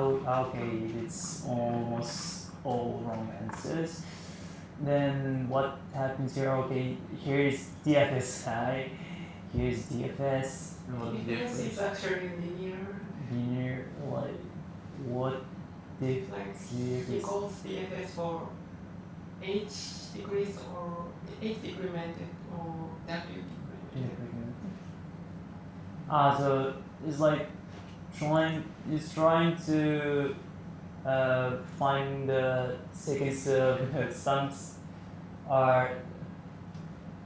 So maybe that is not correct. So that he really It's kind of heuristic. assumes too much about what sequences are enough, always enough. Oh, let's see. What happens here? Like, what? I don't think. Yeah, DFS. I don't really get what's going on. Do you have any insights about what's happening here? It's like yeah, equals DFS.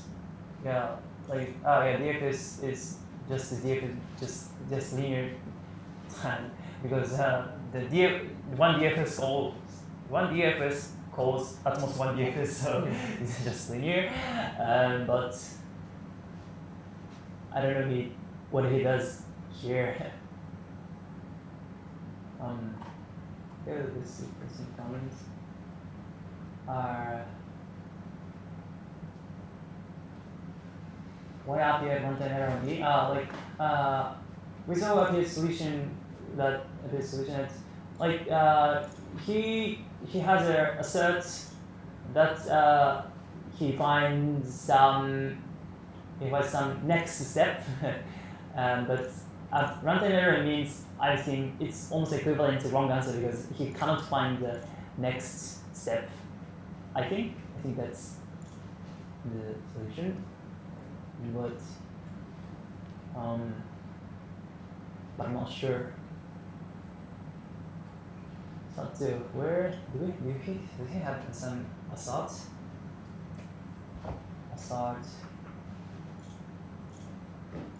Oh, okay. Like assert. Yeah. So two sets. So yeah, he's trying to solve two sets, but if the two set doesn't find a solution, his solution fails in assert. And I think that this is what causes his solutions to RE.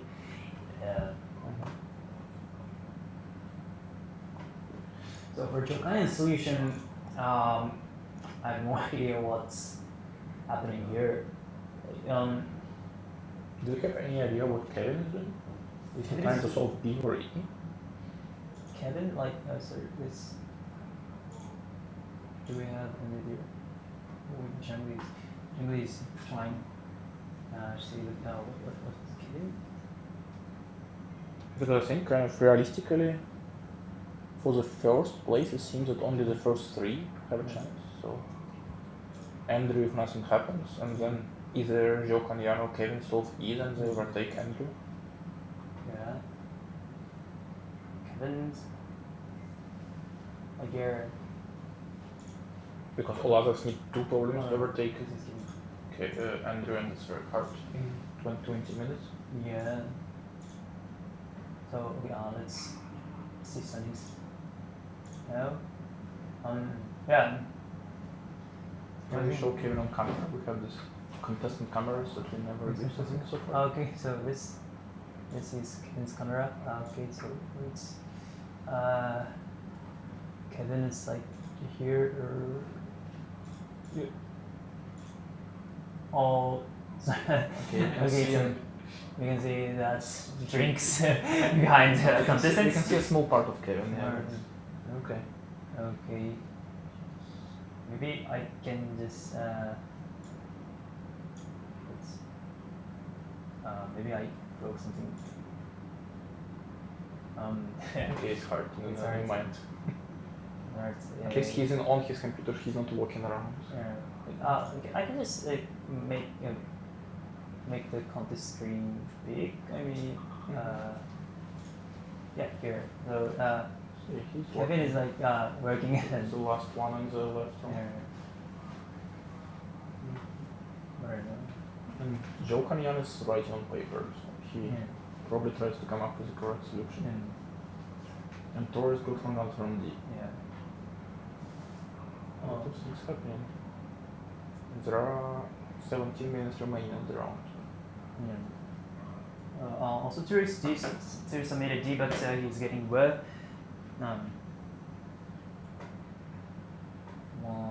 Let's see what he did in problem Does D. he invert the permutation as the first step? Yeah, it's possible. It's possible to solve it from now because if he remembers that core versus problem, but So his solution seems to be hill climbing. hill climbing. Yeah, okay. And we do by brute force, so he will check how many NCs he gets, but maybe most of this gets quite large. Yeah, so. And it also will take forever to judge. Yeah. So about this problem, I also wanted to ask. So there is this discussion. I guess you also published a blog post about using ChatGPT to solve problems and how you disallow it now in ABCs. Oh yeah. So I'm wondering, why didn't ChatGPT solve this problem? So if it appeared 2 years ago, to just kind of identify it as the same and take solution from editorial should be within capabilities. Yeah, like actually when ChatGPT appeared, we thought like it could be really useful tool when searching all the problems and finding other code, but like it's not that useful at this moment. Like if it's nice if we can find similar problems with help of AI, but it's not that good now, but it can solve. Like I remember that like it was Chile, the Chinese strong emitter, made some tool that uses ChatGPT and also has database of quarter forces problems that can tell whether is my problem new. That's the name of the website, and that can detect like the problem is known or not.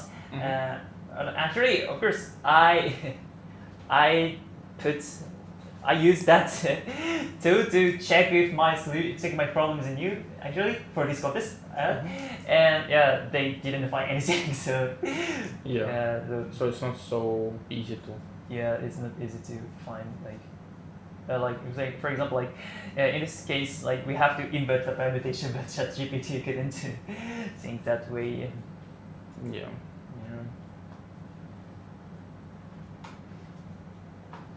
Well, should I explain? The problem is simple solution. Oh yeah, that's really. yeah, It's really brief, so yeah. don't take much time. Okay, but let's just Ugly Ugly solving finally. D. ugly is finally.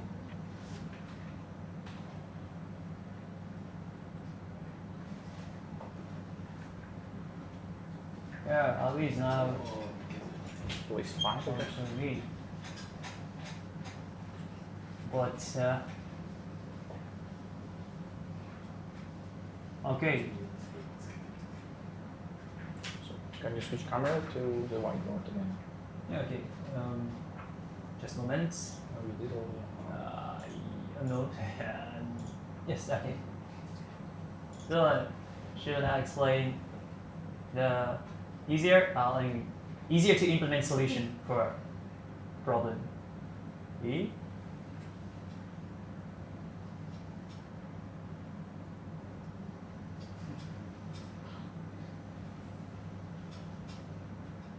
Oh, yes. Okay, and so as Maru explained, the target is to find some shape like this, like so the rows have inclusion relationships and columns as well, like this. So it's kind of complex or something. This is the union of remaining n squared minus k stumps. Yeah, this is what we want to find, and we can somehow obtain this shape out of the error. So let's focus on the board state of after the k stumps are put. Let's say we choose the whole square first, and then this part for the second stump.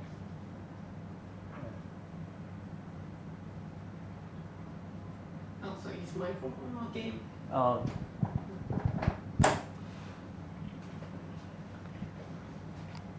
Wait, by the way, Jiangli submitted problem C and he's And maybe to this C. this part for first stump, for example. Oh yes, you get it. And then let's say this part for the fourth stump.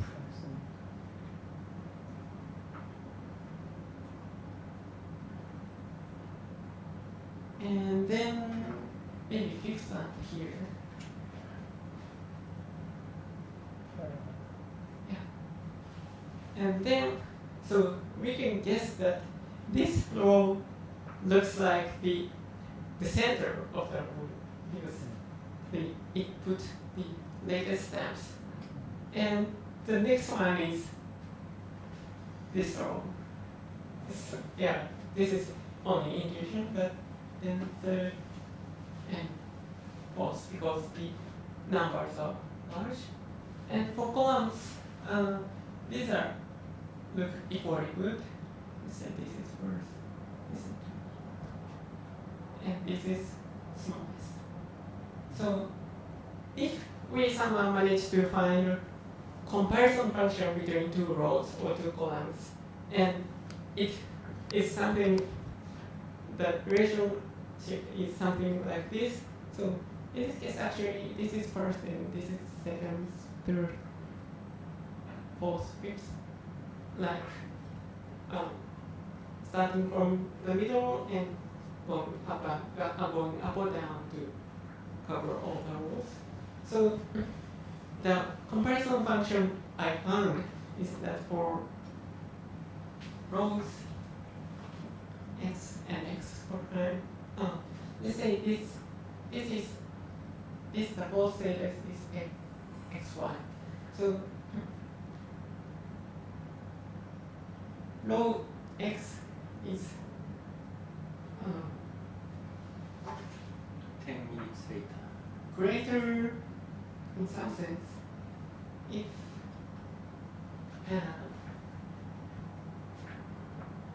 among all y such that f differs. So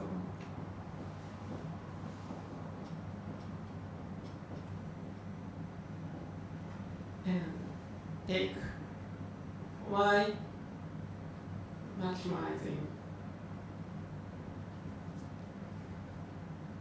these values max.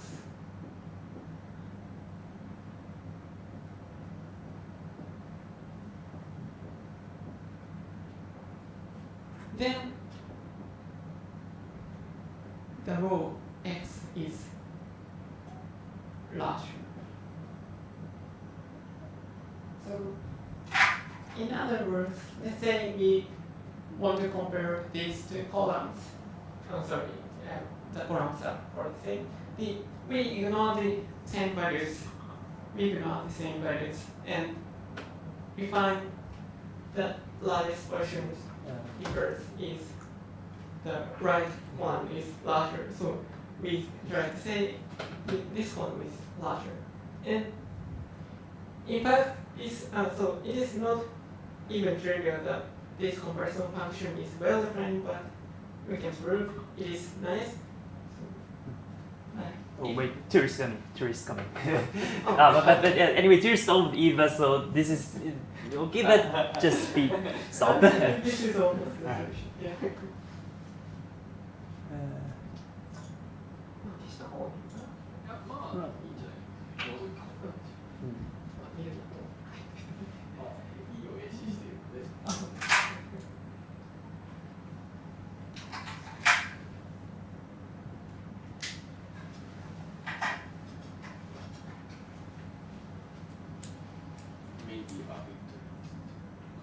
It's like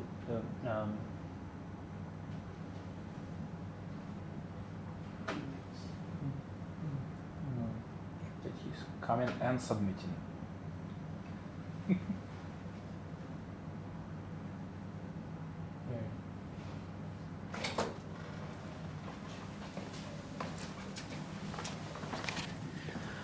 Hi there, a short update. First of all, I have successfully solved problem E, which means I have a non-zero score, which is amazing. And it also means the second time in a row I only solved problem E in an AtCoder World Tool Finals contest. So out of 5 problems, A, B, C, D, E, that are supposed to be sorted by difficulty, E is supposed to be the hardest, I only solved the hardest problem. But I cannot solve easy problems. In other news, so I think this is a bit of philosophical thought, but we've discussed it with our teammates. So basically, I think the problems, there's some kind of differentiation in 2 types. So one type is where you need some insight, and it means that like you kind of cannot get, in my opinion at least, you cannot get the solution logically in a way. So like you need to get it out of somewhere. You need to have a moment of, you know, being a genius. And apparently that's not actually what I really am good at. So I think in problems like this, you can argue that if you're like, you know, you can have some intuition, and then if your intuition is good, you can find solutions more often. But to me, it feels like, you know, a bit random. And this is not an area I would consider myself strong at. I would say I'm stronger in a different type. And those are problems where you kind of know what to do, you kind of understand the general concept, but then like you need to figure out the exact way to do it, the details and so on. So I would say today, problems A, B, and D, I don't know the solutions yet, so maybe I'm wrong, that's possible too. But I feel like I would classify them as the first type, where you need to have some moment of, you know, smartness. And for problems like C and E, today I think they are more straightforward in a way, you know, like you kind of look at them and you understand, okay, like I know at least some way that I can do them, but I don't know exactly how. But then like if those problems are a bit too hard, details are like too many details, like it's also hard to figure them out. I could do it for E. I think if I spend more time on C, I would do it as well. But for A, B, and D, the issue is like no matter how much time I spend, I think there is still a chance I can't solve them like in any amount of time. So yeah, today was not my day in terms of those problems, but it was still fun. I think in general my performance, like I have a non-zero score now, I probably get not the last place, which is awesome. And yeah, I think mostly the place I take in the end doesn't matter as much. I was trying to shoot for winning and to get the first place, but basically nothing went my way. And yeah, I just kind of, my strategy was to get first or nothing, and today it's nothing, but you know, we'll see in the future. I'll try my best other times. I hope I have more opportunities in the future. And in any case, AtCoder World Tour Finals, an amazing event, and amazing competitors here. I really hope I can be here again in the future. Have fun.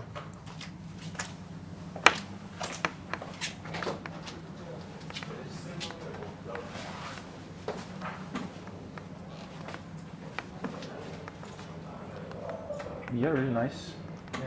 Summary from tourist. Yeah. I kind of agree with his assessment of the problems. I think C and E are different from A, B, and D. I guess, yeah, I think also other contestants seem to like the other type more. So A, B, and D have much more accepted submissions than C and E. Actually, I felt that problem E is kind of genius problem when I came up with comparison function and nothing, but yeah. So problem E is beautiful in the sense that problem itself is beautiful and there's a kind of genius solution and to such solution which is kind of, yeah. So combining typical things very well. Yeah. We still don't know what Twisted did on E. Like he said, I solved it, but there is no explanation for that. So, but yeah, he classified it as like some kind of not something that can be solved by a single genius idea. Okay, let me finish quickly this Okay. solution. So after we design a comparison function, so we just need to sort rows and columns and construct a shape which satisfies this inclusion relation. And this shape is uniquely determined. Uniquely determined because if we sort rows and columns, it becomes a Young diagram.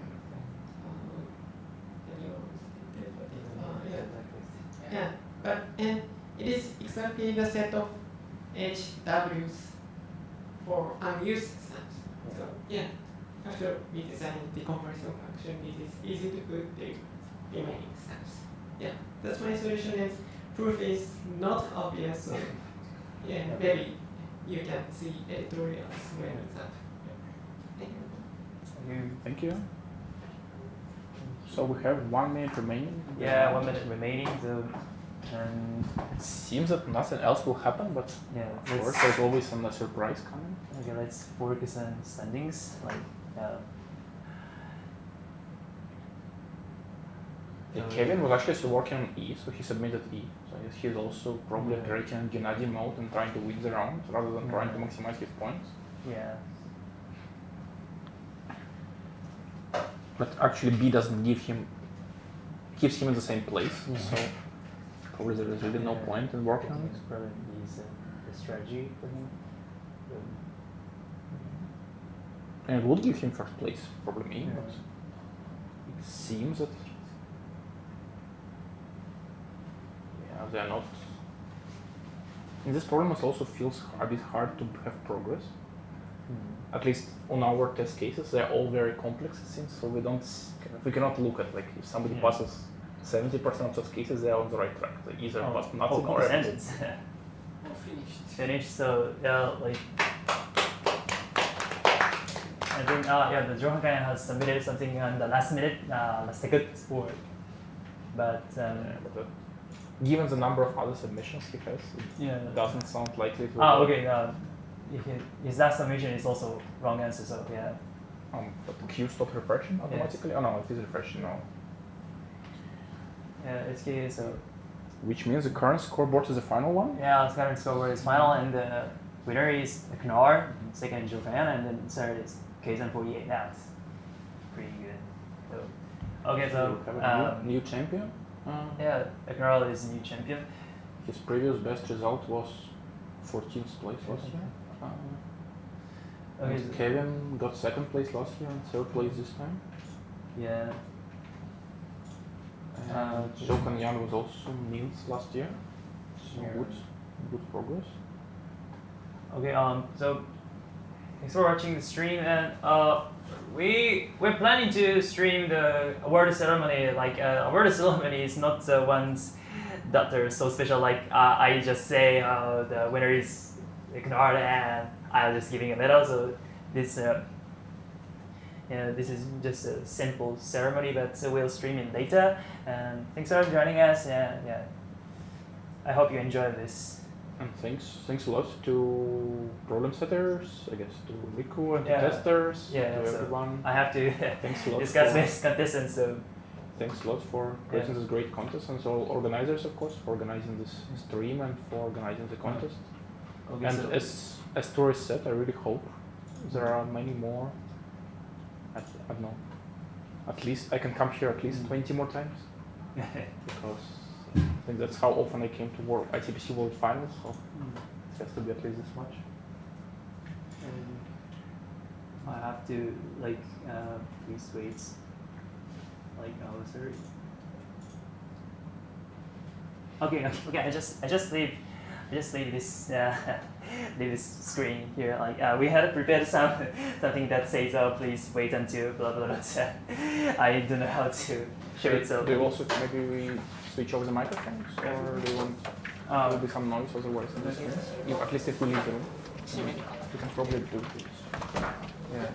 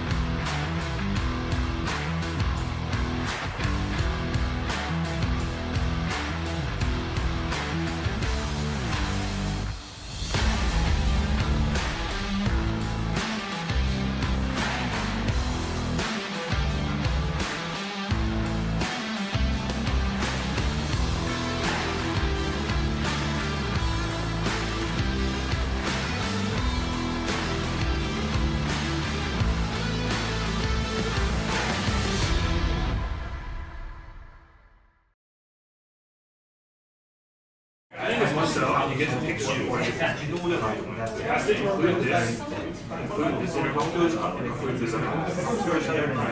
Otherwise, like, and it also has to be included in this interval. 所以 C 你是可以往左走回去走。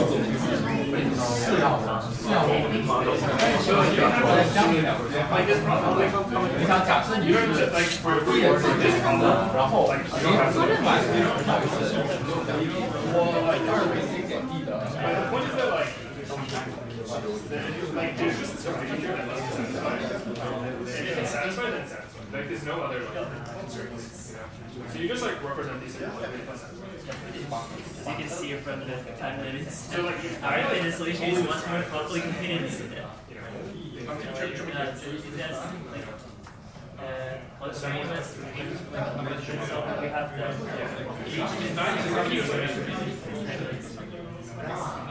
we expected more complicated systems. Many would like some finalists noticed this here like you solve it from scratch and they check the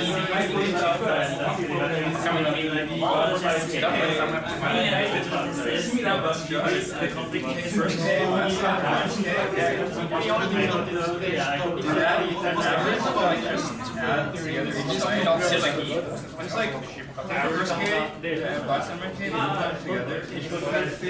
The first K and minus K for each. Just divide them. First A, last K minus A. Yeah.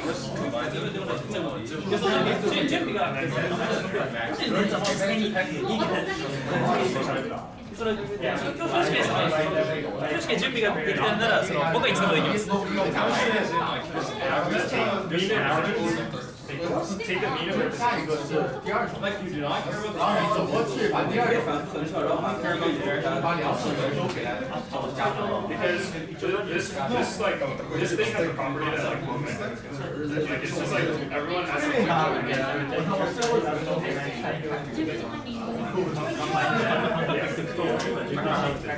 essentially you like the point is that like for the center mass like center mass doesn't look at僕はいつでもできます。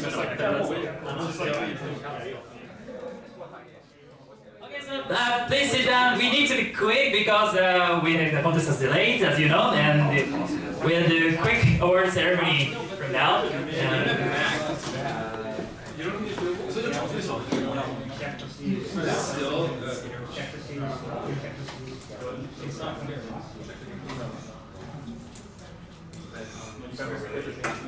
Okay, so the medal is ready. medal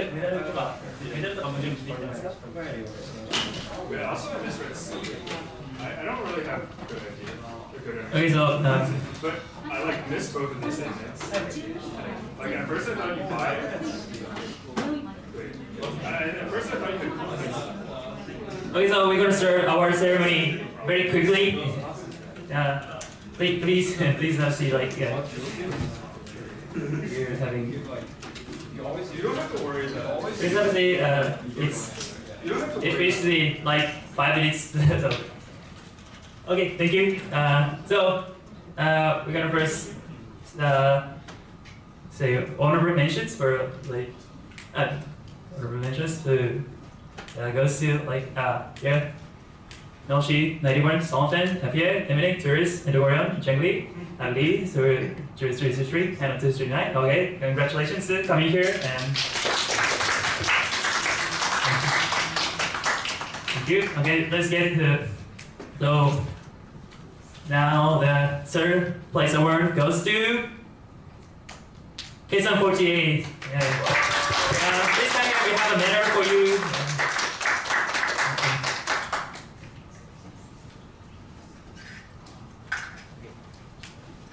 Okay, this is yours. Thank you. Okay. Sorry. Sorry, yeah, the prize. This one, yeah. Thank you.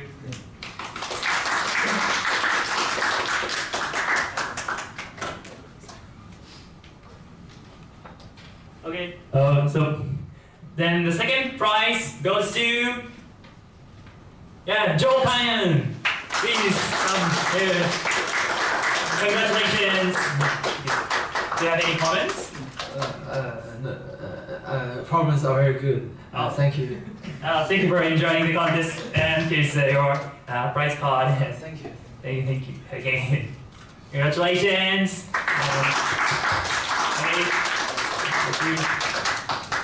Okay, so the AtCoder World Tour Finals 2024 champion is AtCoder. Please, congratulations. Do you have any comments? I really like the bronze set, and I thought a lot of the bronze were very pretty. So thank you guys for running it, and thank you for inviting us all. Yeah, thank you guys. Thank you for being here, and I'm glad you enjoyed the contest. This is the prize card. Thank you. Okay, as I promised, it's quick. Okay, let's finish. Let's finish with a big applause for everyone. Thanks.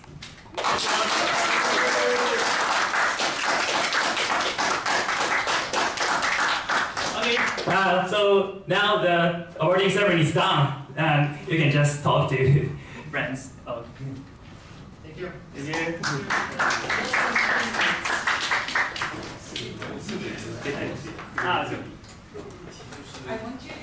Sorry, you can't have a talk. You should pack your bags and go to the party now. So.